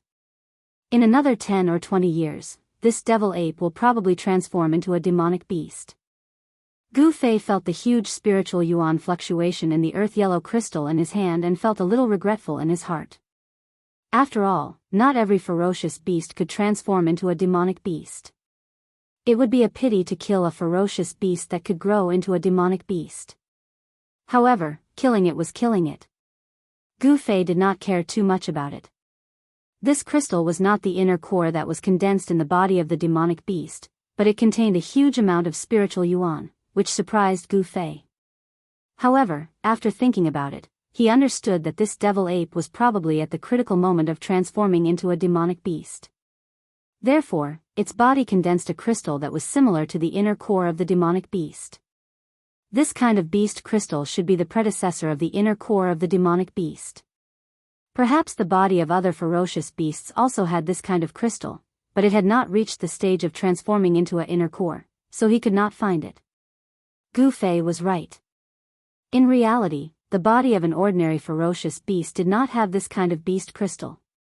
Only ferocious beasts that were much stronger than ordinary ferocious beasts and could already rely on their instincts to cultivate would condense a beast crystal in their body.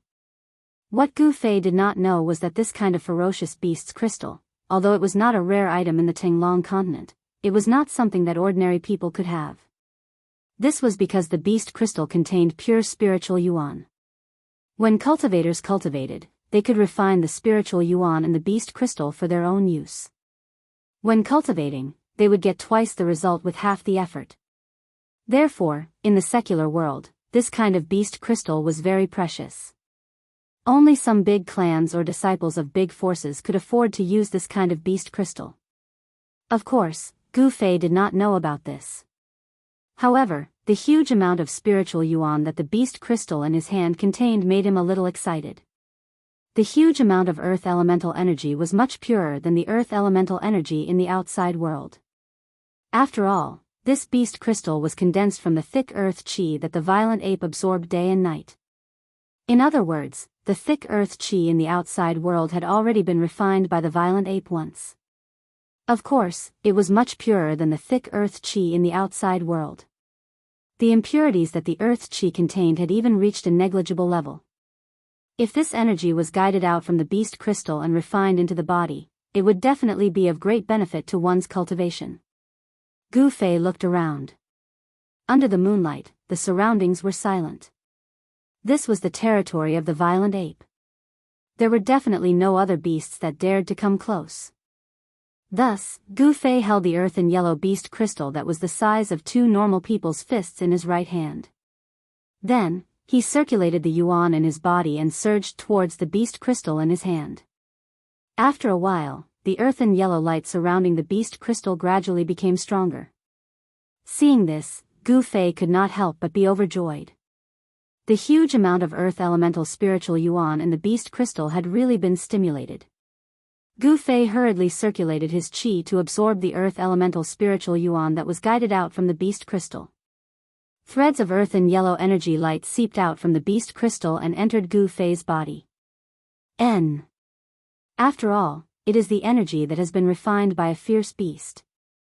Although it is much purer than the yuan qi in the outside world, it seems to be much more difficult to refine than the yuan qi in the outside world. The threads of beast crystal's spiritual yuan were absorbed into Gu Fei's body. They were not refined by the life essence in his flesh and blood. Instead, they were like streams of cold air that passed through his flesh and blood. Gu Fei hurriedly stopped absorbing the beast crystal's spiritual yuan. The brilliance emitted by the beast crystal in his hand gradually weakened. However, there was still a layer of misty earth and yellow brilliance circulating on the beast crystal. Gu Fei's qi circulated 3 times before he could completely refine the beast crystal's spiritual yuan that had been absorbed into his body. He fused it into his flesh and bones. It seems that it will take some time to completely refine the spiritual yuan contained in the beast crystal. Gu Fei looked at the sky. Seeing that there were only a few hours left until dawn, he decided to put the beast crystal away. He would refine it when he had free time. However, just as Gu Fei was about to put the beast crystal into the magic treasure pouch on his waist, he suddenly felt a purple shadow flash past his eyes. His hand shook and there was a burning sensation on his wrist. It seemed that he had been grabbed by something. The beast crystal in his hand almost fell out of his hand. What is it? Gu Fei was shocked. He hurriedly looked down and saw that there was a small piece missing from the beast crystal. There were a few small teeth marks on the broken part. There were a few white scratch marks on his wrist. Squeak, squeak, squeak. Chapter 97. This beast's body was only the size of an adult's fist. Its eyes emitted a red light, and its eyeballs were crystalline and translucent like agate. Its 4 claws were extremely sharp, and its body was covered in long and fluffy violet fur. It was like a violet pompon, and it emitted an indescribable sense of spirituality. Gu Fei was incomparably astonished. This beast seemed to be a violet mink, but its body didn't seem to be that small.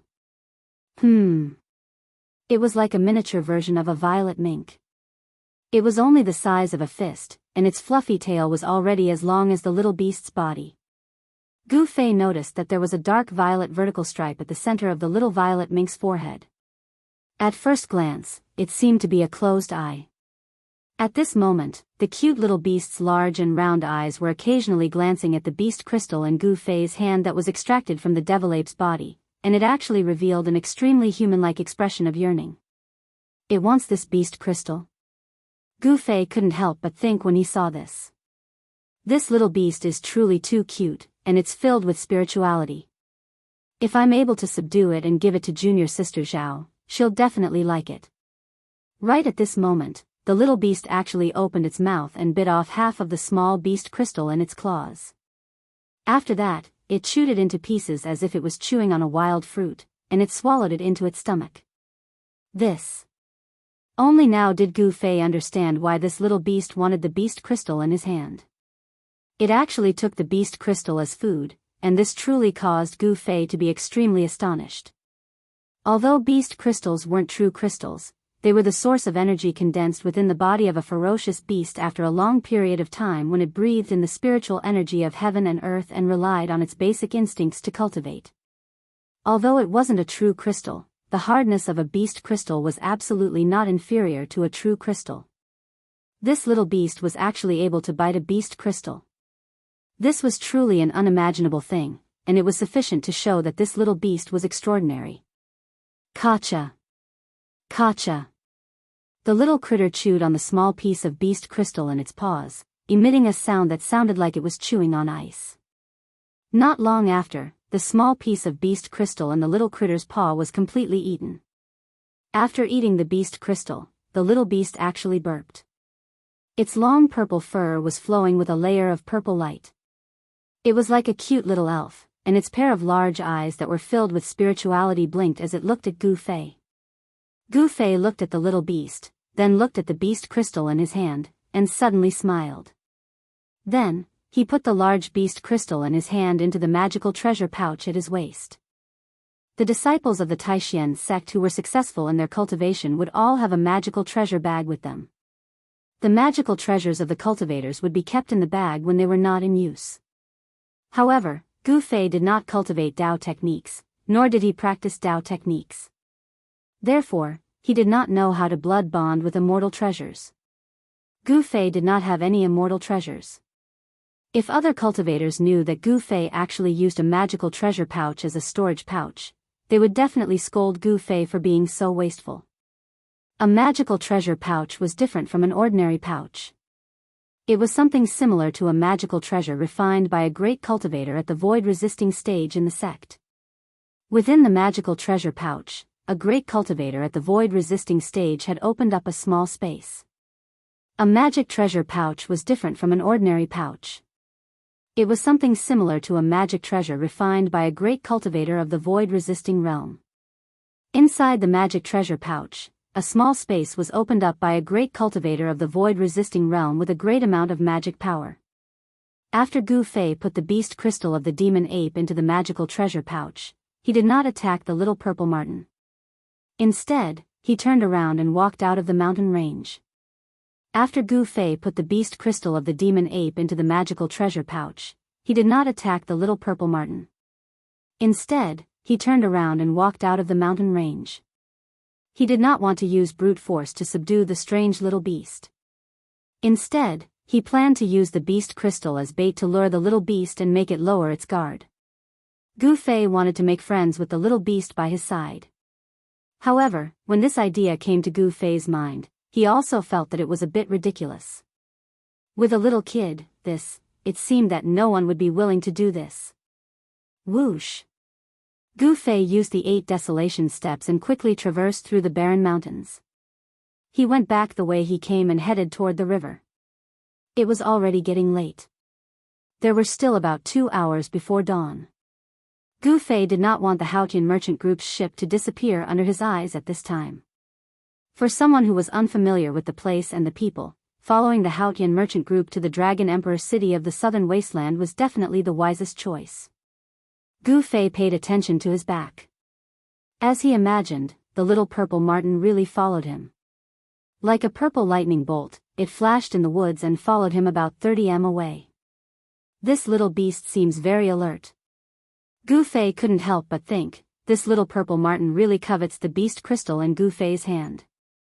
As long as you are willing to follow me, I will have a way to subdue you. Gu Fei sniggered inside.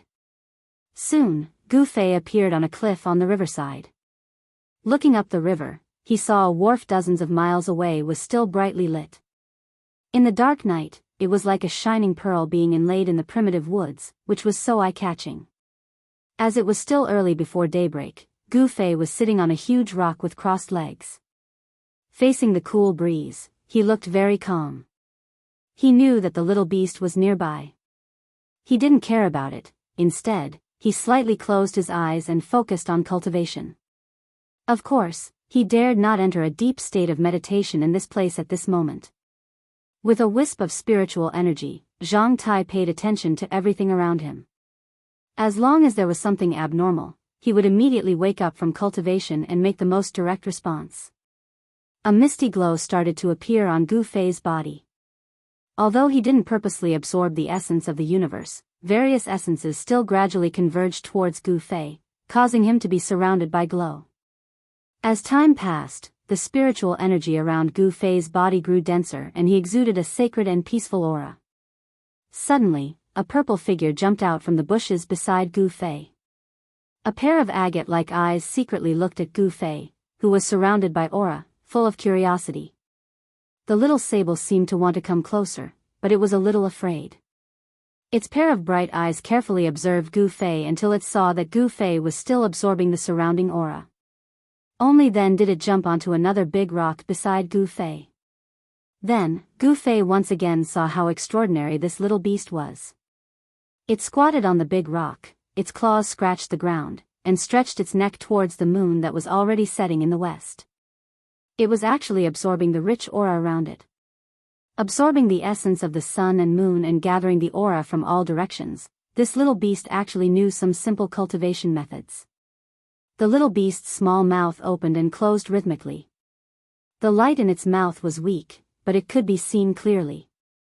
Gu Fei, who was constantly paying attention to the movements in the surroundings, was really dumbfounded. He couldn't help but think of the legends about demons. Weren't demons cultivated by absorbing the essence of the sun and moon over a long period of time?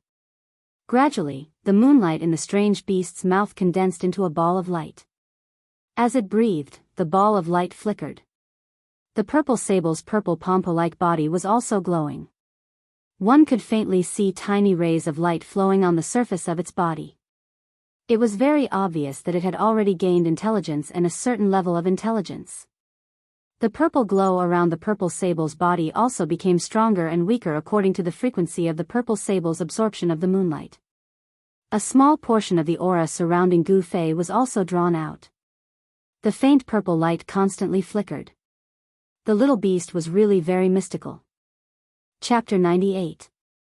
It was another early morning. The mountain was full of spiritual qi, which made people feel relaxed and happy. On the cliff beside the river, Gu Fei stood up, and his whole body suddenly burst out with a crisp sound, as if there was muffled thunder roaring inside his body. This was the realm of bones and tendons rumbling as mentioned in the ancient body refinement technique. The sound of the heavenly drum of thunder would refine the bones and tendons. Not only would the bones and tendons produce thunderous rumbles, but as Gu Fei's cultivation deepened, even his internal organs could produce thunderous rumbles. The inside and outside of his body became transparent, and he was completely reborn. This was the sign of entering the ninth heaven of awakening. Gu Fei vaguely felt that he was only a step away from the ninth heaven, and he could break through at any time. However, he also felt that there was a layer of light gauze in front of him. Although he could vaguely see the vague image behind the gauze, he couldn't tell what was behind it.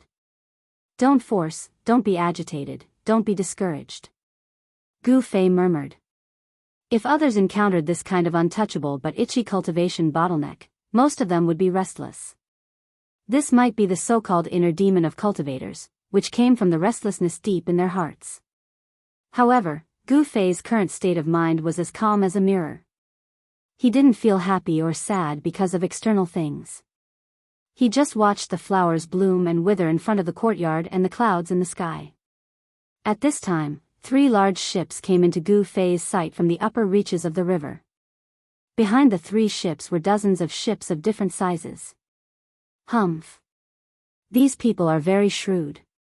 They use the Haotian caravan's ships to intimidate others. In this way, no bandits dare to attack their ships, Gu Fei said lightly. The bandits who were active on the waterway of Yunmeng Mountain only dared to attack those stragglers or small groups of merchant ships.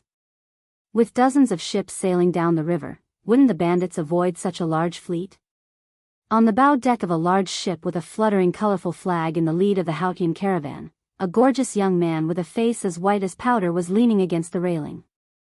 The reason why she used the word stunning was because this young master was indeed worthy of the title. Thin willow eyebrows, red phoenix eyes, red lips, eyes like the morning stars, holding a small white fan in his hand, wearing a light yellow robe, standing there like a thin willow in the wind, giving off an indescribable sense of charm. However, this peerlessly beautiful, young master was currently frowning deeply as if he'd lost his soul. His gaze was dull and blank, and it was unknown what he was looking at. This absolute beauty was the Ling family's 13th Miss, Ling Luoyan, who was disguised as a man. In the short time that she had spent with Gu Fei, Ling Luoyan seemed to have deep feelings for Gu Fei. Now that Gu Fei had left, she couldn't eat or drink, feeling haggard for him.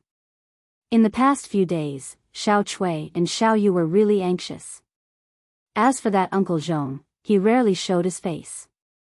It was like he was hiding in a room on the ship.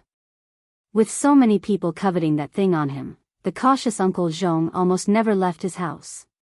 He was so careful that he didn't even dare to eat food until he tested it with a silver needle. Who's that? Suddenly, Ling Luoyan, who was on the deck, saw a white figure standing on the cliff on the right side of the river. Gu Fei? Ling Luoyan's body swayed and she cried out in shock. Because she was far away, she couldn't be sure if that person was Gu Fei. Swoosh! Swoosh!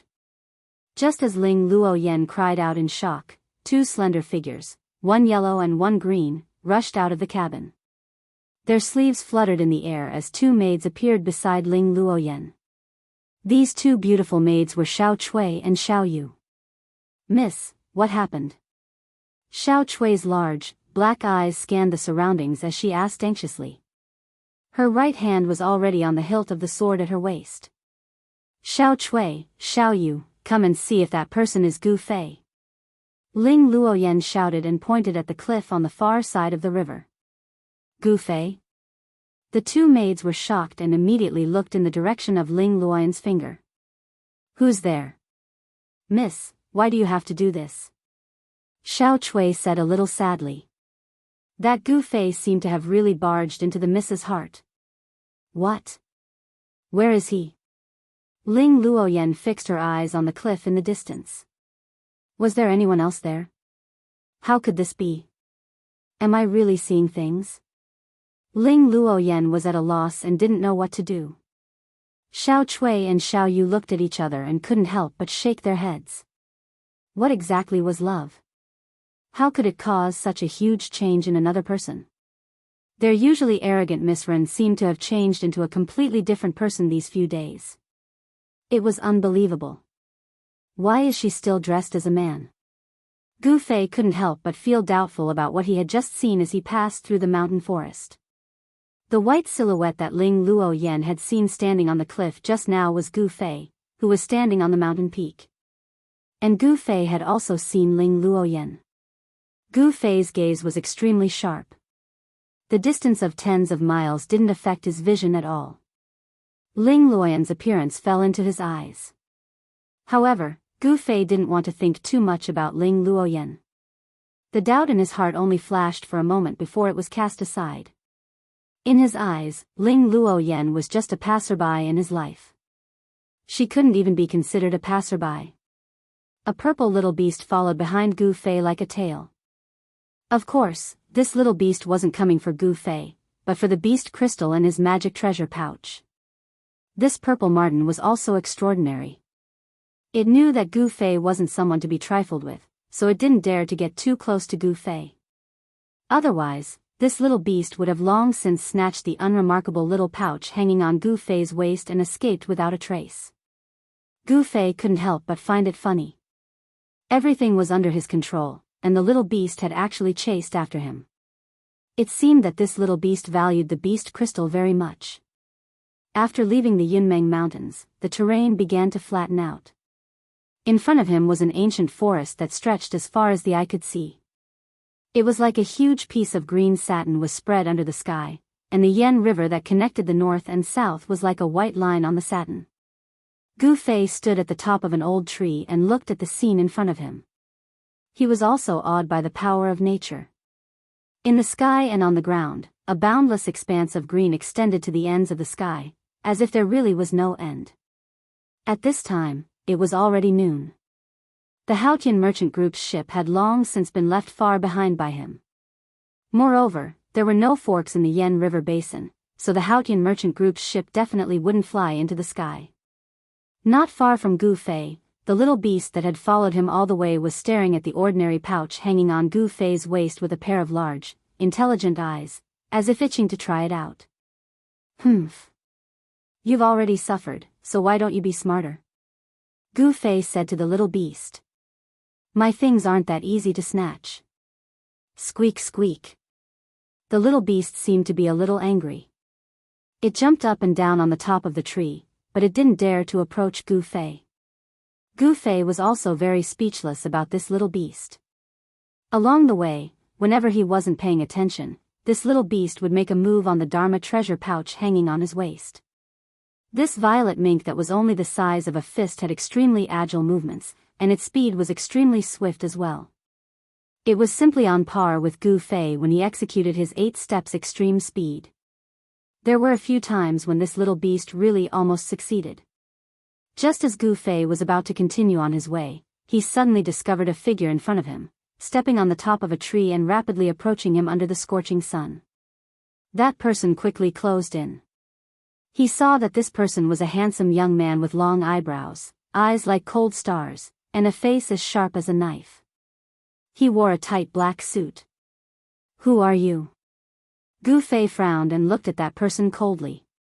His pupils couldn't help but contract. Someone who wants your life. The black-clothed young man elegantly floated down to the top of a tree in front of Gu Fei. His feet stepped on the leaves, but his body was as steady as a mountain. His entire body emanated an incomparably fierce aura. Chapter 99. In a boundless oasis, Gu Fei was intercepted by a black-clothed man who had suddenly appeared.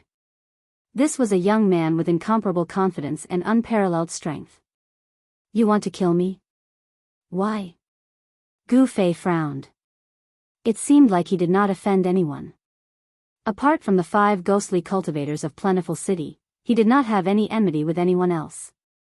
The 5 ghostly cultivators of Plentiful City had their ghost Dao formation set up by the 5 ghost banner destroyed by the Sword Immortal Senior of the Guangqing Immortal Sect. They must have been severely injured. How would they dare to come out and do evil? Moreover, it was noon, the time of day when Yang Qi was the strongest. There would not be any ghostly beings who would dare to walk around at this time and risk their souls being destroyed. The black-clothed man standing on the top of the tree laughed and said disdainfully, You already know the answer, but you are still asking. We have already noticed you. Humph.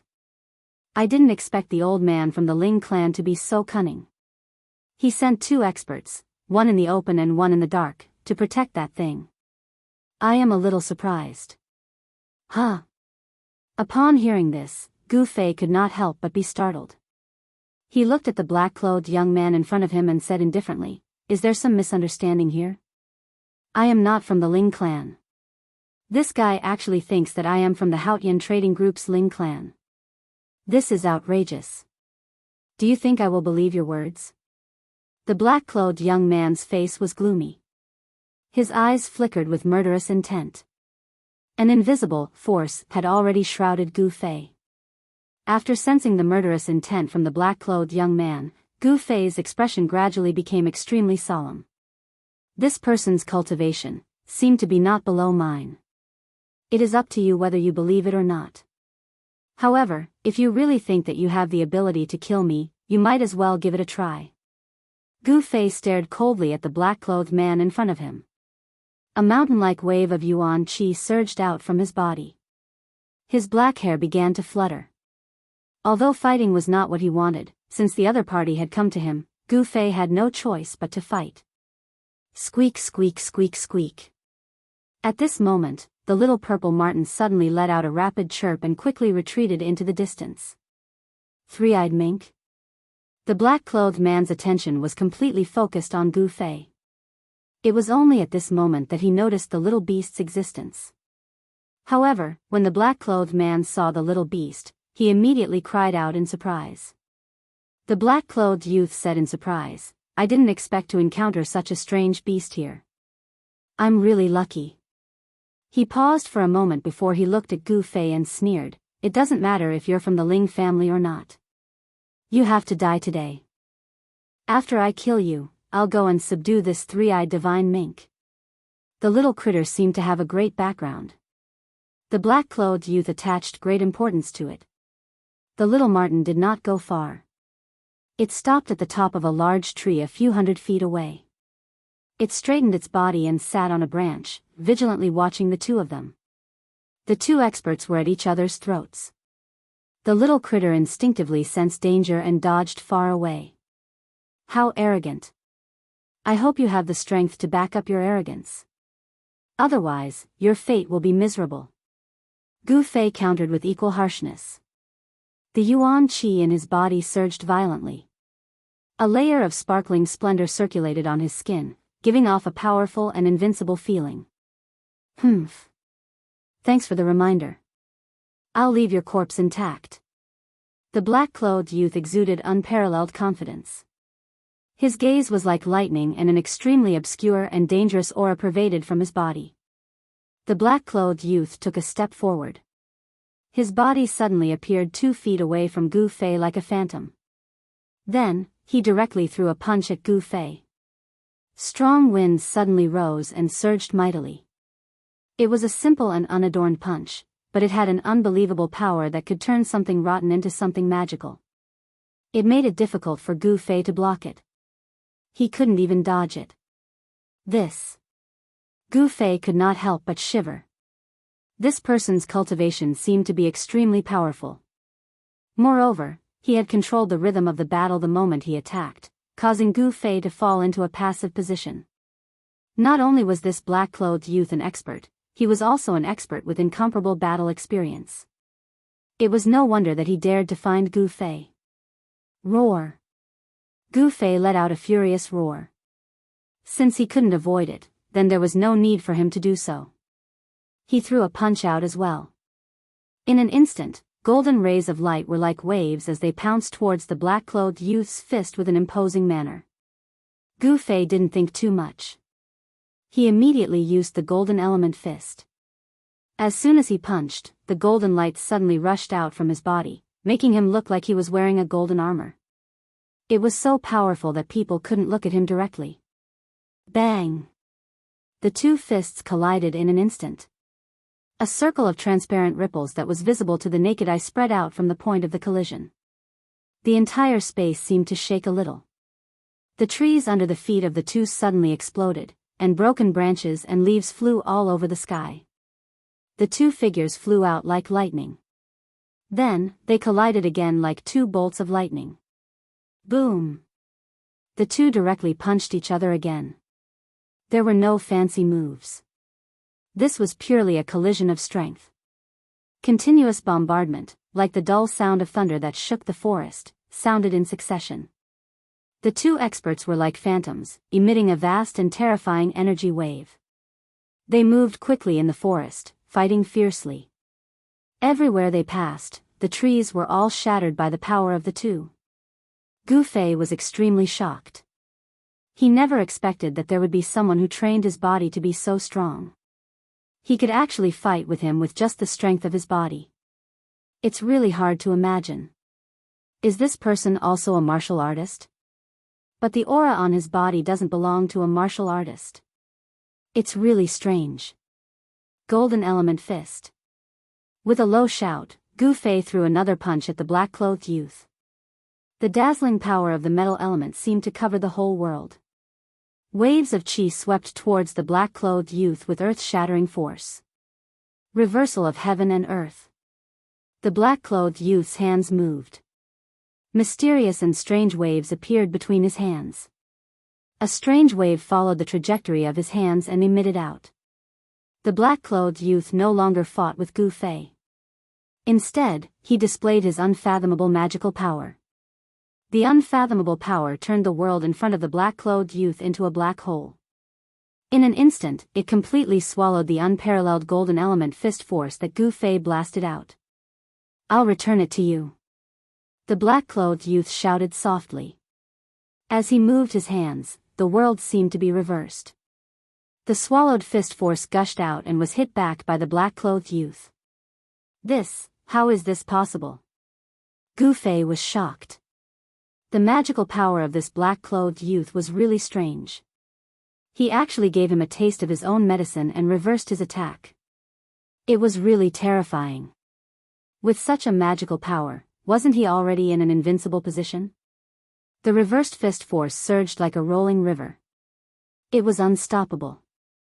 The golden light was dazzling, and in an instant, it rushed in front of him. How dare you! Gu Fei's long hair fluttered in the wind as if he had gone insane.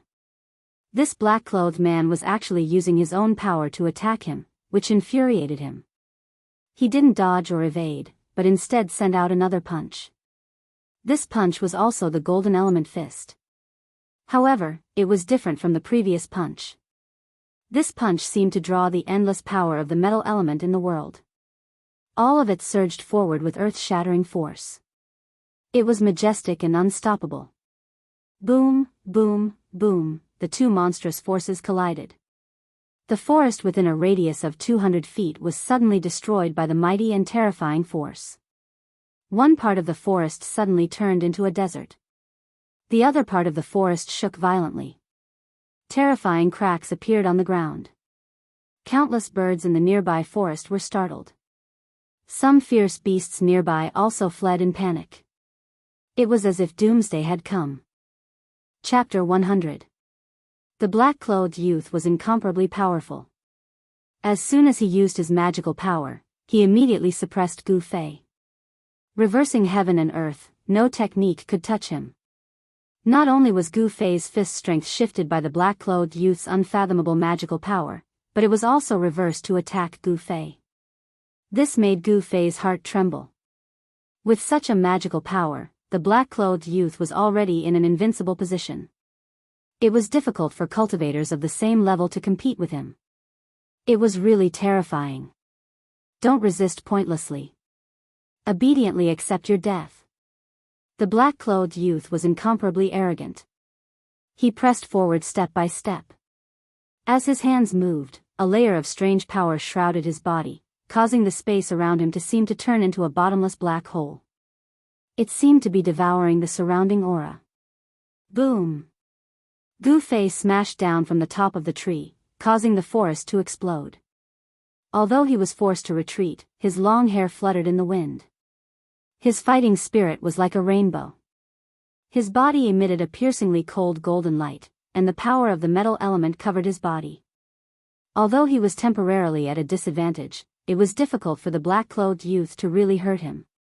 Gu Fei pulled out his feet that were stuck in the soil. He coldly stared at the black-clothed youth and sneered, "Since I came down the mountain, you are the second person who is a threat to me." Very good. Reversing heaven and earth? I want you to be invincible and have nothing to borrow. Let's see how you're going to reverse the situation, Gu Fei said coldly. His words were also filled with incomparable confidence. Although the black-clothed youth was strong and the magical power he displayed was said to be unparalleled among experts of the same level, in Yishuan's opinion, it was not invincible. Gu Fei was worthy of being a warrior born to fight. After just one move from the black-clothed youth, he immediately knew how terrifying this magical power was. At the same time, he also thought of a way to deal with this magical power. It was a very stupid way. Shameless boasting. The black-clothed young man's expression immediately changed when he heard this. He shouted loudly and waved his hands. Green energy threads shot out from his hands like silk and wrapped around Gu Fei. Hundreds of green energy threads quickly cut through the void. There was a sizzling sound, like sharp blades cutting through the void, cutting the void into thousands of pieces. Humph. Gu Fei sneered. He operated his Xian Qi and restrained all the power within his body. The dazzling golden aura also entered his body in an instant. However, his skin became even more sparkling and translucent. Tiny rays of light flowed on his skin. His body seemed to be cast from fine iron, and he exuded a strong sense of oppression. The black-robed young man had a cruel sneer on his face. He waved his hands and hundreds of green threads instantly spread out in the air, forming a huge net that enveloped all directions, sealing off all paths of retreat for Gu Fei. The green energy net came down from above, and the trees around Gu Fei were instantly cut into thousands of pieces as soon as they were covered by the energy net. The green threads seemed to be sharper than divine weapons. Are you going to die this time? The black-clothed young man was very pleased with himself.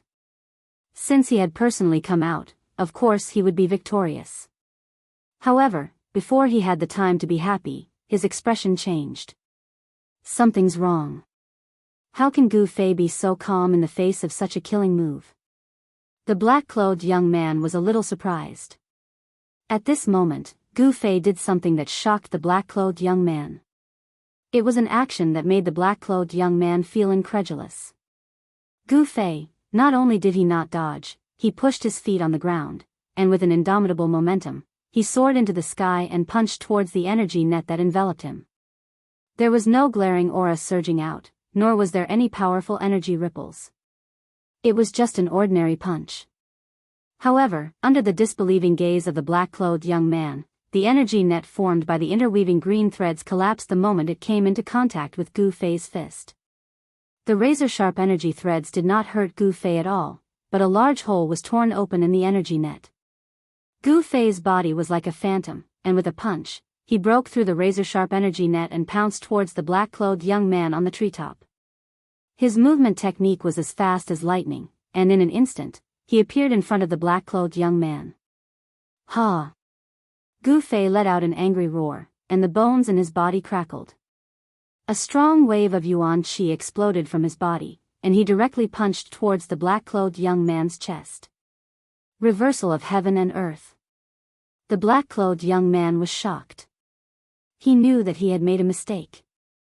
He had underestimated the opponent in front of him who was younger than him. The black-clothed young man was a young expert, and his cultivation had already reached the peak of the 9th level. He was just one step away from the transcending mortality stage. On the other hand, Gu Fei was just a young expert. There was a gap in age, and his cultivation time was also shorter than the black-clothed young man. Therefore, when he faced Gu Fei, the black-clothed young man had the capital to be arrogant. Unfortunately, he did not expect that Gu Fei was not an ordinary cultivator, but a martial artist. The black-clothed young man was indeed a young expert with incomparably rich combat experience. His hands moved, and waves of unpredictable divine power were produced, trying to reverse the power of Gu Fei. However, his divine power, which had always been successful, failed this time. He could not shift Gu Fei's fist force at all. No matter how he tried to block or shift, Gu Fei's fist still struck forward. This. The black-clothed young man was shocked. He realized that Gu Fei's fist did not emit any fist force at all. The cleverest housewife could not cook without rice, and there was no energy for the black-clothed young man to block or shift. Bang! Gu Fei's fist blasted on the black-clothed young man's hands that were crossed in front of his chest. At this time, the fist force still did not burst out. The fist was like a heavy hammer, fiercely smashing on the black-clothed young man's arms. The power was distributed throughout the whole body, and it did not leak out. It was all restrained within the body, between the muscles, bones, blood, and flesh. Although it did not leak out of the body, the power of Gu Fei's fist did not diminish because of this. Instead, it just happened to restrain the black-clothed young man's divine power. Wah! The black-clothed young man's eyes protruded out. How can this be? The black-clothed young man was blown back 20 feet by Gu Fei's punch. He staggered on the top of the tree and almost fell from the tree. On his arms, where Gu Fei punched, the bones in his arms felt like they were about to break. The pain made him break out in a cold sweat, and there was a burst of blood in his chest and abdomen, and his internal organs were also shaken. The situation changed in an instant. Gu Fei stepped on the top of the tree and chased after him. He was not in a hurry to attack. Instead, he looked coldly at the black-clothed young man. Who exactly are you? Gu Fei did not want to get into a fight without knowing what was going on. Ha! How is this possible? You. What kind of cultivation method is this? Could it be? The black-clothed young man did not answer the question. Instead, he tried his best to calm the surging aura in his chest. His eyes stared fiercely at Gu Fei. The black-clothed young man's entire body emitted a fierce murderous aura that made people's hearts palpitate. It could be seen that his killing intent towards Gu Fei was not concealed at all. "Martial," Gu Fei said indifferently. Although his tone was calm, his entire body emitted a majestic aura. The posture of an expert who looked down on the world was completely displayed. "Martial? Could it be? You are the long-lost successor of the martial sect?" The black-clothed young man said in shock. He thought of the long-lost power. The path of martial arts had gradually declined. In today's world, true martial artists had probably long disappeared. This was because martial arts cultivation methods were very difficult to master. On the contrary, Dao techniques were easy to learn and master. As long as one's muscles and bones were not bad, one could cultivate Dao power. Even if one could not become a true expert, one could still live a long life. In the world of cultivation, the attraction of cultivating Dao to become an immortal was far greater than practicing martial arts in any era. However, a successful martial artist was a nightmare for cultivators of the same level. This was because among cultivators of the same level, martial artists were much stronger than other cultivators. This was why the black-clothed young man was so shocked. "Martial sect? I don't know what you are talking about. However, if you want to kill me, you must be prepared to be killed by me," Gu Fei said coldly. Then, without another word, he used the desolate steps. With one step, he appeared in front of the black-clothed young man and threw another punch at him. Chapter 101. He was at the 9th heaven of the awakening realm.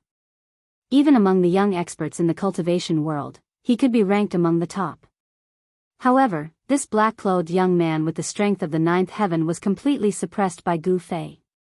He seemed to have no strength to fight back. Gu Fei punched fiercely. He used the 8 desolation steps at an extremely fast speed, leaving a series of afterimages in the air, bombarding the black-clothed young man and forcing him to retreat. This was a clash of pure physical strength. Every punch landed on his flesh. Boundless yuan qi surged within Gu Fei's body. Every inch of his flesh contained a vast amount of energy. His entire body was like a piece of divine metal that had been tempered hundreds and thousands of times. His skin flickered with a sparkling brilliance. "Aren't you very arrogant? You want to kill me? You are not qualified," Gu Fei said coldly. Loud noises kept erupting. Gu Fei's body movement technique was like wind and lightning. The power of each punch was stronger than the one before. By the 9th punch, the black-clothed young man finally could not bear it anymore.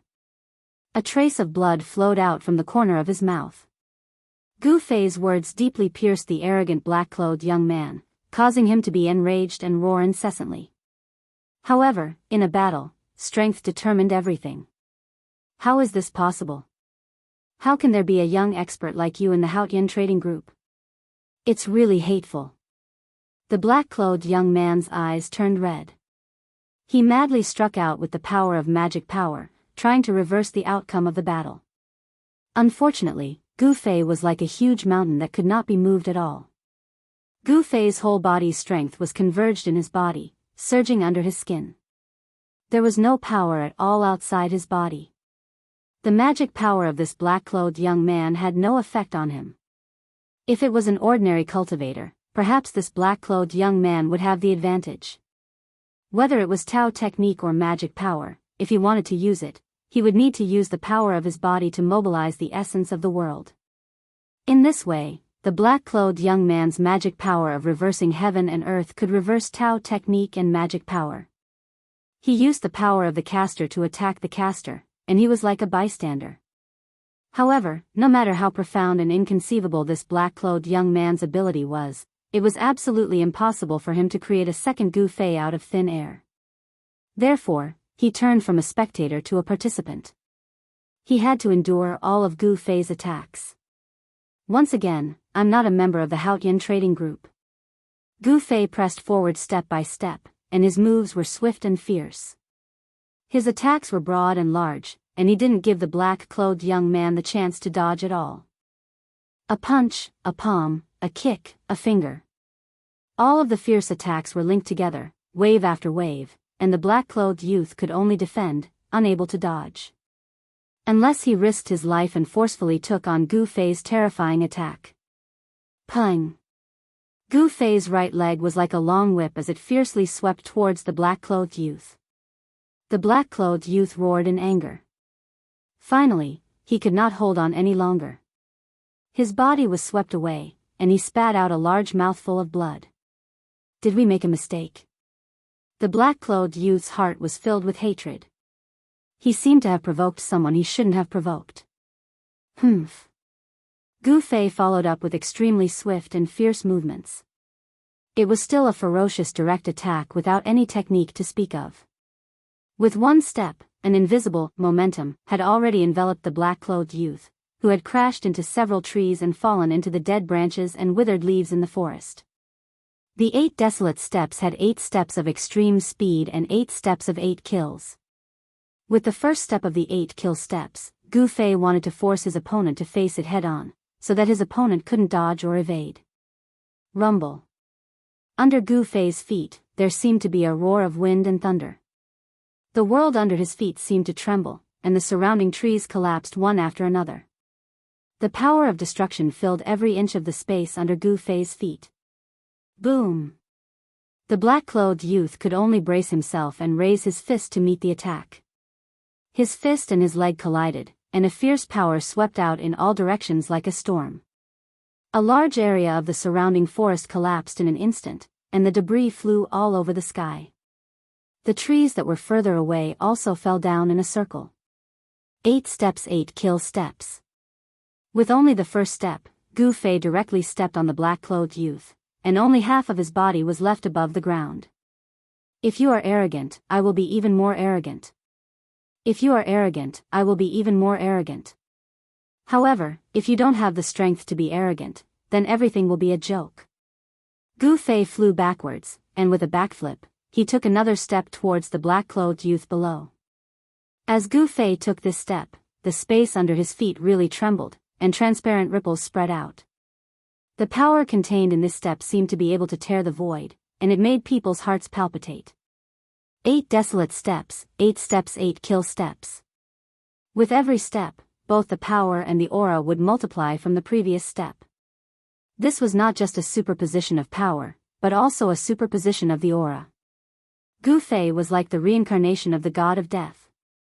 His eyes flashed with a murderous light, and his body surged with a murderous aura. He often fought with ferocious beasts, so his body had a fierce murderous aura that was not something that someone his age should have. Gu Fei would never be lenient to those who wanted him dead. He would not show mercy, and when he attacked, he would not show mercy. This was Gu Fei's motto. In battle, there was no room for hesitation or mercy. Being merciful to the enemy was a fatal taboo in battle, because the enemy would not be merciful to you. When Luo Yunyang took the second step, the powerful pressure almost pressed the black-clothed youth to the ground. The ground began to tremble, and the broken wood and leaves on the ground floated up before completely collapsing into dust. In the face of such a fierce move, the black-clothed youth's expression changed completely. He had never expected to meet such a terrifying opponent here. He had thought that he would be able to quickly get rid of the young man that the Haotian trading group had planted in the dark, and then meet up with his subordinates to attack the Haotian trading group's ship. He was determined to get the item that the Haotian trading group was escorting. However, the current situation was that his life was in serious danger. You forced me to do this. The black-clothed youth looked up at Gu Fei, who was stepping down from the sky, and a hideous smile appeared on his face. Roar! With a loud roar, a majestic energy wave as heavy as a mountain erupted from the black-clothed youth's body. Suddenly, the ground cracked, and the sky shook. Chi chi chi. At the same time, countless rays of green light flew out of the black-clothed youth's body, like a peacock spreading its tail, shooting in all directions. Rise! The black-clothed youth shouted coldly and formed a seal with both hands. Then, all the green lights that shot out in all directions flew into the sky and shot towards Gu Fei from all directions. What's that? Gu Fei was shocked when he saw this, but he continued to take the second step down. The vast yuan qi wave that came out of his body deflected most of the green lights that shot towards him. However, the other dozen or so rays of green light directly broke through Gu Fei's protective upstanding qi and shot toward his vitals. I'll give you another thing. Below, the black-clothed youth raised his hand, and a black and white light ball immediately smashed towards Gu Fei from below. Chapter 102. Ding ding ding ding. More than a dozen green lights struck Gu Fei like meteors. However, they could not hurt him at all. Each green light was wrapped in an incomparably sharp flying knife. However, when these flying daggers stabbed Gu Fei's body, dazzling sparks sprayed out, and all of them were sent flying. Gu Fei vaguely noticed that every single flying dagger was inscribed with numerous talisman markings. Gu Fei's thoughts turned quickly and he instantly understood why these dozens of green lights could break through his protective gang qi and hit him. It seemed that these dozens of flying knives had been sacrificially refined. Sacrificially refined a magic weapon. Is this person a cultivator? Gu Fei's eyes could not help but narrow into a line. At this time, the young man in black threw a fist-sized ball of light surrounded by black and white gas at his feet. This is... Oh no. Gu Fei suddenly thought of something, and all the hairs on his body stood on end. Without thinking, he immediately retracted his second step. Gu Fei's power had long reached the realm of being able to withdraw at will. He withdrew his second step without any hesitation. Swoosh. Gu Fei was frightened. The second step of the 8 steps 8 kills instantly turned into the 8 steps extreme speed. He rushed forward at an extremely fast speed, leaving a series of afterimages in the void. In an instant, he had rushed more than 10 feet in the air. Just at this moment, the ball of light that was surrounded by black and white gas suddenly began to spin. After that, a violent energy that was so terrifying that it caused everyone's heart to palpitate violently burst out after a strong flash of light. Rumble. It was as if thousands of horses were galloping, or as if the Milky Way had burst its dike. 3,000 streams of weak water poured down from the sky, and the world seemed to collapse. Black and white, thousands of thunder and fire instantly enveloped the space of about 500 feet. Black lightning and white-black fire filled every inch of the space. The extremely violent power of destruction even evaporated the air. This guy is crazy. Gu Fei only felt that the world had turned upside down, and the space around him trembled violently. In just a moment, Gu Fei could not tell where was the sky and where was the earth. Then, he was annihilated by the black and white thunder and fire. The moment the black-robed young man threw out the ball of light, he unfurled a scroll. The power that was sealed in the scroll instantly rushed out. The enormous energy turned into a barrier of light in the blink of an eye, covering him. The space trembled, and he disappeared in an instant. Almost at the same time, in a dense forest several miles away, there were waves of ripples. The transparent ripples, like waves of water, spread out. Swoosh! A figure fell straight out from the void. This black figure that fell out from the void staggered a few steps, his body swayed, as if he was about to fall. Luckily, there was a short tree next to him, and he held on to the short tree, so he did not fall to the ground. After panting for a while, this person turned back to look at the black and white thunder and fire in the dense forest several miles away. His eyes were full of laughter, and even a little crazy. Being enveloped by the Tiangang god thunder, even a transcending mortality realm cultivator would be seriously injured, not to mention a awakening self-realm cultivator like you. This black-clothed person was the black-clothed young man that teleported here with a Dao technique scroll. This kind of Dao technique scroll that was sealed with a Dao technique of space was very precious in the cultivation world. Only those cultivation families with a long history or cultivation forces would possess it. For ordinary people, not to mention possessing it, it was rare to even have a look at it. The reason why the Space Dao Technique scroll was precious was because it could allow the person who possessed the scroll to escape a life and death calamity in an extremely dangerous situation. And the Tiangang god thunder that the black-clothed young man spoke of was also very famous in the cultivation world. It was a powerful lightning bead that was refined by a Dao technique expert with supreme Dao power, using the astral lightning of the 9 heavens and the Yin lightning of the earth, one hard and one soft, one yang and one yin, using the power of yin and yang lightning to refine a powerful lightning bead. When this Tiangang God Thunder bead was released, it was a black and white ball the size of a fist, and the yin and yang qi condensed within it instantly turned into thousands of yin and yang lightning. The heavenly lightning and the earth interweaved, and a terrifying power of lightning erupted. Moreover, this sort of energy of lightning was the bane of all evil spirits. No matter how formidable a spirit was, so long as it was struck by it, it would instantly disperse its profound yin ghost body and perish in both body and spirit. It was truly formidable to the extreme. Even a cultivator at the Transcendence realm that had already cultivated a Dao core would have a slim chance of survival if they were struck by this Tiangang God Thunder bead, and if they were unlucky, they would be directly blasted into ash by the yin and yang lightning flames.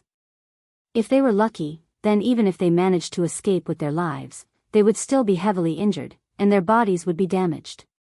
What a waste of a Tiangang God Thunder bead, and a waste of a Dao technique scroll.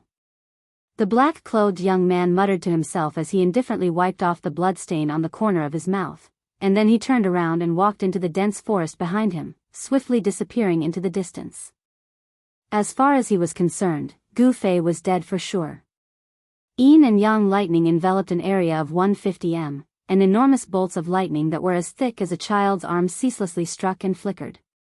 A myriad of lightning flames blasted the ground to the point dust flew into the air, and the ground trembled violently as numerous enormous cracks spread out in all directions. The terrifying power of lightning tore through space and caused enormous explosions that swept through the dense forest with a radius of 1 kilometer. Numerous towering trees were torn into sawdust by the raging chaotic flow of energy, and then the intense friction caused them to transform into monstrous flames. Dense smoke and dust rose 3 kilometers into the air, and countless balls of flames shot out in all directions. In just a short moment, the primitive ancient forest had turned into hell. The forest within a radius of a few miles had disappeared, and what replaced it was a huge pitch-black pit. It was black, and it was the burnt soil. The phenomenon caused by the Tiangang God Thunder could be clearly seen even from 100 miles away. Thunder rumbled, lightning flashed, and heaven and earth trembled. Dozens of miles away, the fleet that was traveling downstream also noticed the abnormality in front of them. "Miss, what is that?" On one of the Haotian trade caravan's ships, a servant in an emerald dress pointed to the front and said to a beautiful young man with white teeth and red lips who was waving a folding fan in his hand. The faint sound of thunder came from the front.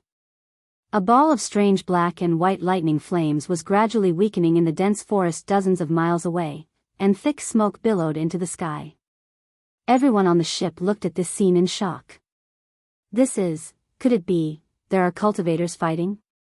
As Miss Ling 13th of the Haotian trade caravan, Ling Luoyen more or less knew some secrets that ordinary people did not. White lightning flames and black lightning.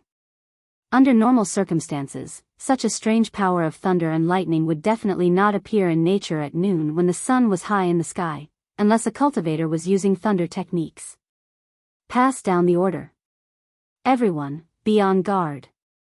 Although Ling Luoyen had not completely recovered from the fact that Gu Fei had left, she was still an outstanding figure in the Haotian trade caravan. She could vaguely sense that something was wrong. "Yes, miss." Xiao Chui immediately left to pass down the order. Soon, the 3 Haotian trade caravan ships were shrouded in a tense atmosphere. Groups of green-clothed guards patrolled back and forth with serious expressions, as if they were facing a great enemy. The other merchant ships also seemed to feel the tense atmosphere on the Haotian trade caravan. The merchants who traveled between the north and the south were all shrewd fellows, so they followed suit. The ship owners also told their subordinates to be on guard. The terrifying power of yin and yang lightning wreaked havoc for a while before gradually dissipating. When the world returned to its calm state, the ground that was shrouded by the power of thunder and lightning was already riddled with holes. A pitch-black pit in the middle was especially conspicuous. Although the power of thunder and lightning had dissipated, the ground was still smoking, as if it had been burned by heavenly fire. The air was filled with a burning smell. A charred arm suddenly stretched out from the edge of the pit. Then, a black person, whose body was still emitting smoke, climbed out of the pit and stood up shakily. Although they had not yet stepped into the southern wasteland, there was still no sign of human habitation in the endless forest. A large river passed through the endless primitive forest and extended southward until the end of the horizon. On both sides of the river was an unbroken stretch of primitive mountain forest. In a beautiful valley, a waterfall emitted a deafening sound as it fell straight down from the cliff, forming a deep pool in the valley. The valley was green and the valley was green. The valley was full of flowers and strange grass.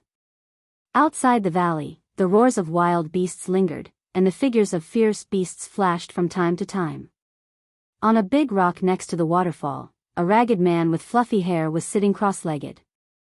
This man's body was charred black like charcoal.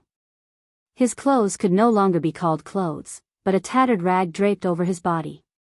This black man was Gu Fei, who had been plotted against by the black-clothed man with the celestial thunder bead.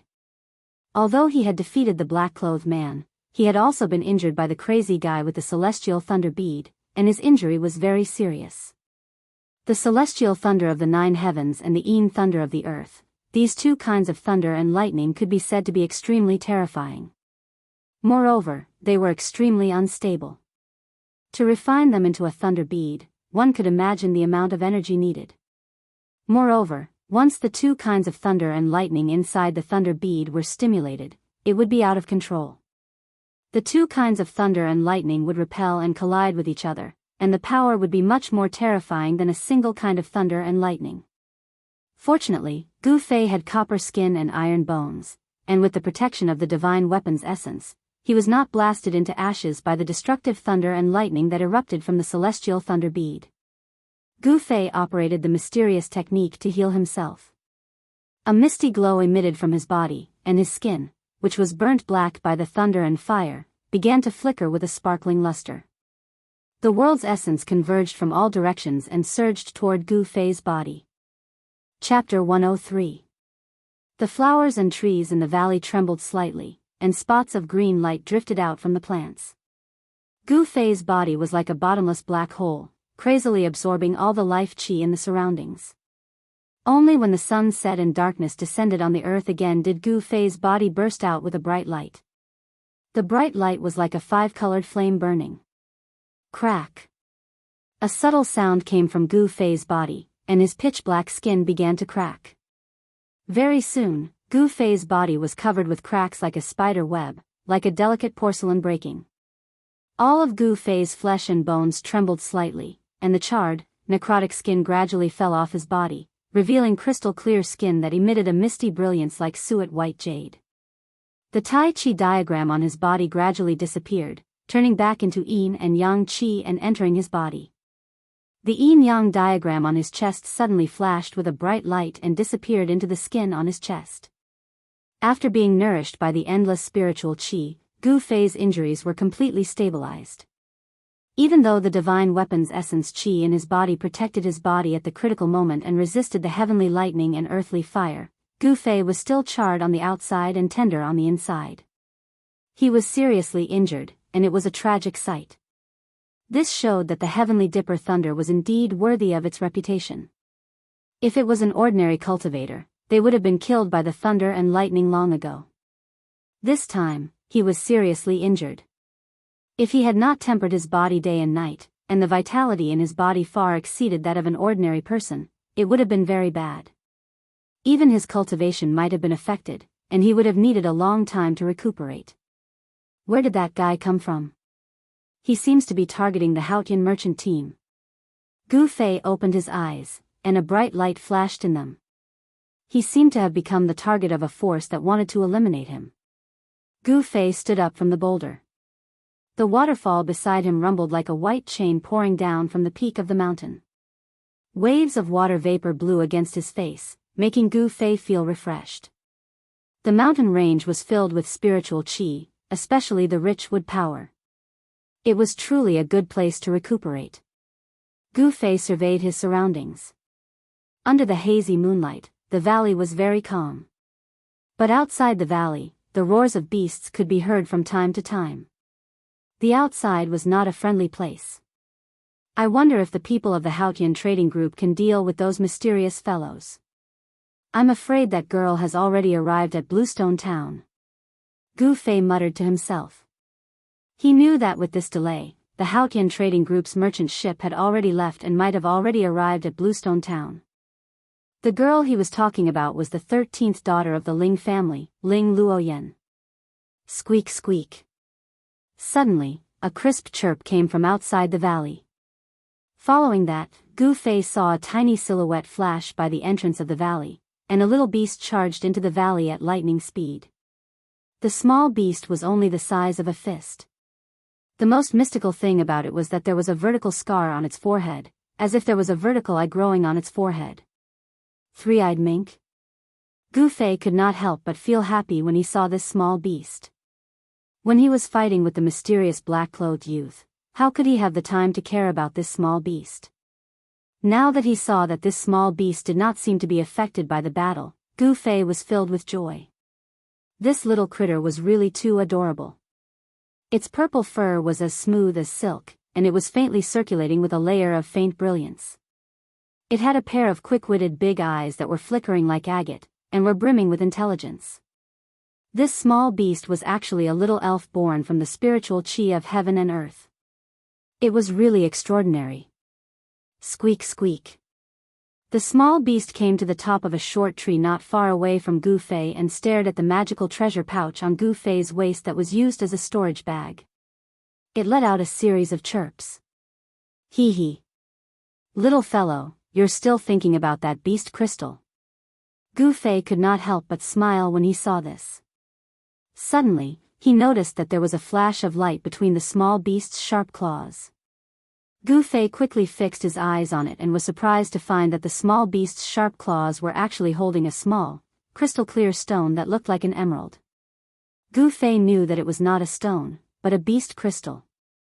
He felt an extremely weak wave of spiritual qi from the green crystal that the small beast was holding. It was a wave of wood elemental spiritual qi. Although the green crystal was only the size of a little finger, it did indeed contain spiritual qi. He didn't know where this little critter found this beast crystal. Seeing that the spiritual qi it contained was so weak, it should be the beast crystal of a weak fierce beast. Could it be that this little beast killed a fierce beast and obtained this beast crystal from the fierce beast's body? If that's the case, this small beast is too shocking. When Gu Fei thought of this, his heart could not help but tremble. Squeak squeak. The small beast suddenly grabbed the small beast crystal and gestured at Gu Fei. Little fellow, what are you trying to do? Gu Fei said with a smile. This was really a psychic small beast. Unfortunately, it could not speak, so Gu Fei had no idea what it wanted to express to him. The small beast seemed to be a little anxious as it chirped and constantly used its little claws to point at the magical treasure pouch on Gu Fei's waist. The clothes on Gu Fei's body were tattered, but the magical treasure pouch on his waist was still considered intact and was not damaged by the power of thunder and lightning. The magical treasure pouch refined by a great cultivator of the Imperial Void Realm was not so easily damaged. After curiously looking at the small beast jumping and gesturing for a while, Gu Fei seemed to know what this small beast wanted to do. It seems to want to exchange that beast crystal with me. Gu Fei hesitantly took out the khaki-colored beast crystal from his magic treasure pouch. The beast crystal was the size of 2 adult men's fists. It was emitting a faint khaki-colored light and a huge spiritual yuan fluctuation immediately spread out. Squeak squeak. When the small beast saw that Gu Fei took out the beast crystal, it immediately chirped happily and waved its 4 claws. Whoosh!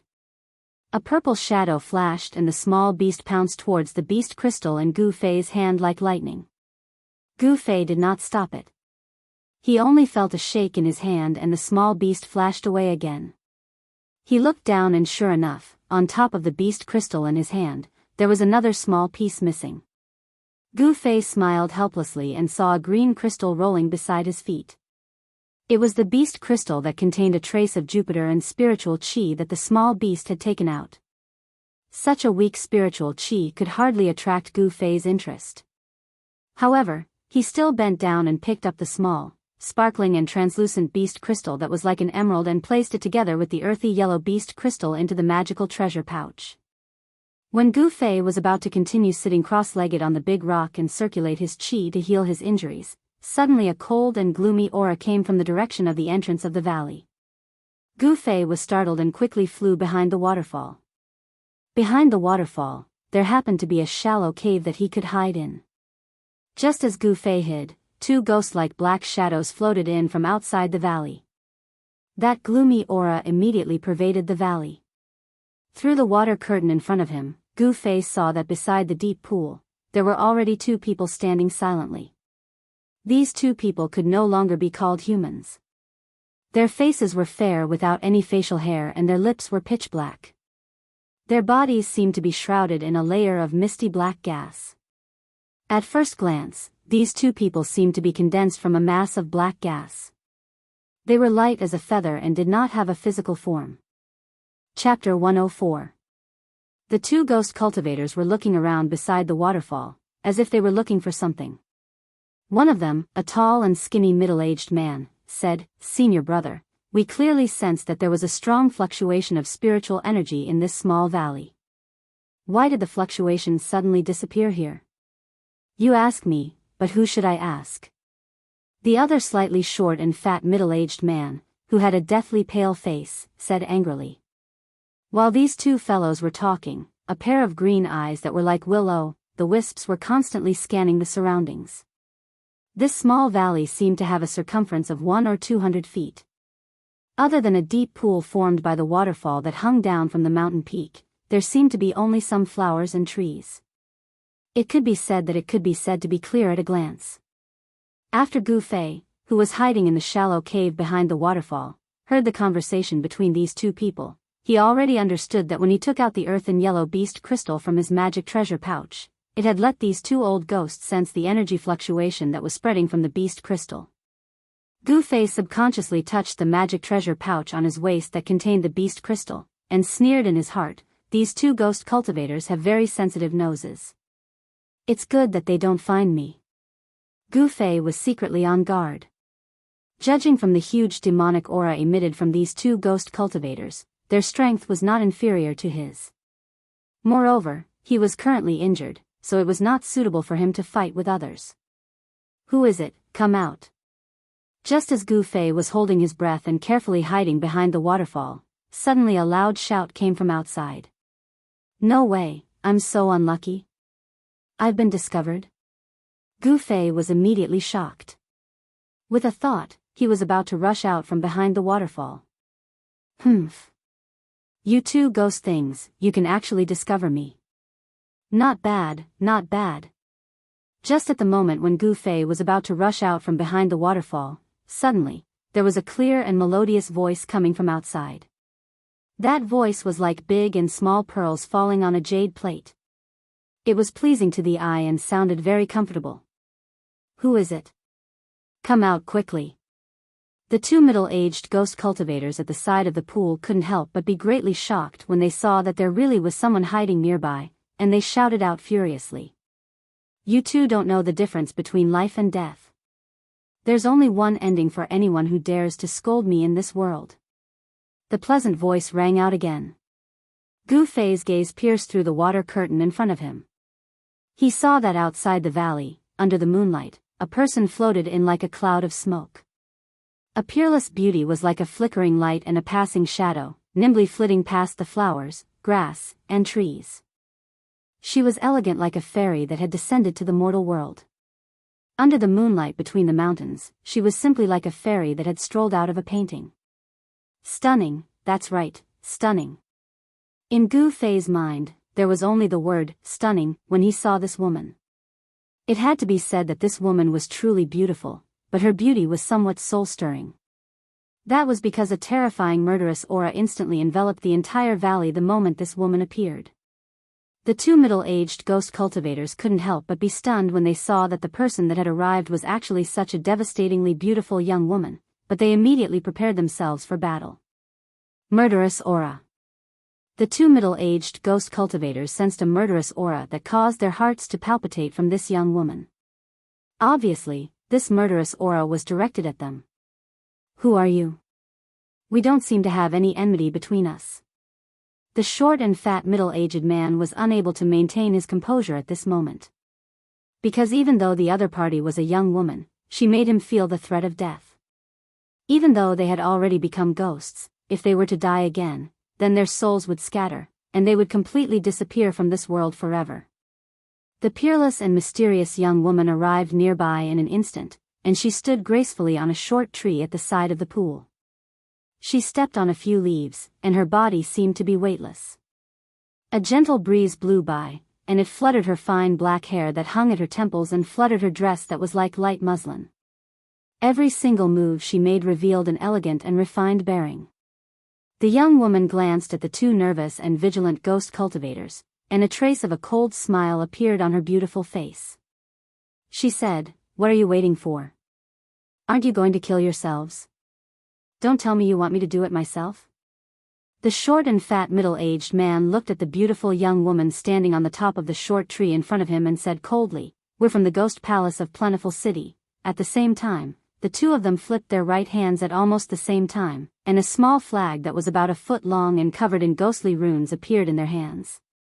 The two of them were tightly holding a small evil flag that was shrouded in black chi, and a faint ghostly shadow could be faintly seen. When Gu Fei saw the two small flags appear in the hands of the two ghost cultivators, he couldn't help but be shocked. The two small flags were actually the 5 ghost flags.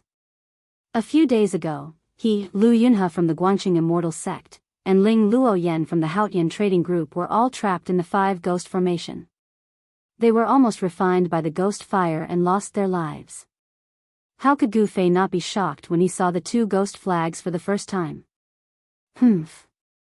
So what if you're from the Ghost Palace of Plentiful City? Since you're not willing to kill yourselves, then I have no choice but to reluctantly send you on your way. After the young woman finished speaking, she pressed her right hand forward. At the moment when the young woman's palm pressed forward, the 2 middle-aged ghost cultivators looked at each other and waved the 5 ghost flags in their hands at the same time. Suddenly, as a cloud of black chi swept out in all directions from the flags, it instantly drowned the figures of the 2 ghost cultivators. Immediately, waves of sharp ghost howls that made one's hair stand on end resounded in the valley. It was mournful and ear-piercing. Following that, the black chi and ghost fog spread out in the blink of an eye. The valley was immediately filled with a violent storm, and the sun and moon lost their light. This side of the world seemed to have fallen into the netherworld.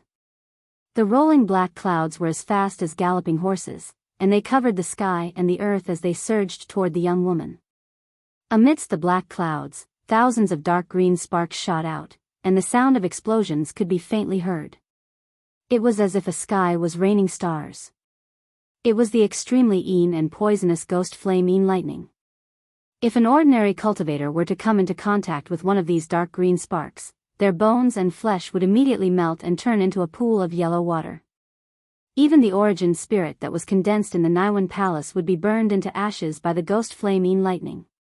It could be said to be extremely sinister. Behind the waterfall, Gu Fei, who saw this scene, couldn't help but break out in cold sweat for the beautiful young woman. These 2 ghost cultivators had obviously been waiting for a long time. Once they attacked, they used their full strength, and they hoped to kill this mysterious young woman in one go. However, the wishful thinking of these 2 ghost cultivators was destined to fail. The young woman's right hand that pressed forward erupted with a vast wave of energy. After that, a large hand of raging flames rushed out from the young woman's palm, and it instantly enlarged to the size of a house. The vast and mighty raging flames burned the surging black chi and ghost fog into light smoke, and the thousands of ghosts and spirits in the ghost fog dispersed at the same time. Chapter 105. The surging black smoke and ghostly mist were caught by a faintly discernible and seemingly transparent fire net. The fire net spread out in all directions, and the black smoke and ghostly mist were immediately wrapped up like dumplings. The sharp and ear-piercing ghost howls shook the entire valley. Only now did the 2 ghost cultivators who were hiding in the black mist realize that they had provoked someone they shouldn't have provoked. They roared again and again in the ghost mist, releasing layers of Xian ghost chi, wanting to break the seal of the fire net. A myriad of ghastly green ghost flames shot out from the roiling ghost mist and collided with the flaming net, causing a myriad of dark green specks of ghost flames to spread out, and the sounds of explosions were dense like a string of pearls. The dark baleful energy that erupted out was like a raging sea that pounced towards the flaming net in unison. Chi! Chi! As soon as the green ghost flames and Xian ghost energy pounced on the fire net, they immediately emitted bursts of green smoke and dissipated into nothingness. Gu Fei, who was hiding behind the waterfall, couldn't help but be shocked when he saw the scene outside. He had tasted the power of this Xian ghost flame. It was extremely sinister and powerful. However, when the thousands of ghost flames hit the fire net didn't even have the slightest tremble. It was still gradually shrinking inwards. It was actually refining the thousands of ghosts with its unpredictable firepower. That beautiful girl actually had such a magical ability. This made Gu Fei couldn't help but look at her in a different light. Roar! Why did you attack us? Aren't you afraid of offending my plentiful city ghost palace? A mournful roar came from the ghost mist that was trapped in the fire net. The girl standing on the top of the short tree next to the pool smiled indifferently. There was a trace of disdain on her face. She opened her red lips and said, "Others are afraid of your plentiful city ghost palace, but I am not. Even if the ghost emperor of plentiful city came, he wouldn't dare to do anything to me." This girl's background seemed to be not small. She actually dared to look down on the plentiful city ghost palace. The ghost emperor of plentiful city was a terrifying expert who had cultivated the immortal ghost body. Gu Fei was secretly shocked. Although it was his first time going down the mountain, it didn't mean that he hadn't heard of the name of the ghost emperor of plentiful city. This old ghost was extremely legendary in the cultivation world. With his own strength, he created the ghost cultivation Dao among the four great cultivation systems of Buddhism, Taoism, Fiendish, and Demon.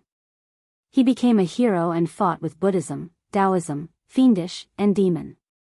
This ghost emperor of plentiful Dao was a peerless genius that was rarely seen throughout the ages. In this world, there weren't many people who dared to look down on ghost emperor Fengdu. "Who the hell are you?" The two ghostly cultivators who were trapped in the fire net were startled and asked hurriedly. The 5-ghost pennant was actually unable to break through the fire net. It seemed that they were doomed today. The fire net was miraculous. It was still gradually shrinking inwards. The flames emitted from it were very different from ordinary flames. They seemed to be transparent, faintly discernible, and not fierce at all. They seemed to be a kind of divine flame that was in between existence and non-existence, between tangible and intangible. But what was certain was that the divine flame emitted from the fire net was definitely not the Buddhist demon refining fire, nor did it seem to be the Daoist 3 true fire. However, the power of this divine flame was definitely not inferior to the Buddhist demon refining fire or the Daoist 3 true fire. It might even surpass them. You have eyes but can't see. Who can you blame? The corner of the girl's mouth rose and she smiled disdainfully. Then, she formed a mysterious spell with both of her hands. The fire net suddenly burst into flames. The unpredictable fire power surged out and burned everything around it. There wasn't any terrifying heat wave, but the flowers and trees in the valley began to wither. The water in the pool began to bubble and evaporate. All the fish floated on the surface with their white bellies. Gu Fei, who was hiding behind the waterfall, didn't feel any heat. However, he felt that his blood and qi were actually boiling. The fire seemed to be burning inside his body. It made him sweat profusely and his whole body was boiling hot. It was really strange. "Spare me, miss, spare me." In an instant, more than half of the surging black gas and thick ghostly fog were refined. The fire net had shrunk to less than 10 feet. Vaguely, one could see 2 figures shrouded in ghostly fog under the fire net. They were faintly discernible in the ghostly fog, waving a large banner in their hands anxiously. Layers of dark ghostly qi surged out from the 2 large black banners. In the hazy ghostly fog, there were thousands of ghostly shadows wandering and howling. It was a creepy sound. "Humph! How dare you offend me? Death cannot wipe out your crimes. Obediently accept your death. The beautiful girl's face was as cold as ice. The coldness in her words was suffocating. She formed a spell with both of her hands and shot out a vast amount of fire origin power at the fire net. Sizzle. The ghostly fog that was shrouded by the fire net was refined into wisps of light smoke. The thousands of ghostly creatures in the ghostly fog screamed as they were burned to death by the divine flames. The fiery net was still shrinking. The two ghostly cultivators were frantically begging for mercy. However, the young lady turned a deaf ear to the pleas of the two ghostly cultivators. She was unmoved and continued to manipulate the fiery net to refine the layers of ghostly mist. Thousands of malicious ghosts were instantly turned into nothingness. The two ghost cultivators who were shrouded in the fire net begged for mercy again and again. Just because of a disagreement, they'll fight to the death. This girl. Gu Fei couldn't help but be secretly shocked. This girl killed people at the slightest provocation. She was really arrogant and overbearing. If she knew that I was invisible, would she also attack me? Thinking of this, Gu Fei suddenly had an idea. He quickly restrained his breath and stood quietly in the shallow cave behind the waterfall. He didn't even dare to breathe loudly. Just when the two ghost cultivators were about to be refined together with the 5 ghost streamer by the fire net that emitted the strange divine flames, a few squeaks suddenly came from the dense forest outside the valley. The sound was so faint that it seemed to be the cry of some kind of beast. After hearing these cries, the girl's face lit up. Count yourself lucky. The girl pointed at the fire net impatiently. Whoosh! The fire net that was shrouding the two ghost cultivators immediately flew toward the girl. The fire net shrank rapidly. The girl leaped up and grabbed the fire net that had shrunk to the size of a fist in her hand. Then, she rushed out of the valley like the wind. In an instant, the girl's figure disappeared into the dense forest outside the valley. The two ghost cultivators didn't expect that the girl would suddenly leave. The two ghost cultivators who had escaped with their lives waved the big streamer in their hands repeatedly and retracted all the black chi and ghost mist that lingered around them. Then, the two ghost cultivators collapsed to the ground as if they had exhausted all the ghost energy in their bodies. However, their faces revealed the joy of surviving a disaster. Senior brother, where did that girl come from? The tall and thin ghost cultivator asked the short and fat ghost cultivator with lingering fear. I don't know. This is not a good place. Let's leave quickly. If that girl comes back, we won't be able to escape death. The short and fat ghost cultivator didn't care about his weak body and struggled to stand up.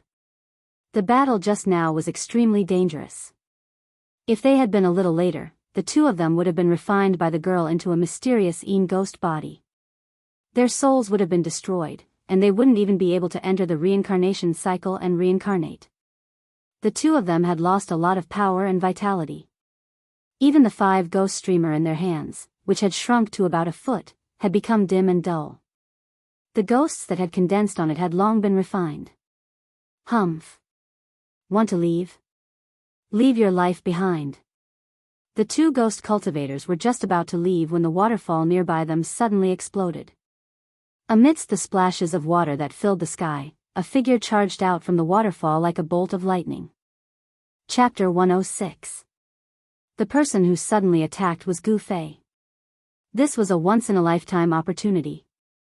These two ghost cultivators had almost been completely refined by the mysterious girl, and their vitality was greatly injured.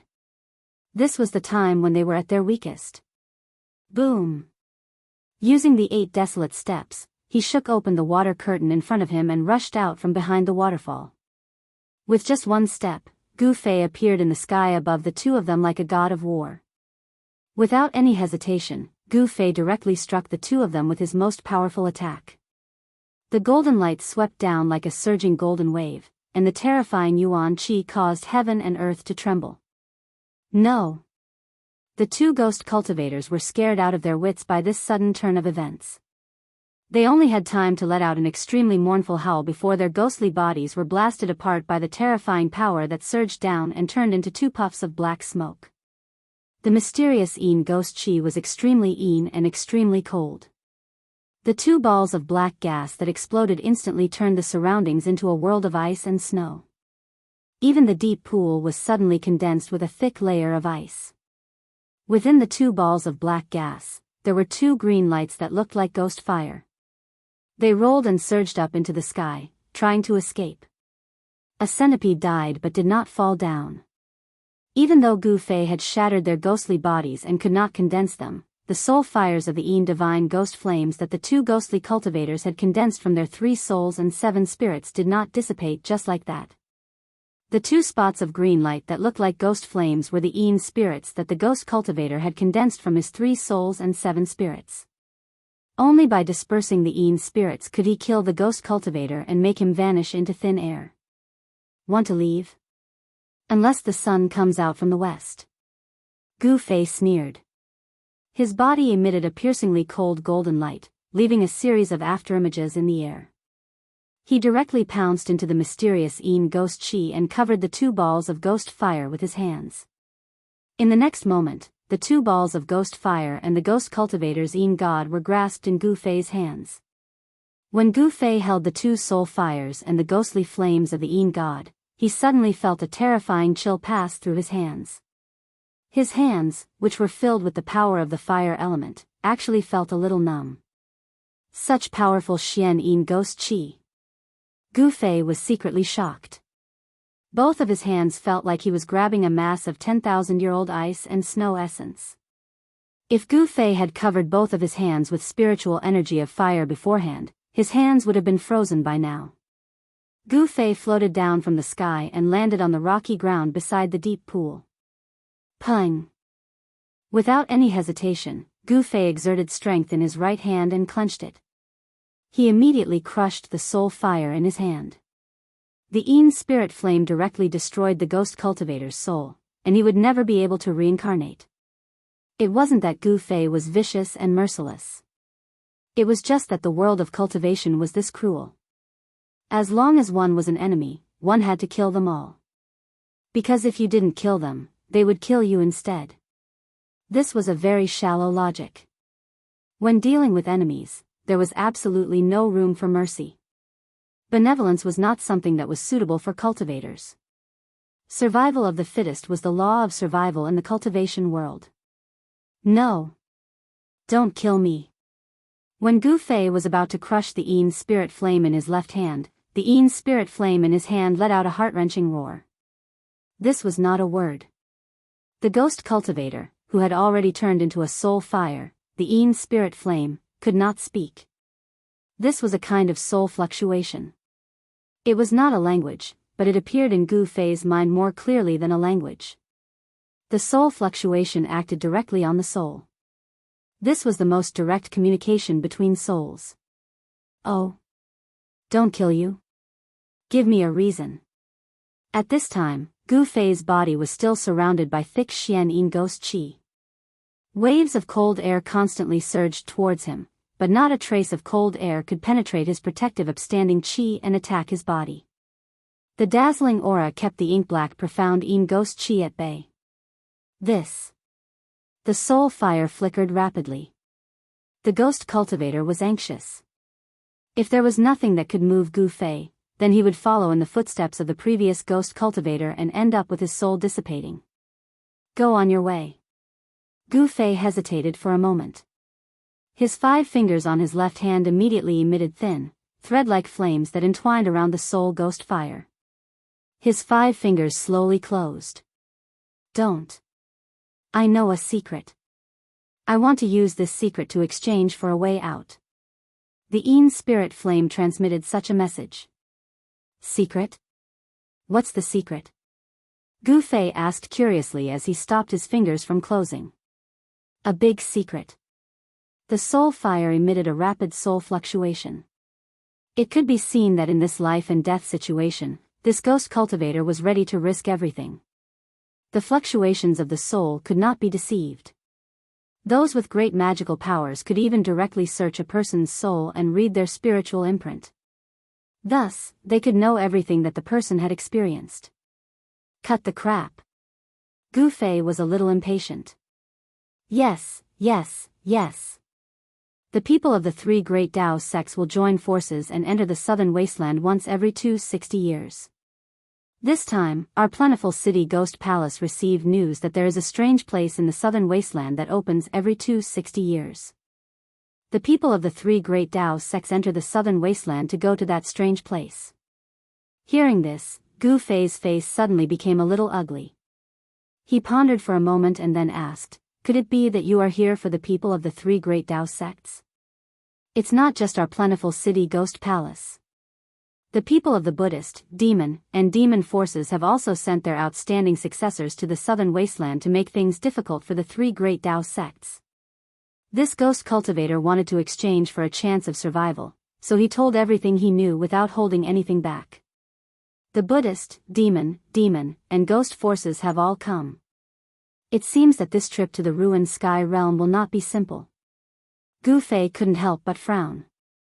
Even in the three great Daoist sects, the ruined sky realm was highly confidential. Ordinary disciples had no idea what kind of place the ruined sky realm was, and outsiders had no idea where it was.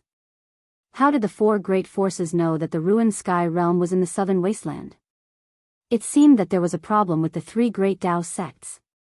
Could it be? Gu Fei couldn't help but think of Zhao Xuanji, who had forced him into a desperate situation twice and almost lost his life to the Li Fire flying sword.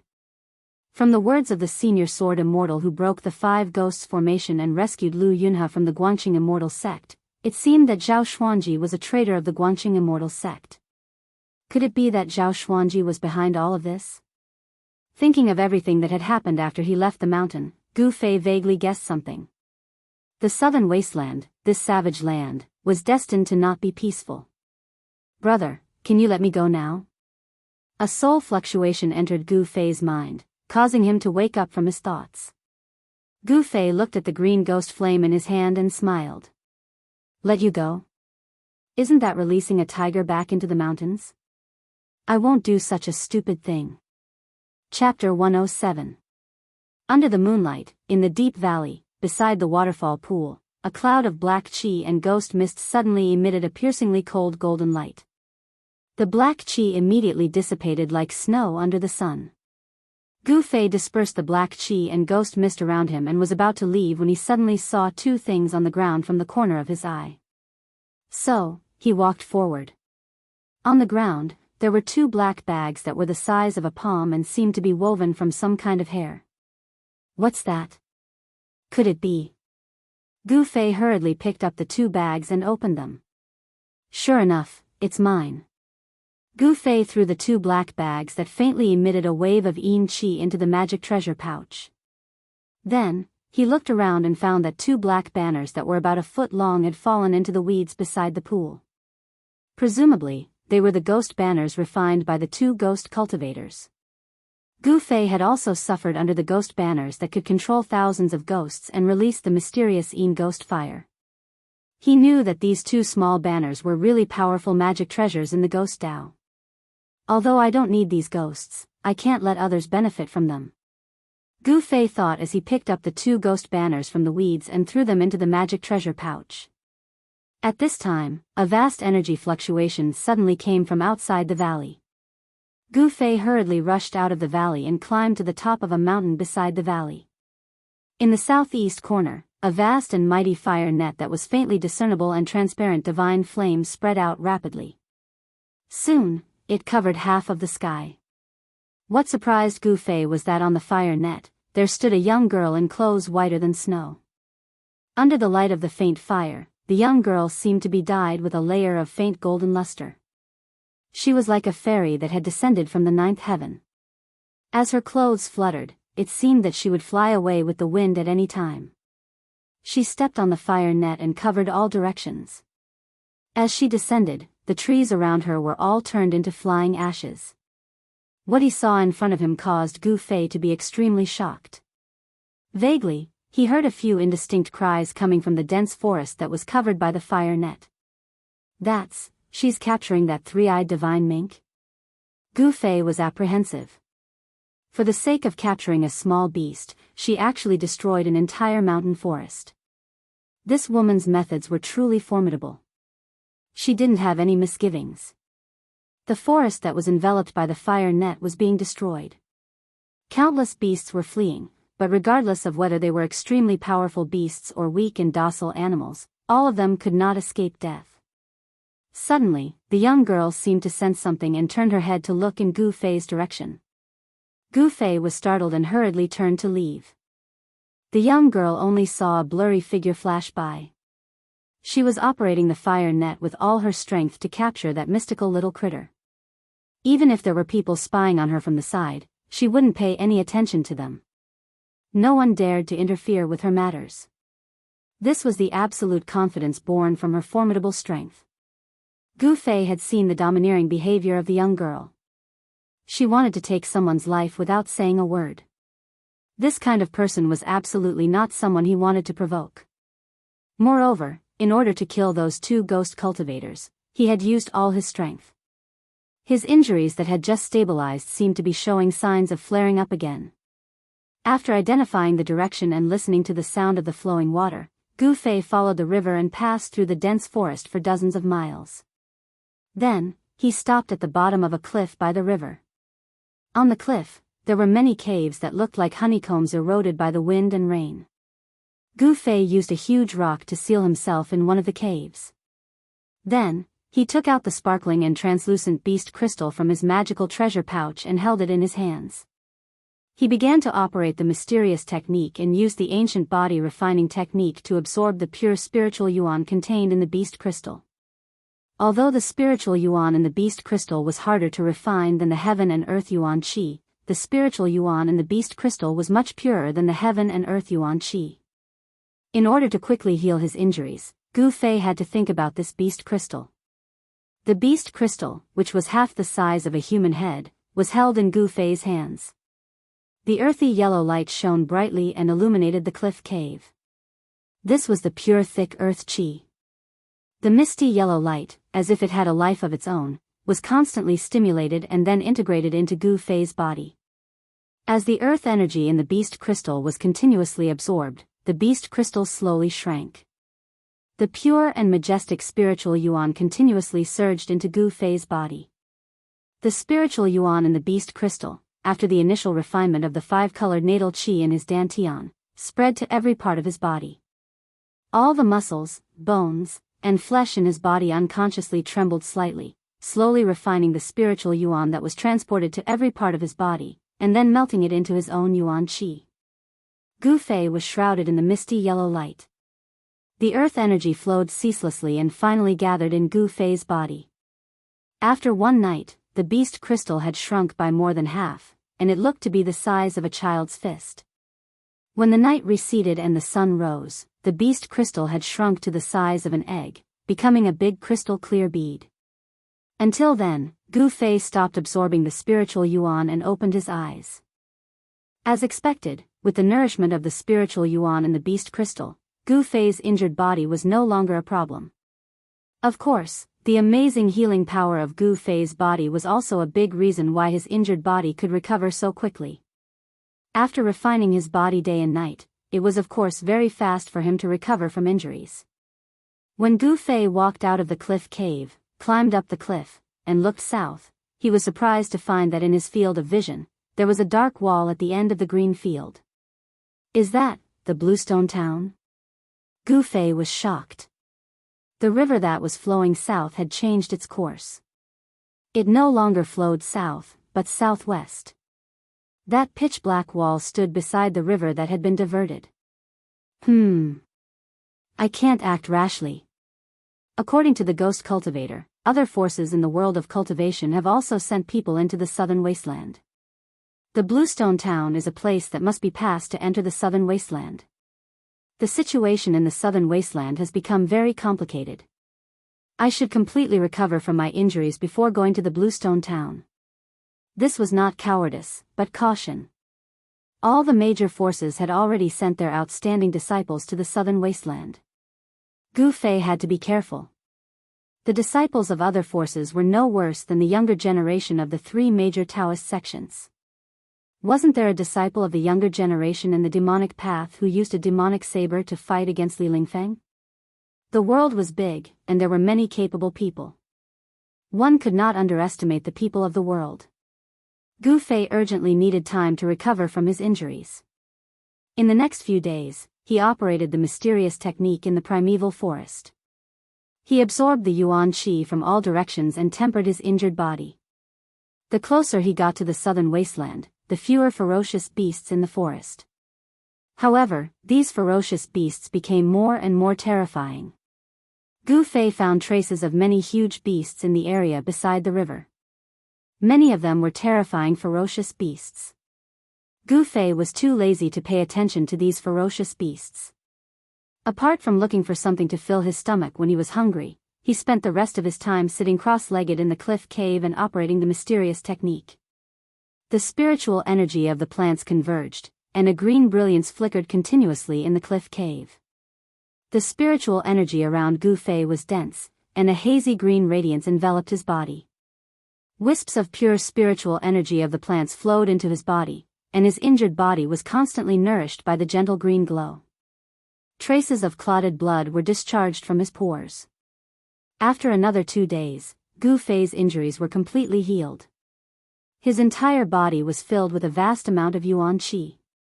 Every inch of his flesh and blood contained great power. Chapter 108. The southern wasteland had a vast territory. Unlike the central plains, more than 90% of the southern wasteland was covered by primeval forests.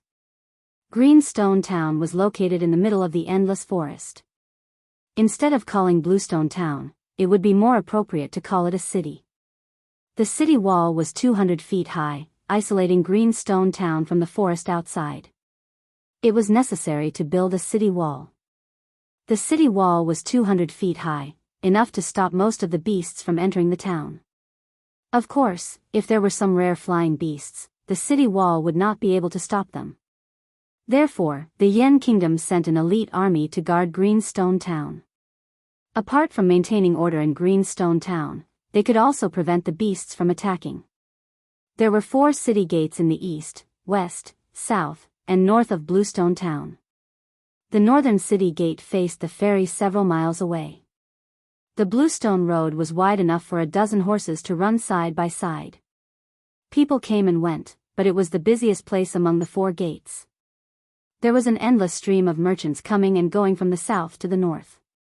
Compared to the north and south gates, the east and west gates were deserted. Occasionally, some hunters or herb gatherers would come and go. The primeval forest outside of Greenstone Town was a natural treasure house. There were all kinds of rare birds and beasts, and all kinds of spiritual herbs. As long as one was not afraid of death and was lucky enough to hunt 1 or 2 beasts and pick 1 or 2 herbs, it would be enough for an ordinary person to eat and drink for a lifetime. At noon, a young man in ragged clothes came from the ancient path on the east side of Bluestone Town. Even though his clothes were ragged, he was clean from head to toe. Especially the skin that was exposed, it was fair and translucent, and it seemed to be enveloped in a layer of precious splendor. Although it was outside of Greenstone Town, ordinary people would not dare to walk on the east and west roads alone. Because on both sides of the ancient road was the primeval forest. From time to time, beasts would jump out of the forest, threatening the safety of passers-by. But this did not affect Gu Fei. Greenstone Town was located at the border between the Central Plains and the Southern Wasteland. It was a transit station. The population was at least more than 100,000, almost comparable to a medium-sized city. This was the characteristic of the Southern Wasteland town. Because the area was too vast, the primeval forest was dense, and the beasts were rampant. Therefore, there were usually many people living together. Additionally, Bluestone Town was an important city connecting the north and the south of Yen country. Its geographical location was very superior. Therefore, although it couldn't match the scale of Dragon Emperor City in South Wilderness, it was also one of the most prosperous places in South Wilderness. This was the first time Gu Fei had seen a town since he came down from the mountain. Looking at the people coming and going on the streets, he felt that everything was so novel. A weapon made from millennium cold iron. Even if you don't want to sell it, come and take a look. Golden-scaled python skin, unicorn horn, bargain sale. Buying beast crystals, delicious 100-year-old tortoise soup, so nutritious, people were coming and going on the streets. Both sides of the street were lined with shops, and the empty spaces were filled with stalls. The sound of people shouting could be heard continuously. Gu Fei curiously walked through the streets, looking at the various forms of life.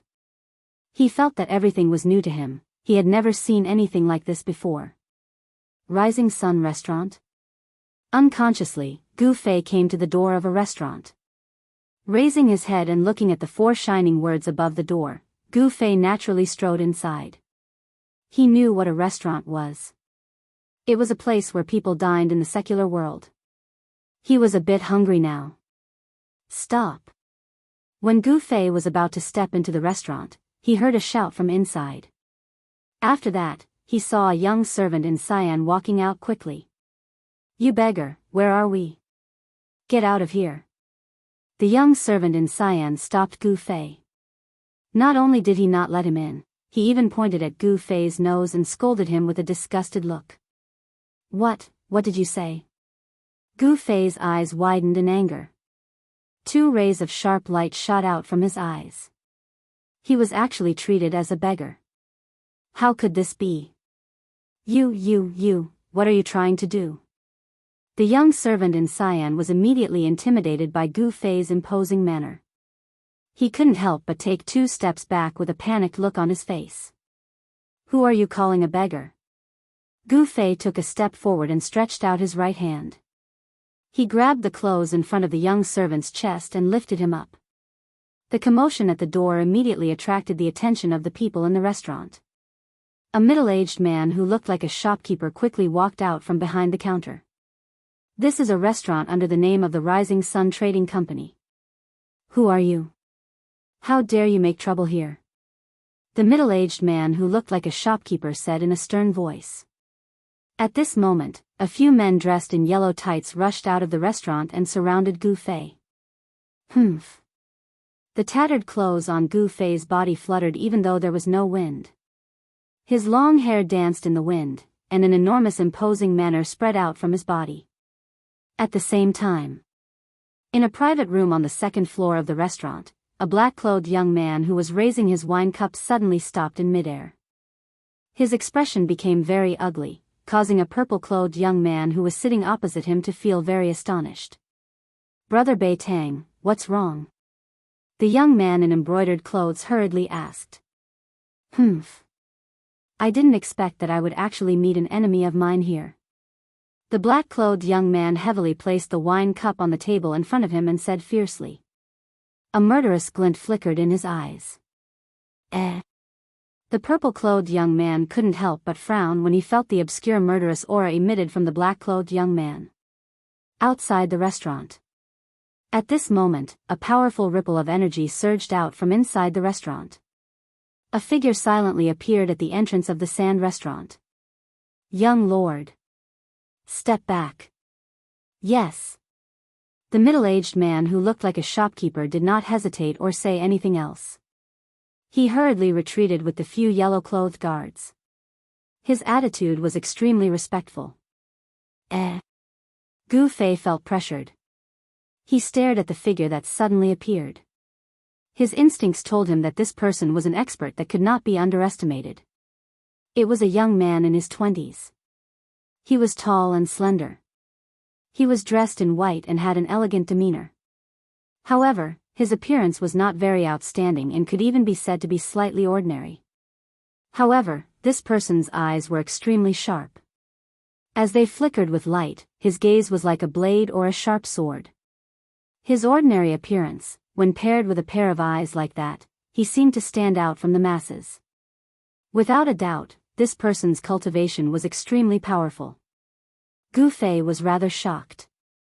He did not think that he would meet such an expert in a restaurant.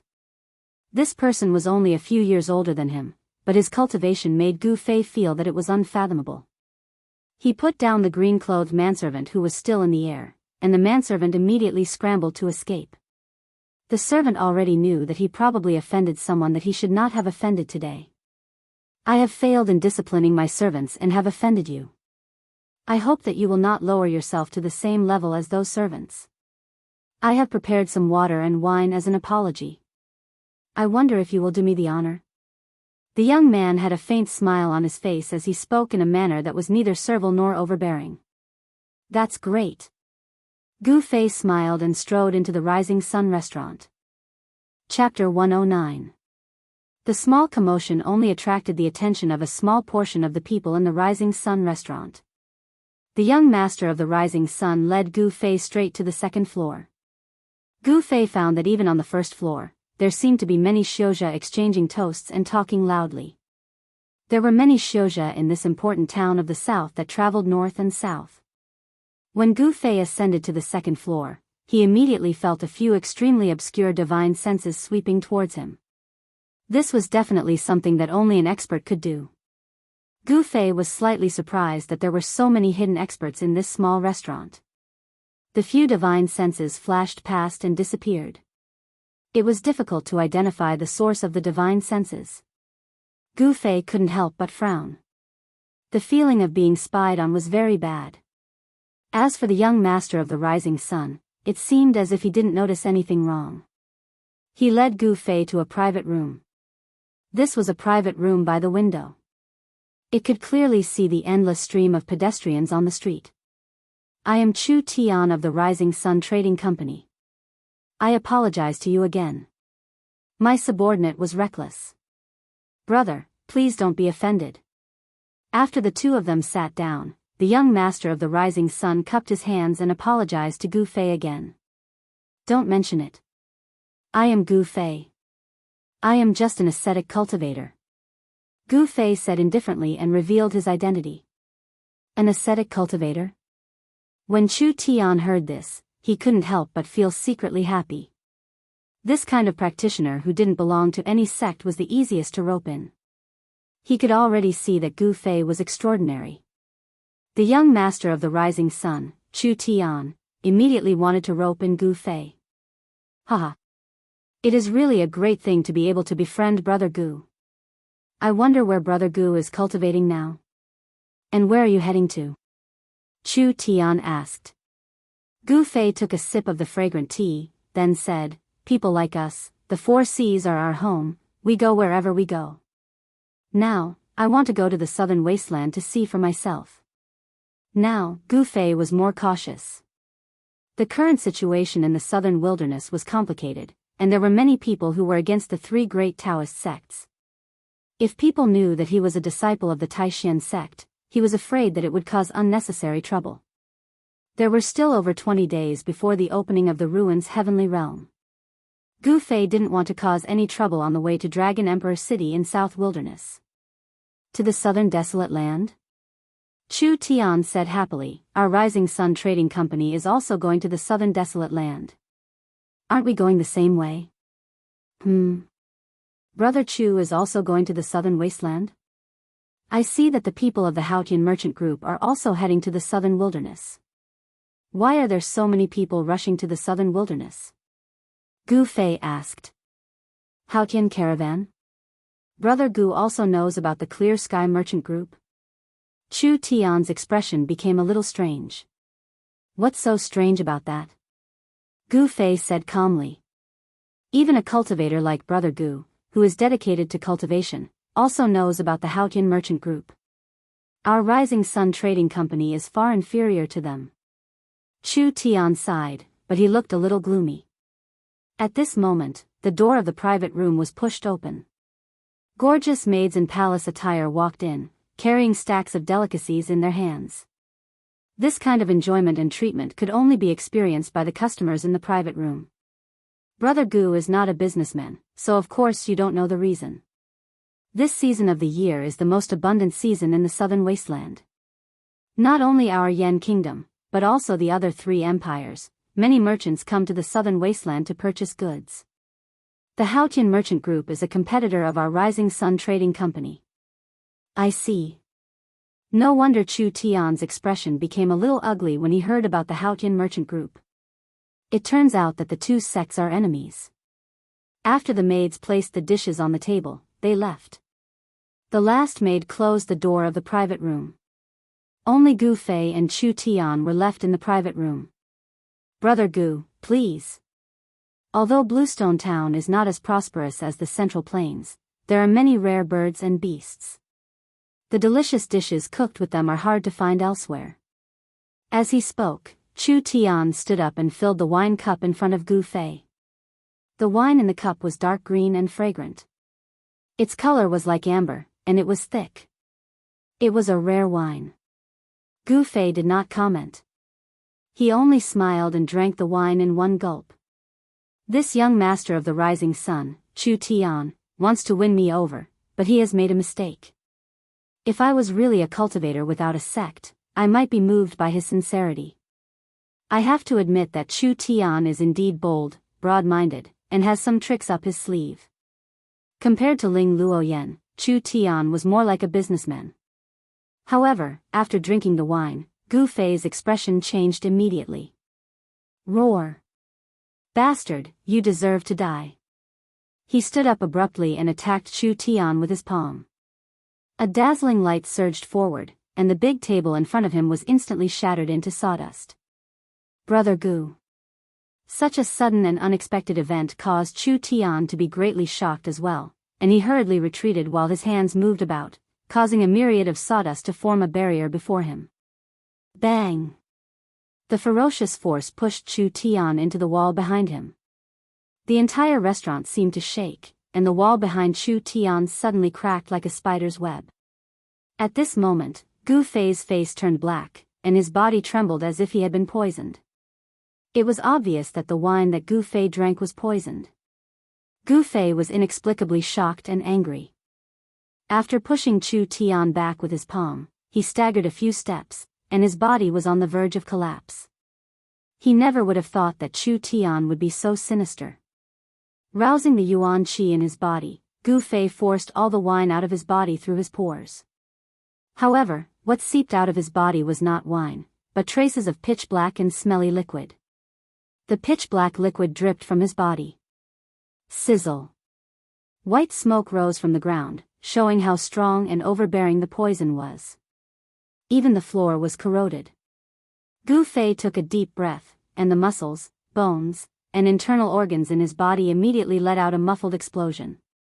His muscles, bones, and organs all released all the yuan qi in his body without reservation, suppressing the spread of the poison. Seeing Gu Fei in such a state, Chu Tian was also dumbfounded. Pung!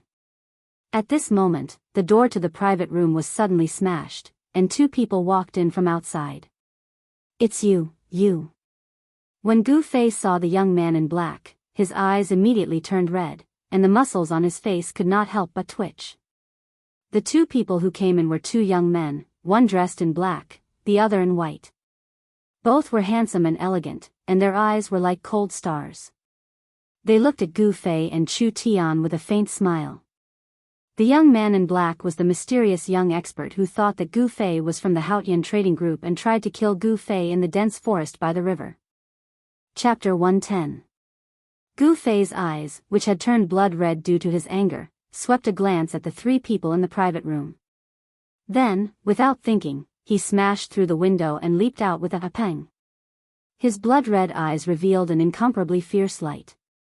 The three people felt as if they were being stared at by a poisonous snake, and they actually had a kind of feeling of fear.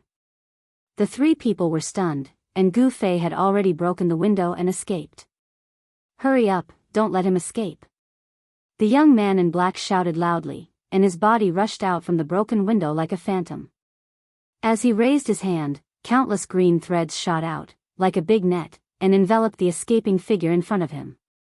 Although Gu Fei was poisoned, his body movement technique was still extremely fast. His figure flickered, and he avoided the green threads, crossed the street, and rushed out of Bluestone Town. The pedestrians on the street were immediately shocked by the sudden change of events, and they all dodged to the side. The young man in white also followed closely behind the young man in black and leaped out. In an instant, in the private room of the restaurant, Chu Tian, the young master of the rising sun, was the only one left. What is going on? Chu Tian still had not recovered from the shock, and he stared blankly at the broken wine pot on the floor. The wine pot broke, and the wine that splashed out actually corroded a part of the floor. The toxicity of the strong poison was really shocking. Even the young master of the rising sun, Chu Tian, who had traveled extensively and was used to seeing the world, was secretly shocked. At this moment, a burst of rapid footsteps came from outside the private room, and a group of yellow-clothed guards, led by the middle-aged shopkeeper, rushed up from downstairs. Gu Fei was poisoned, and then the two young men appeared and forced Gu Fei away. All of this happened in a short time, but the unusual movements in the private room still alarmed many people. Moreover, in this restaurant, there were many cultivators with extraordinary cultivation, and some busybodies had already followed Gu Fei and the other two from afar. Young master. What exactly happened? The middle-aged shopkeeper asked carefully. He saw that the private room was in a mess, and the young master Chu Tian was leaning against the wall. The wall was full of cracks, and it seemed like it could collapse at any time. The shopkeeper was so nervous that he was already sweating profusely. Hurry up and investigate the background of those two young men in white and black respectively. Chu Tian's words were squeezed out from the gaps between his teeth. He was also incomparably furious. Yes. Young master. The middle-aged shopkeeper immediately received the order, and was about to turn around and leave. Wait, immediately send someone to arrest those servants who served the dishes. This is really outrageous. Chu Tian was so depressed that he almost vomited blood. It is not hard to imagine that the two young men tricked him. They actually wanted him to get rid of Gu Fei. It would be best if Gu Fei died just like that. If he died, Gu Fei would definitely think that he conspired with those two bastards. In this way, after Gu Fei recovers, he will definitely seek revenge on me. Not only will it bring me great trouble, I am afraid that the other people in the clan will also be implicated. At this time, Chu Tian had already cursed the 18 generations of the two young men's female ancestors. The middle-aged shopkeeper received the order and left. At this time, the restaurant was already in a mess. Chu Tian walked out of the messy private room, and his face was so gloomy that it seemed as if it would drip water. He said fiercely, "Those two bastards, they actually dared to force me to eat such an unforgivable grievance in my territory. Don't let me know who you are. I, Chu Tian, will definitely not let you have an easy time." Recalling the scene just now, Chu Tian couldn't help but shiver. If he also drank the poisoned wine in the wine pot, then... The veins on Chu Tian's forehead twitched, and he clenched his fists so hard that his knuckles made cracking sounds. He was so angry. The Rising Sun Trading Company was a business organization in the Tinglong continent, second only to the Haotian Trading Company. Wherever the Rising Sun Trading Company's business was successful, the Rising Sun Chu clan's power would also develop. Soon, the Rising Sun Trading Company's intelligence network in Bluestone Town was activated. Phew. Using the desolate steps, Gu Fei directly leaped over the 20 zhang-tall city wall and rushed into the primitive old forest outside Bluestone Town. Behind him, two figures, one black and one white, were in hot pursuit. At this time, Gu Fei felt as if his abdomen was being cut by tens of thousands of small knives. Waves of bone-piercing pain caused his entire body to tremble as if he was convulsing. He tried his best to endure it, biting the corner of his mouth, and the blood that seeped out seemed to be black. Although the wine in his abdomen had been forced out of his body in the first instant, a large portion of the poison still remained in his body. This kind of poison didn't seem simple, and it was very difficult to completely expel it. The poison still spread from his abdomen to his entire body. The black aura on Gu Fei's face became thicker and thicker, and his mind seemed to be a little unclear. The situation was very bad. If he didn't immediately find a place to circulate his qi to expel the poison, his life would be in danger. Actually, it was fortunate that Gu Fei practiced martial arts, and his body was tempered to an incomparably tough state. His muscles, bones, blood, and flesh all contained a vast amount of essence, which could temporarily suppress the spread of the poison. If it was an ordinary practitioner, the poison would have already spread throughout his entire body, and he would have died. Gu Fei, obediently accept your death, and we might leave your corpse intact. The black-clothed young man's cold voice came from behind. He had already known Gu Fei's identity from the white-clothed young man. Gu Fei must die. Otherwise, it would be very troublesome for them, and it might even bring about a calamity that would destroy their clans. Swoosh! A white figure flashed in front of him, and one of them had already rushed ahead and intercepted Gu Fei. Gu Fei was suffering from a strange poison, and he needed to suppress the poison in his body with his mysterious qi, so his movements weren't as swift as before. In the end, those two people still caught up to him. Now, he could only fight with his life on the line. Only by facing death would he have a chance of survival. Pung! Gu Fei wielded his palm like a saber, and a bright aura shot out from the edge of his palm. The saber light exploded, and directly chopped towards the person in front of him. Under the saber chi, the trees in front of him were constantly shattered. Humph! A trace of disdain flashed in the eyes of the person in front of him. He also wielded his palm like a saber, and similarly chopped out. A saber light, swoosh! With a sound, it tore through the void, and instantly collided with Gu Fei's saber light. Boom! As if two thunderbolts violently collided, a burst of dazzling light burst out, and a terrifying saber chi swept out. The surrounding trees suddenly collapsed, turning into sawdust that flew out in all directions. Gu Fei's hair danced wildly, and his eyes were like cold lightning. With his injured body, his strength was greatly reduced, and he couldn't compete with the person in front of him. He was directly forced by that person's saber to cough up blood and retreat. Behind him, there was a large net made up of green energy threads that were as sharp as blades. It had already sealed off all his escape routes and was closing in on him from behind. Wherever the energy net passed, the grass and trees were all cut into thousands of pieces. Gu Fei soared into the sky, and took a step in the air. Both of his hands brandished a dazzling saber light, and cut open the energy net that was coming towards him, and rushed out of the heavy encirclement.